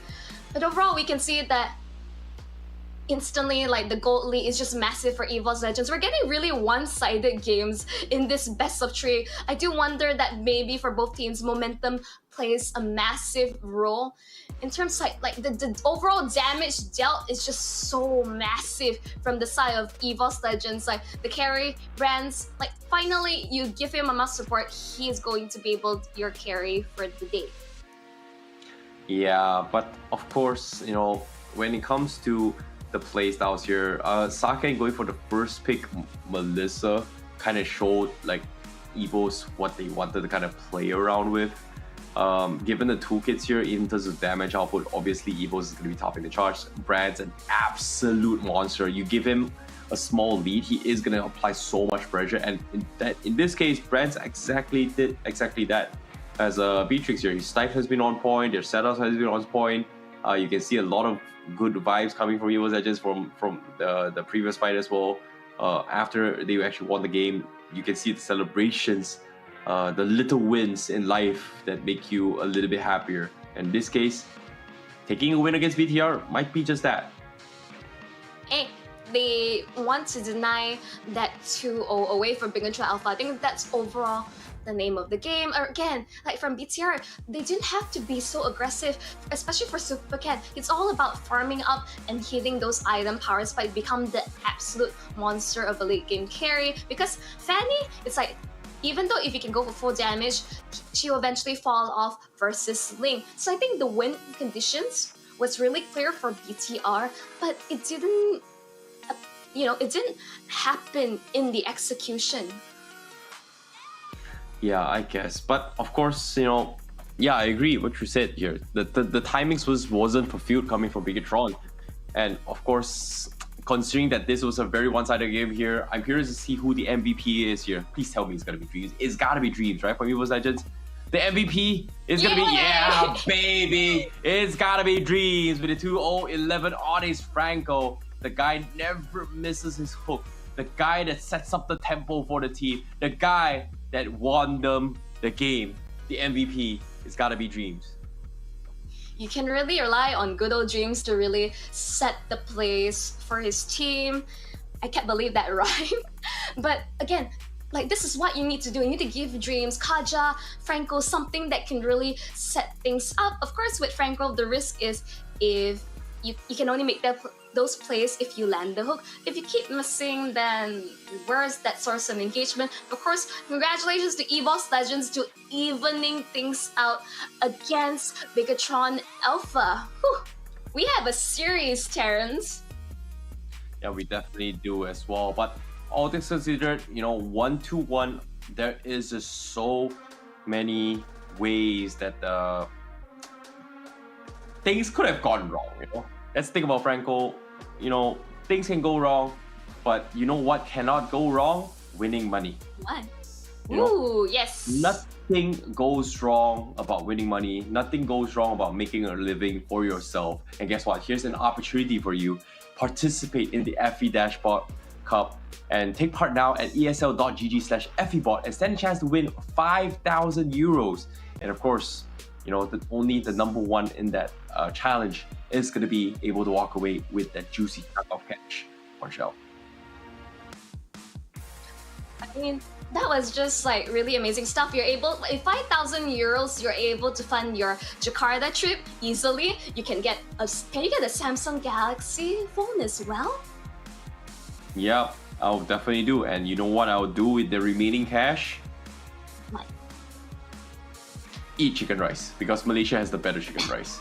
But of course, at the same time, when it comes to, playing this tempo of gameplay, I like the fact that there is just so many different varieties and compositions now in this current patch where you can kind of fix your play styles, choose your poison, choose your weapons to actually win this game. And for me, Angeling was something that I think was very unique in particular. Like when SPS first came out, especially in this season, the first day I had a couple questions here. Why Angela Link? Like, oh, they say it's meta, it's this and that. So far, a lot of teams are trying it out, but I'm still not convinced because of the fact that it takes so much to enable an Angela Link. It feels like you're just putting all your eggs in a basket, and once this lane falls off in the early stage of the game or doesn't get the necessary farm or purple buff, the comeback mechanics is so difficult. But if you can mirror it, you can find a way to do it, you can make space for your team, then that is also a possibility there. I mean, hyper carry junglers, it's high risk, high reward. You give a take, you have to have your team play around it so you can actually see it pay dividends. And in this case, they did not play that. I think Super Ken, he should be focusing on farming across the map. You have to ensure that he's able to farm as safely as possible. By right with Cho and Angela, that mid lane control is really there, so the lane shouldn't be too bothered. But I think really smart decision making coming out from Evos Legends. I love a Kai arrival. I think people think it's just super cheesy, but surprisingly effective against Angela Ling. Yeah, that's crazy considering that that should have been happening. But that's the thing, right? Like, all things considered, I think Bigatron has shown themselves that they are still at a stage where they are trying to discover new things. But Evos Legends, they've shown themselves that it's not over yet for them. You know, they still have what it takes to be one of the best teams in the world. They are very, very unique. They're very, very creative. Even though they didn't exactly do too well to qualify, but they're still here to showcase that they are still trying their best to, you know, play the best Mobile Legends bang in their life. And that's something that I think a lot of teams or people fail to understand, that sometimes it's not just about losing, it's about taking the lessons in life to be a little bit better. But in case you're wondering how is happening here, this is the current scoreboards on how the other teams are doing here from the other streams. Yeah, instantly you can see from Group A, the top three, it's RSG, PH, Echo, and Yoodo Red Giants. In Group B, it's going to be Onic, AP Brand, as well as Bigatron Alpha. Well, that pretty much secures the top three for that. But that's the thing, right? It's not over until it's over, because Aura Fire is still pretty close to actually take them down. So that's something that can be taken into consideration here. But I don't know, maybe Aura Fire doesn't have enough points here. Of course, Onic topping the shots here. They got actually 4 out of 4. I would say 4 wins, 1 loss. That pretty much gets them the #1 spot, alongside with Echo as well.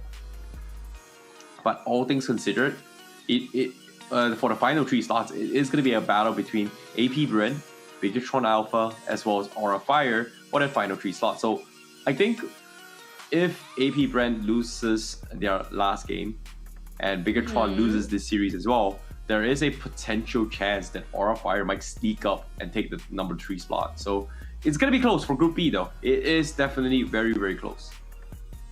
Absolutely. I mean, it's like time is of the essence, and every team got the scrap, whatever points they can get. Every match, every game is their last potentially, because who doesn't want that coveted top 6 spot to play live in Jakarta for the viewers?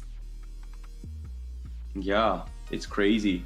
Who doesn't want to, right? Like, if Evos Legends takes this game, I don't think they would be able to qualify anymore, because it all comes down to whether or not the rest of the top side is going to be able to come alive. So in this case, is Evos Legends gonna make an upset here by dethroning, or in this case, taking the win away from Bigatron and allowing Aura Fire that opportunity to go up? So as of now, you know, Group A seeding pretty much already secured in terms of their playoffs, right? RSG, PH, Echo, and Yoodo Red Giants guaranteed for Group A. Group B, we're still discovering. The only team from Group B is Onic ID that kind of takes that stand. So in this final game between Evos Legends and Bigatron, it is a very, very important one for Bigatron. Not necessarily for Evos, but they did take a game,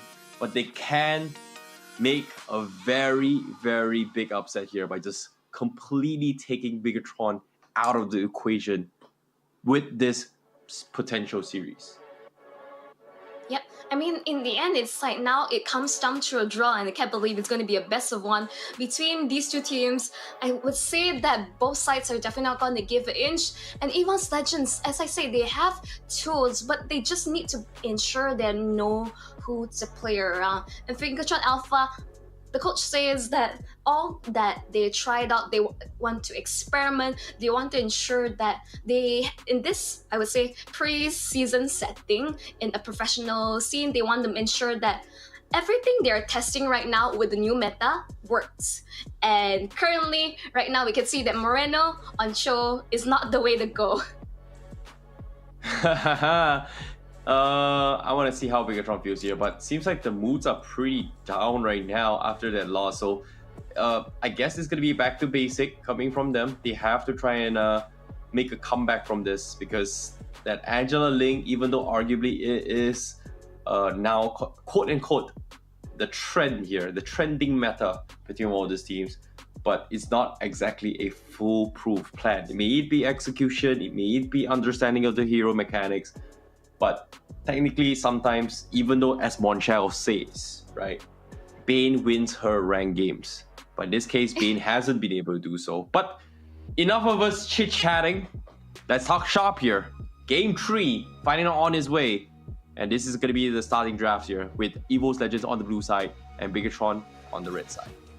Let's just get into it. So I want to get down and dirty with these teams.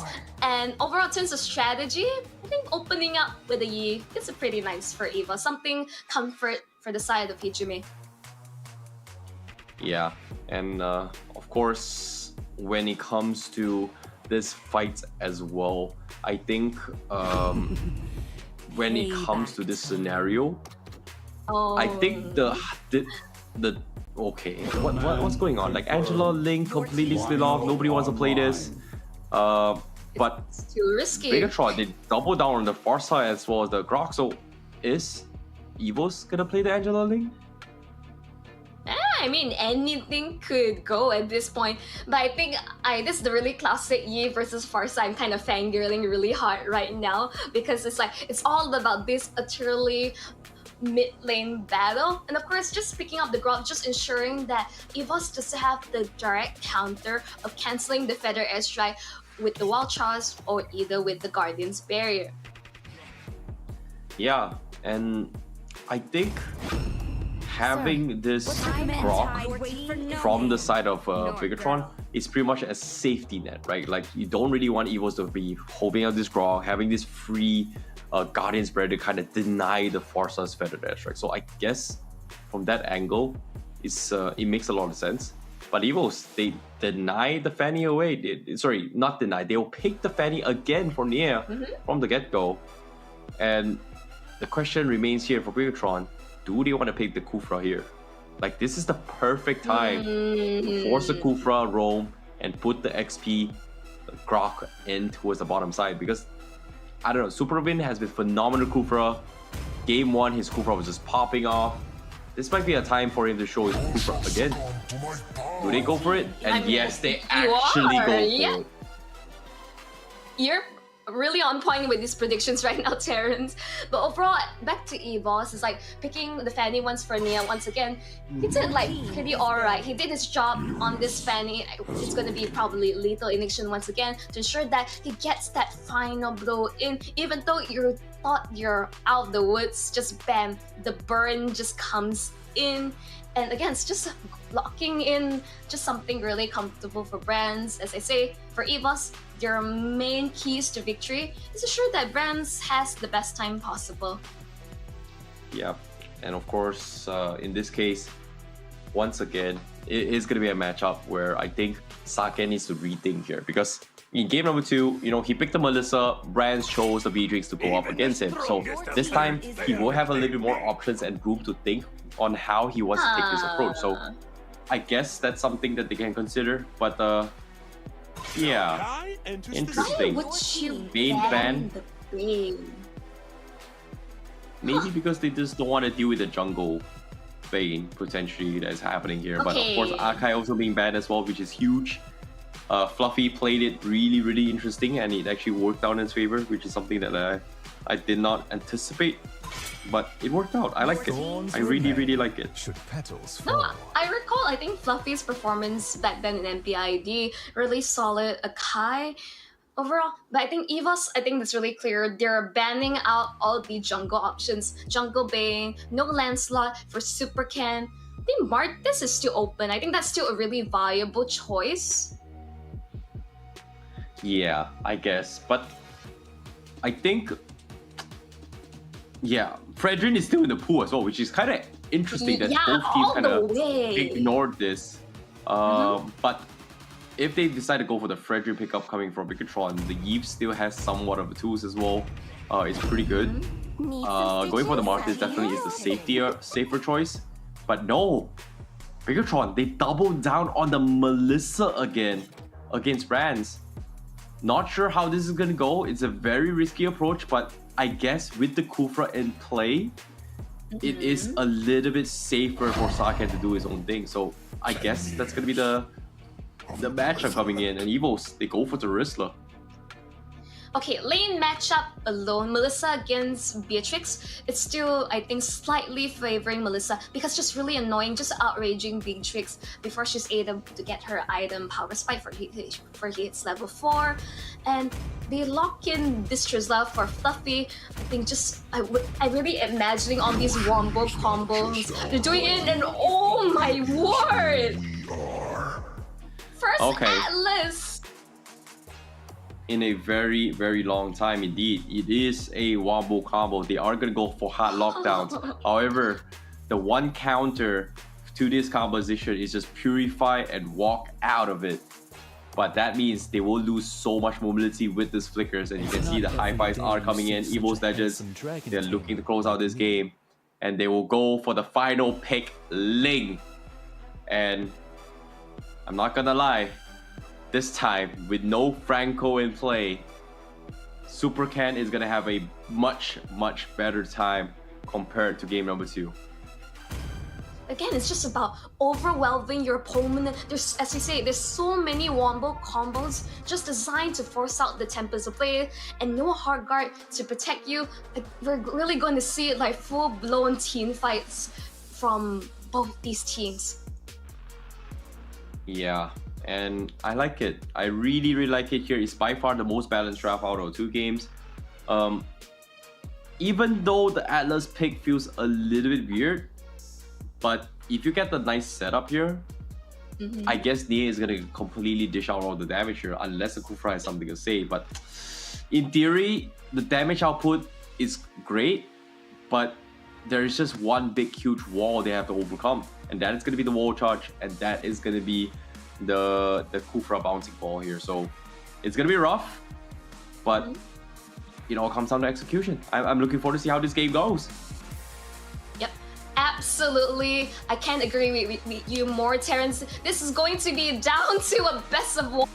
Evos Legends versus Bigatron Alpha.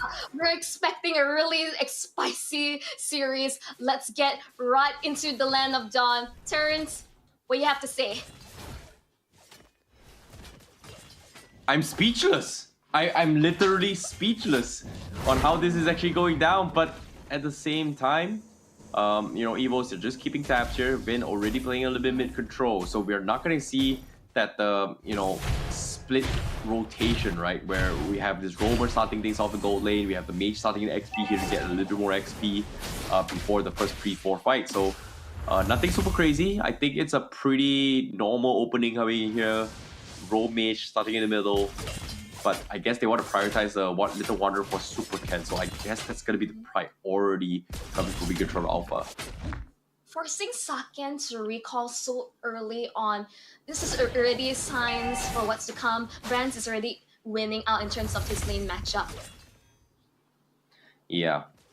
And yeah, nothing super crazy. They're playing a little bit more disciplined now, but Zorizo, wow. Going for the rapid boots. That means he is looking to try and out-rotate Fluffy, which is a good sign. Considering that, Terisla, he does have the damage, but not necessarily the highest mobility here when it comes to rotating between lanes.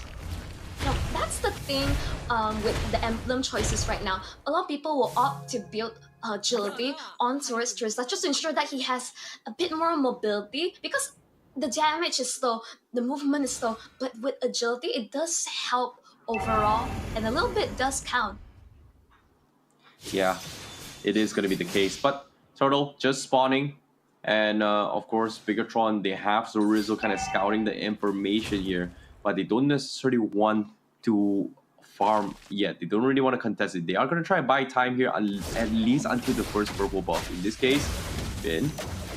They're doing a little bit of a damage check coming in. Fluffy gets a couple of dish through as well. Moreno not connecting his skills, but Ijume looking to try and secure the turtle in their favor. Zorizo tried to go for the reset, but it's not happening. It's all the little micro details. But as of yet, Nye still focusing on the orange buff, while Super can just finish off his purple buff instead. No, I mean, here's the thing. Both sides not really quite taking the turtle yet. Both junglers just wanting to finish their creep rotation. But ooh, Panther zone onto it, Super Vin. Oh boy, Super Vin. He uses bouncing ball to block the damage, but little did he know, no bouncing ball means free reign for Ney, and that's gonna be another kill in the hand. Sorry, 2 kills in the hands of Evos Legends. And now Supercat, he's still gonna force the issue. They've used out major ultimates here. Ney doesn't have the energy cables to actually extend this fight, so this is gonna be potentially a free one. Fluffy, he's gonna chip away at Supercat's HP. Forces an early Tempest Blade. He gets it done. Now he needs to get out, but Supercat now he's dodging his way through. He's got the turtle shield, keeping him alive, and he actually escapes with 1 HP. What a clutch coming from Supercat. I mean, you can really rely on Super Ken. Like, from Evos Legends like Dreams, like I'm so excited. It's like we haven't really get to see Atlas in play instantly, like really setting things up for Evos Legends getting 2 kills off the bat of it. But overall, really good for the Super Ken securing the turtle. At least there's still some trades, but Evos Legends with a slight goal lead. Yeah, and now speaking on the games thus far, it seems like the shift here from the side of Evos Legends to decide to get a little bit more aggressive now, especially when having brands coming down middle.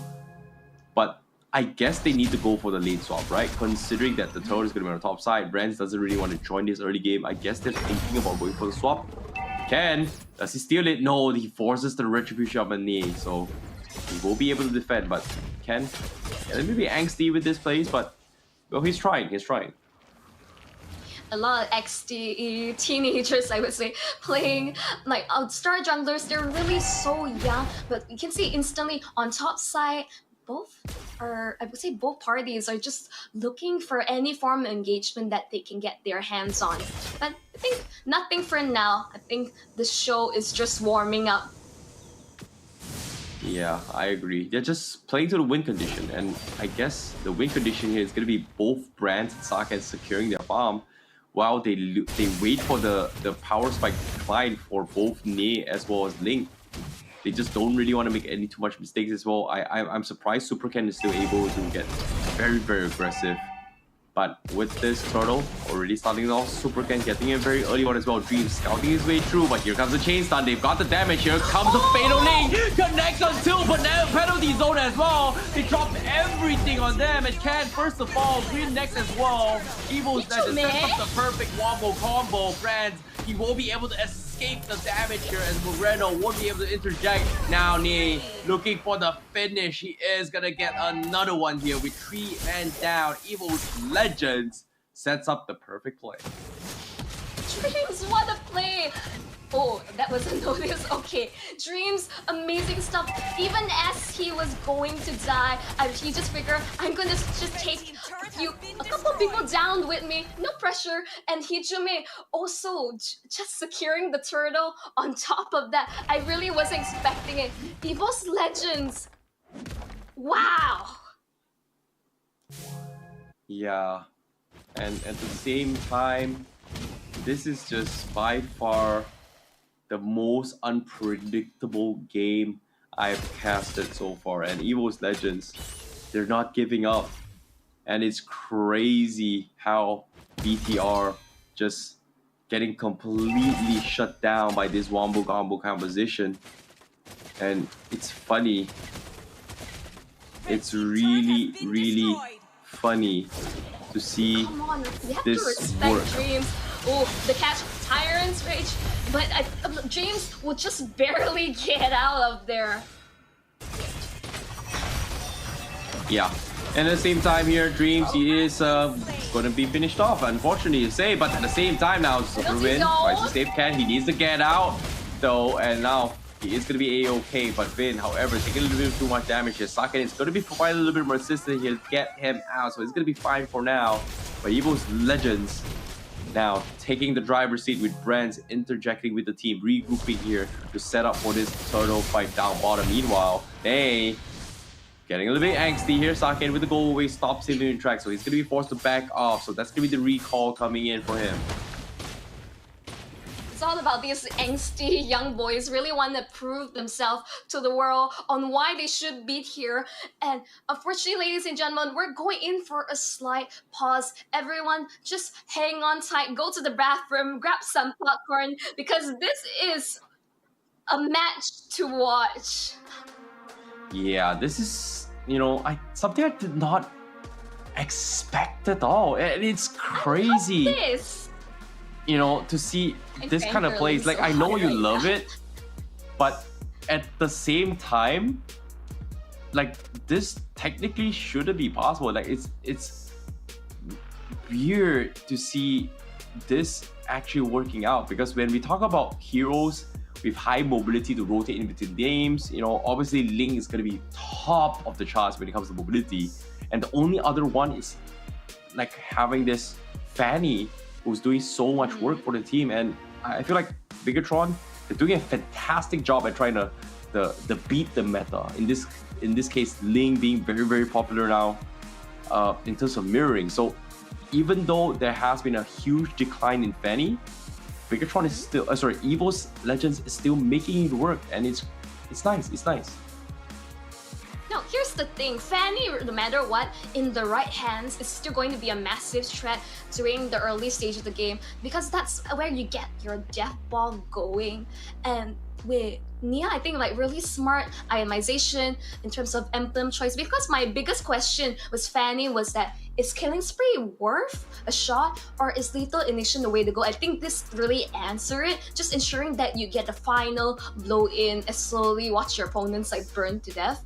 So I think that was the play. And if everyone remembers Evos Legends run in the last season's MPL, they made it still, they climbed all the way back to meet Onic in the finals. And I'm getting like goosebumps overall just watching these plays. Dreams is like the playmaker. Everyone seems to forget about how amazing it is on whether it's Kaja or with this Atlas, and I'm really sorry, because this is something as a fan, as a viewer, I watch MPID, and the fact that I'm casting this game right now, this is some amazing stuff. And we expect that Bigatron Alpha to be absolutely like dominating, because what's the contrast with game 1?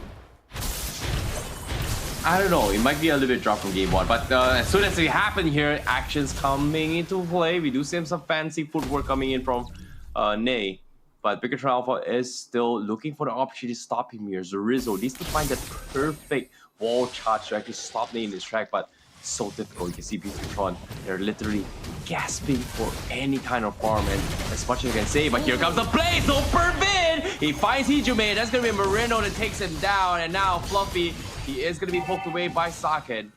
But Evos Legends, they will lose Hijume with this quick attack coming from Bigatron Alpha.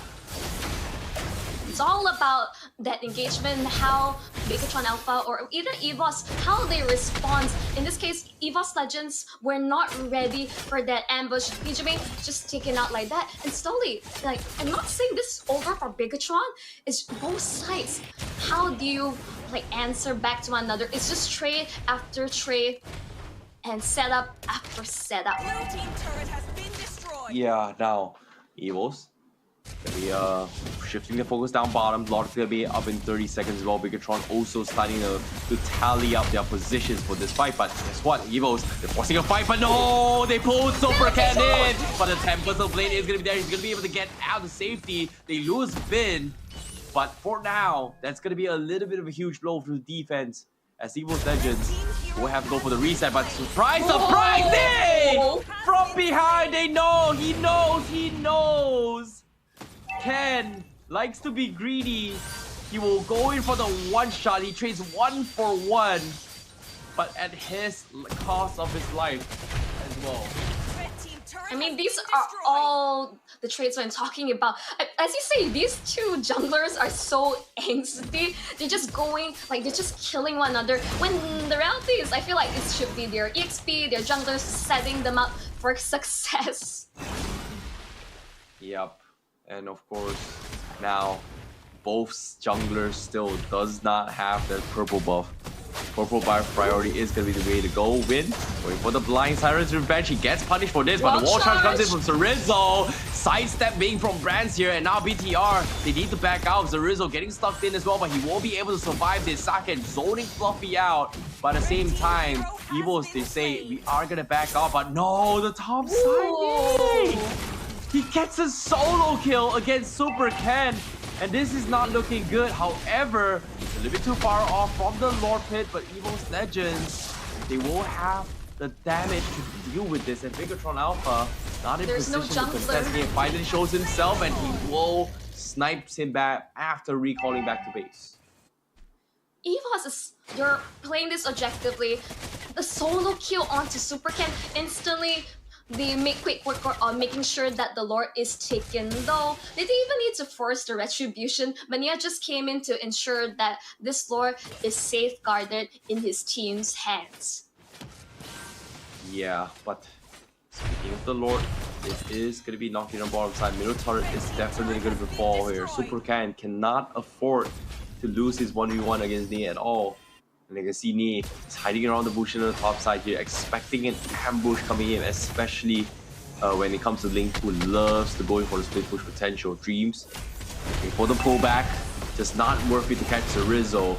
But Moreno now getting zoned out by the revolutionization, but here comes the Catman, goes for a knockout, he goes for a Purified. Tyrant's Rage connects on one on Dreams, but no follow-up coming from BTR, but it is going to be enough to slow down the momentum as it takes down the Lord. Inhibitor will still fall. Evos Legend now going for the Fatal Links. They're going for the fight as well. Fluffy going to the back lines, but they just don't have the follow-up to go through. Dreams getting chipped away, and Saken with 1 HP chips them all away. Dreams will fall, but Bigatron Alpha somehow finds a little hope in trying to bounce back into this game. Dreams really held on to that Fatal Links before finally saying, I'm just gonna get Super Vin. I'm fine with that. And he trades his life for it. But all in all, Evos Legends was able to secure that inhibitor with just the first Lord of the game. Now, with the antique hero purchase, I would be the here. But look at the play, they dive by tier 1. Brand's gonna be focused as well. Super Ken picks him up, but the 4-man Dream and Fatal Links pulls them back. They take 2 out. But fortunately for Ken, he manages to escape at a scurry of health. But that was a very, very aggressive play from Bigatron Alpha. It's all about the counter play that's coming in. Let's look into its instant replay. We weren't really expecting this wall charge. They really try and go in, but again, the Fatal Links, you have to watch out for this. Moreno is the only one from Bigatron Alpha who has Purify. And when you're caught like that under the turret of your opponent, you're just throwing bodies. Yes, in this case, they're trying to buy a little bit more time here, especially for Saken to get his farm. I guess that's the win condition that Bigatron Alpha is looking forward to, but like you said, they are under a taking time bomb. Evos Legends still 3K ahead into the net worth. We are slowly heading to the 15K net worth mark as well. Pay attention item as well. Saken is only 1K behind Brands, and he's slowly but surely trying to max out his items, and in about 3 to 4 minutes probably that's where Bigatron Alpha will feel a little bit more confident to challenge Evos Legends. You gotta buy more time, right? At this point, what they can do is Super Ken has a split push across, but you can see instantly Dreams looking for anything, but Fluffy gets the penalty zone, but it's only on towards Vin. They reset the Lord for now. Yeah, you saw, interesting enough, Super Gang tried to go for a different approach down to this bottom lane here. Didn't really work out. Got scouted out from Evos Legends. Instantly calls the reset on the Lord, which kind of enables them to kind of choose their fights a little bit better here. But that just means is space created and time dragged on for Bigatron Alpha to find a way, a different fight to actually go for this fight. Yeah, right now Dreams, the goal is that he wants to hold on towards that Fatal Links as long as possible, because once Bigatron Alpha, they just forget they're this big Atlas just waiting to just group everyone together for that final burst. they really need to watch out. Yes, in this case, I don't know, like when it comes to watching out here, who do you watch out for? Because as of now, they're just, Vin hasn't been able to punish the Fanny too much because every single time he starts to fight, he is forced to use the bouncing ball to disengage. And while that's happening, Nia just walks right in as if nothing is gonna happen. In this case, Dreams looking for the catch once again. Moreno and Sake still grouping up at the back lines. That's gonna be the point of interest, but the Lord will be taken down though. That's gonna be a big steal coming from Bigatron Alpha. Nay, a little bit late here. So Rizzo is gonna pay with his life. A lot for a Grok. Sake almost getting me taken out as well. He backs off, but guess what? They found a straggler, and that's gonna be super big. He does have the immortality. Moreno is gonna be able to save his life. Better extra comes to the zone. Brands out, but from behind, he fights Fluffy. He's looking to go for Brands, but he doesn't have the HP. He's got the sustains though. But fortunately, he gets out of range of Brands. Not letting off the hook. Super Cat, he's back off as well. Nice. Not gonna connect, but he goes for the control with the retribution. He gets the kill. And Ken just couldn't run out at all. He knows. Nia knows. He's so farmed this game. This Fanny 412. And again, Lido Nixon, this is just something that I think is something really comfortable with. And it shows. And even though Bigatron, really good catch early on, but the shutdown! Mega kill for Nia. They're getting all these big gobs. And BTR, how do they answer back? Good question. I don't know. Because as of now, the drafts, even though it is a good draft, but it feels like the chances of winning this is slowly crumbling as Evos Legends trying to go for the reverse 2-0 sweep. In this case, it might actually happen here, considering that Ling 2 times in a row has lost in the hands of Bigatron Alpha. But with them slowly chipping away, they're going for the aggressive and fatal lanes. Didn't really connect. Super Win looking to interject this, but it's taking a little bit too much damage though. Still forces out the Rebel manipulation, but you can see Evos Legends, they pretty much secured their tower for themselves. Yes, just slowly chunking every single inhibitor. At this point, they're just getting so much ground. Again, Bigatron, it's not over yet. Yes, it's a 3K gold league, but we're heading towards the later stages of the game where slowly gold is not going to matter as everyone is going to complete their full build. Yep, and that is something that they are going to go as well. But as you can see, the cables are ready to actually continue with this fight. But as you can see, Super Ken, he's getting chipped away. He's taking a little bit too much damage to Rizzo. Trying to buy a little bit more time as well. Fatal Link still available. So Rizzo gonna be chipped away by Brands. That's gonna be a little bit too much damage. So he is gonna be backing off for now. So this is something that they have to respect right now. Like, Brands is just so strong. I mean, in this case, like again, Grand Theft Purple, this Ling is basically with no purple buff whatsoever. Super Vin, yeah, you're just gonna be Chanka. And he doesn't even have Fatal Links at this point. So Super Ken, he's chicken really low at this point. I don't think Evos are going to force the issue. They know better that they're disciplined. They're just going for the objective too. But they're keeping BTR just cowering in their base. Oh my goodness, nothing they can do. Near going to be making work on the Lord as well. You can see they're waiting for Ken. Ken is trying to go for the miracle plays, but he's getting chipped away. Time for the play, but the Lord's HP is a little bit too much. But guess what? He kills Day off, but he is going to pay with his life. He gets the immortality one. He just bought it as well, but Friends has the auto attack to finish him off. Now BTR's the Rizzo. He goes for the wall charge, but no! He doesn't have damage. Friends uses ultimate, steals it away. He gets the double kill, but the rest of Evos, they're collapsing on BTR. Saken gonna be the next one here to defend. They have only win to hold on to this. As Evos. Well, Sakan has a lot of high ground defense, but Brands is still up. Multiple members of Bigatron, can they defend against this? They're only 2 men strong. Red team base turret has been This is tough. It's up to Saka, and he needs to get the perfect catch here. But Fluffy, he catches him. He's taking so much damage. He could not even dish it out. The Chase CC comes in. Ladies and gentlemen, Evos Legends, they have done it. They've gotten the reverse 2-0 sweep. 2-1 against Bigatron Alpha. What a convincing game. A convincing statement here.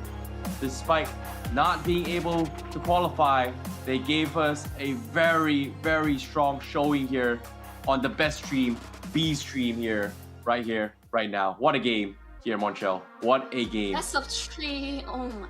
Denied by the White Tigers, Terrence. Wow. I wasn't expecting this fire that's burning in Evos Legends. I mean, with their MPL ID ongoing, I'm looking forward to see how this season plays out. But of course, congratulations to Evos Legends, because what a game, what a dream, because dreams kept it all together. Yep, dreams do come true, and they definitely made it happen here, even though they have not been able to qualify for the main event here for Snapdragon Pro Series. But what a way to close out the final game here for the final series for today, because no one expected this at all. But of course, you know, this is a very, very interesting game coming from them. But Bigatron, feels bad for them. It's okay. They will still continue their journey in towards the main event. But this is, I would say, a good greeting for Evos Legends to say, you know what? Au revoir. Goodbye. Have fun. We wish you the best. I mean, that's how you go out with a bang. And yeah, everyone seems to forget how cracked Dreams is as a roamer. Like the way he's able to set things up for his team. Let's remember, Evos is a team with a lot of rich history. I mean, you will know, you were there at M1 casting, and during last year's MPL, the way they climb all the way out from the lower brackets back into the finals to face up against Onic, this is a team to definitely not underestimate. Again, as I say, be aware of your win conditions. And with Bigatron Alpha, maybe they're still experimenting on certain facts, but we're still seeing the downsides of this lane pick.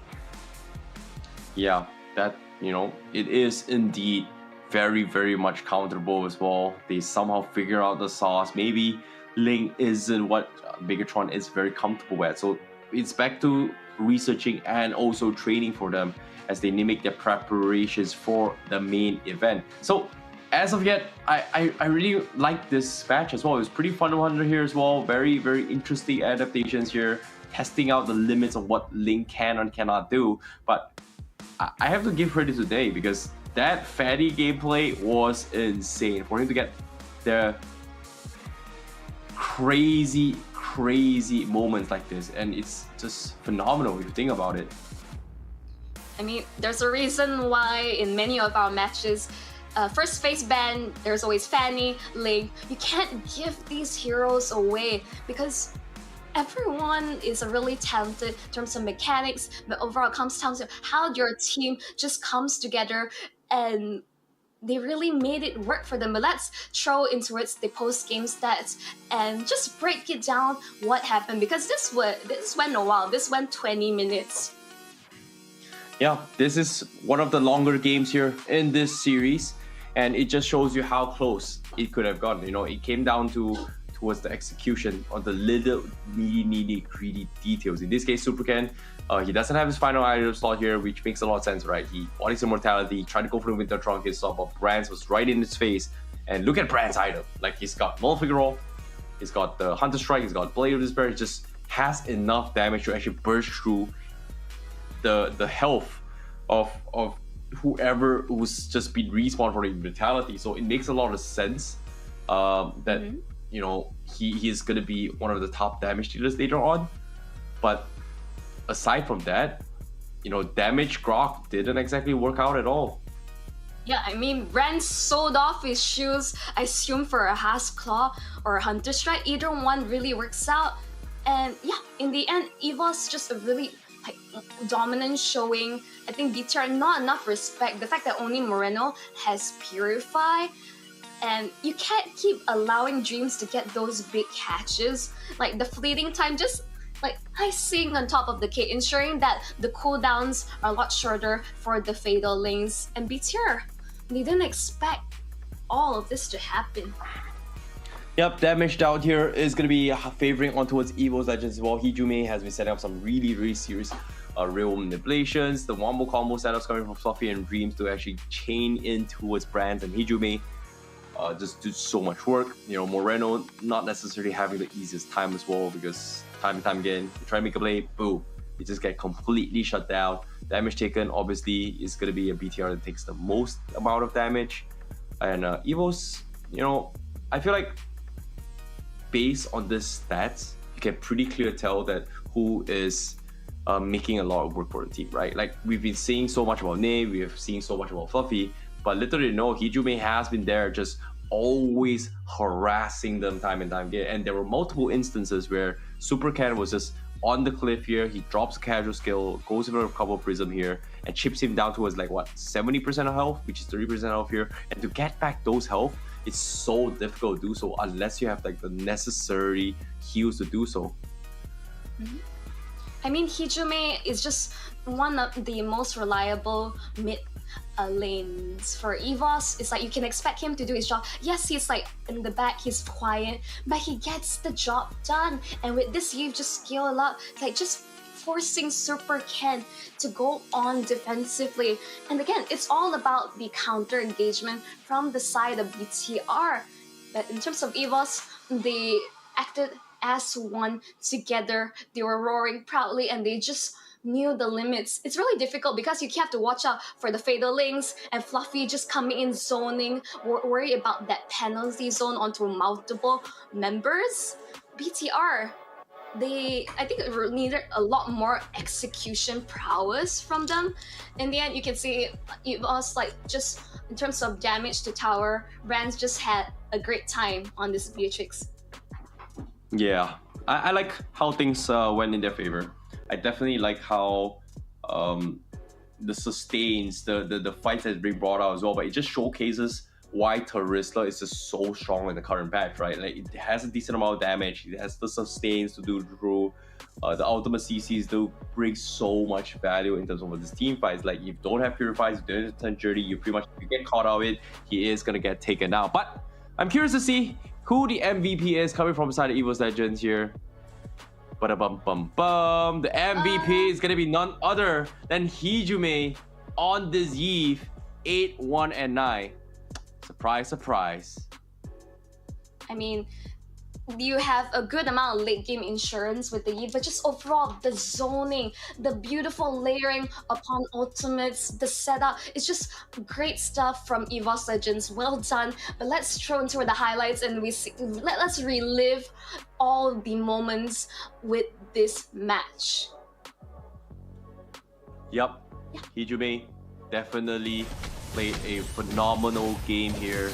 And even here, as you can see in the starting of the fight as well, Hijume is always there to try and chip away at Bigatron's Alpha's HP, and not once now, multiple times as well, where once you commit to the fight, like he makes sure he procs his slows and ice speed once it's back on everyone, so that when the disengage comes, they pretty much can't really get out. And this was the sickest wombo combo catch being set up by Dreams to follow up by Fluffy, and just, you know, the finishing touch.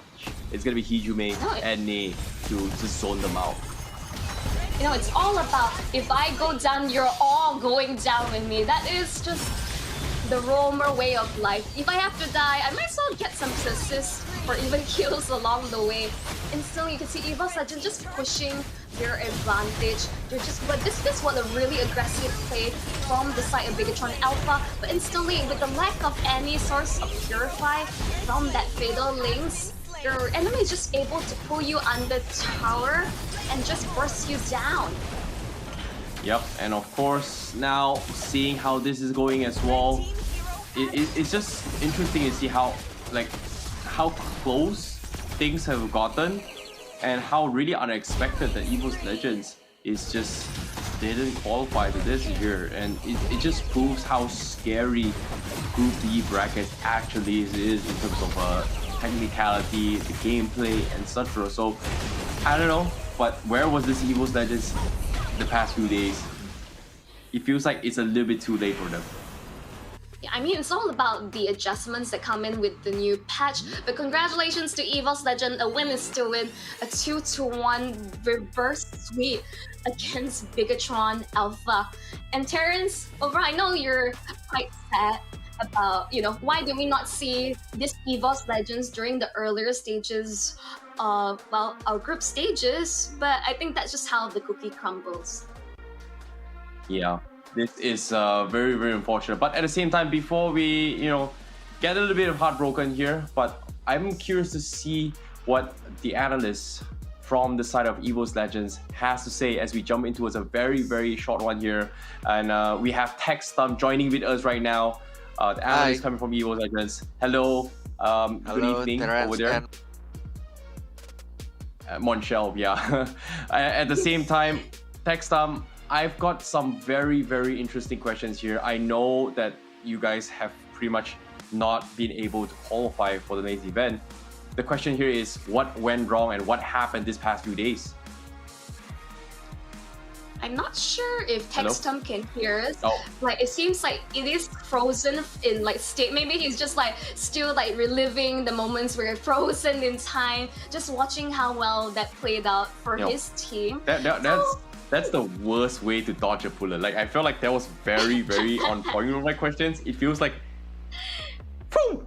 production saved his life, I'm pretty sure the the Evos fans are gonna be like, why did you ask these questions? Why did you ask this? And dodge. Before TechStump actually says anything, damn. Shut down. Denied. Should I ask that question? I think I should. Technically, it's a very, very good question, but ouch.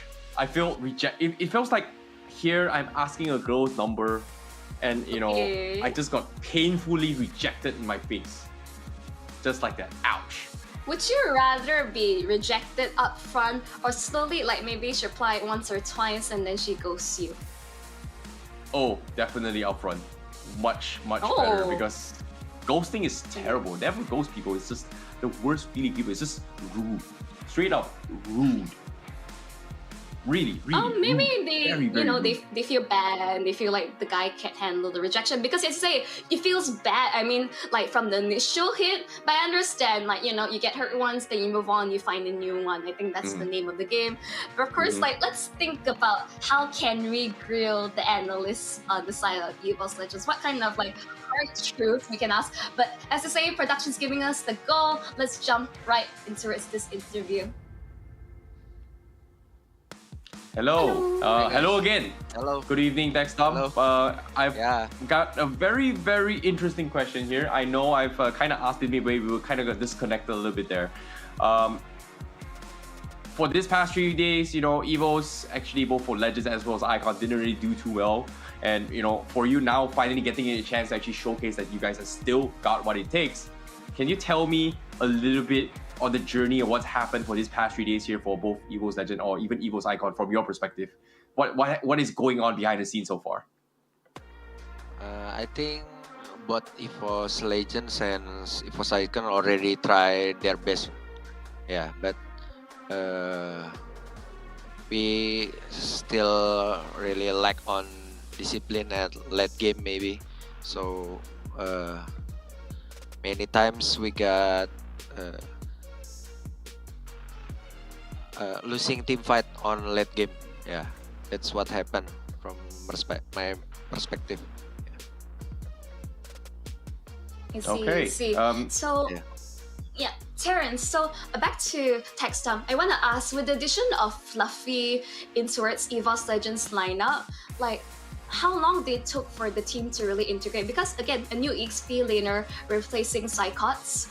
So overall, what are your thoughts and how the team is slowly gelling together? Are they ready for the upcoming season? Yeah, I think Fluffy is already have many experience in MPL scene, so we can adapt fast.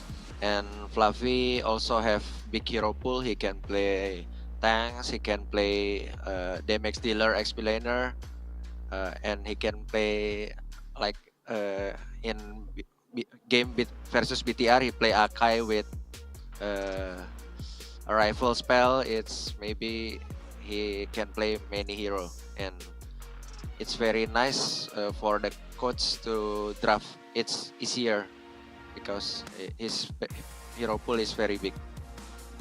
Yeah. Well, all things considered, you know, I like that you guys are still trying to find ways to kind of gel. I know it's very difficult to be put to this spot, considering that you guys didn't actually made it. You know, it took a little bit too long, but hopefully we wish you the best on how things are going to be going here.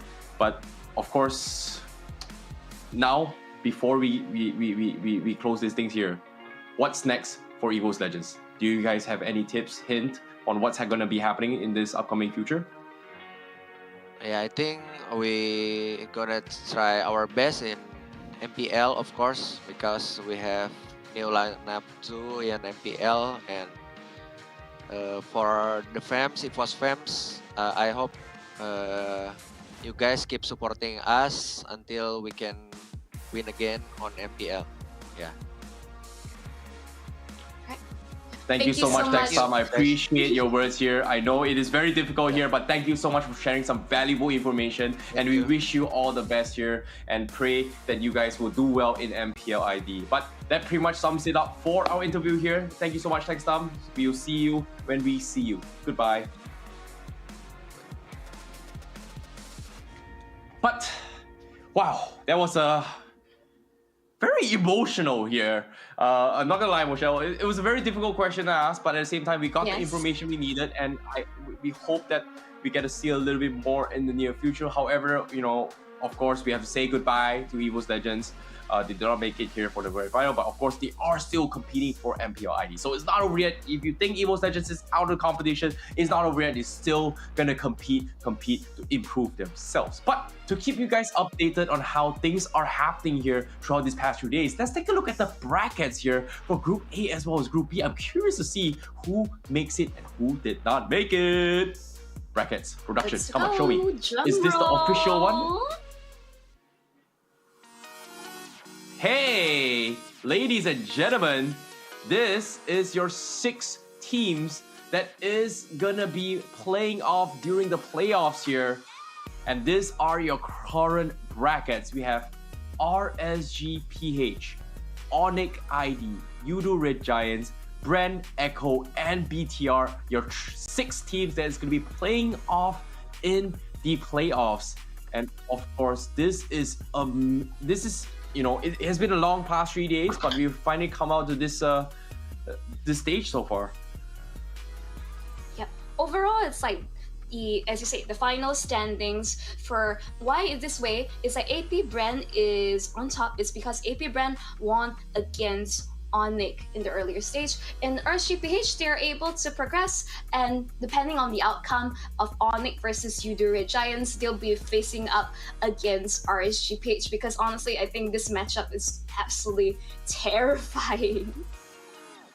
Yeah, and considering that how things has went by as well, based on this matchup of the seeds themselves, because like you said as well, because Brand won against Onic for them to actually be seeded, that just puts them in a very awkward position. With RSGPH as well, you know, also going to be taking the top seed here, means that there is going to be a lot of changes coming in for the playoffs. So the strategies is gotta change. You know, obviously if they lose, they still have a second chance to play during the lower bracket. So there's a lot of games that is gonna be happening during the 21st all the way to the 23rd in July in Esports Senayan in Jakarta. So the main event where your 6 best teams are gonna be playing here. We have a team from Malaysia, we have a team from Indonesia, and we have teams from Philippines as well. Even though it's gonna be a little bit of a balance of everyone, this is going to be a very, very good game. So I hope you guys have gotten your tickets yet, but that is going to be the official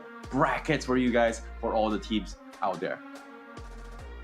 Yep, Terrence, I mean, like, you really took, like, the words out of my mouth. But overall, that is your top 6 teams that be playing live for you, audience, in Jakarta. Of course, everyone, we've been telling you this many times, but sign up with the ESL newsletter to always stay up to date with the latest news, because, like, we all love our esports drama, latest patch updates, and what is in and out of the meta.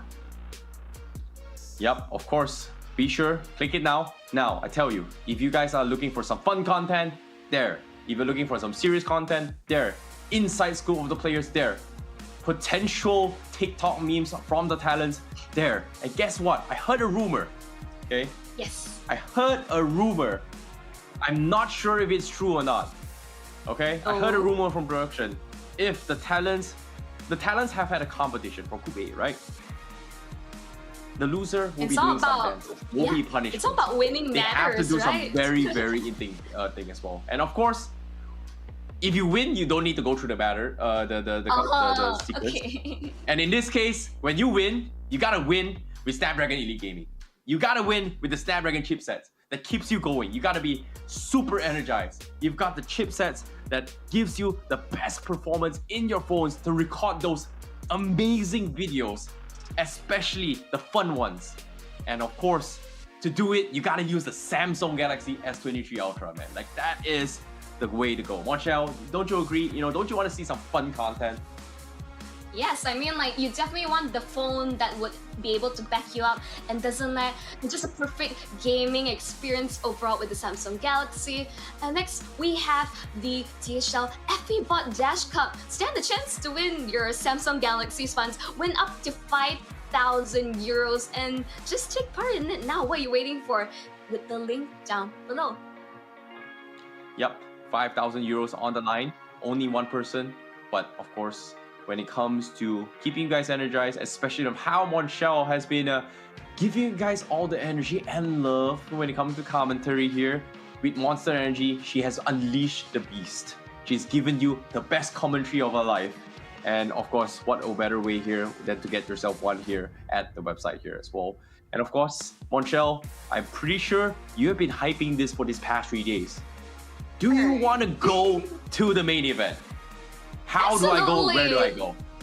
Well, if you're in Indonesia, you can take the train, you can drive, or boat there. But for all us international fans, you gotta fly into Istora Senayan, Jakarta to watch live the Snapdragon Mobile Challenge Finals, because I've been saying this, I've been reading it myself so many times. The tickets are only starting at 30,000 rupiah, and Holler did the conversion. It's about the price of a cup of coffee. So I think you can afford to skip one day, right? Yep, definitely here. But all things considered here, this past 3 days has been so much fun, and there's just so many surprises, underdog story, upsets, comebacks as well, and there's just so many things that we have talked about here, but we have to close one page of the chapter, not necessarily the entire book, but there are still 6 teams that is going to be representing here from every region to play in the playoffs. And if you think about this as well, the Snapdragon Pro Series has been going on for months and months and months, and we are finally at this stage, the strongest 6 after so many teams thus far. Monchel, I can't wait to actually witness it. Yeah, absolutely. I mean, these are your hardened warriors just ready to spill blood on the land of dawn. I mean, this is going to be me, Monchel and Terrence. That's all from us from Stream B. We look forward to seeing you at the playoffs. See you. Till then.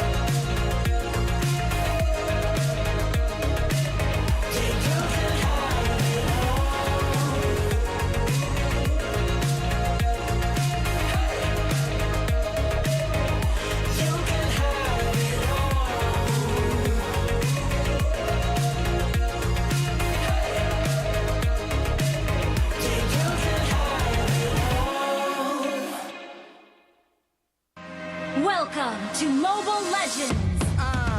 What is a winner? Make a promise, then I go and deliver. What is a great? They all amazed. This ain't for beginners. Back in the days, we used to dream, but now we can get it.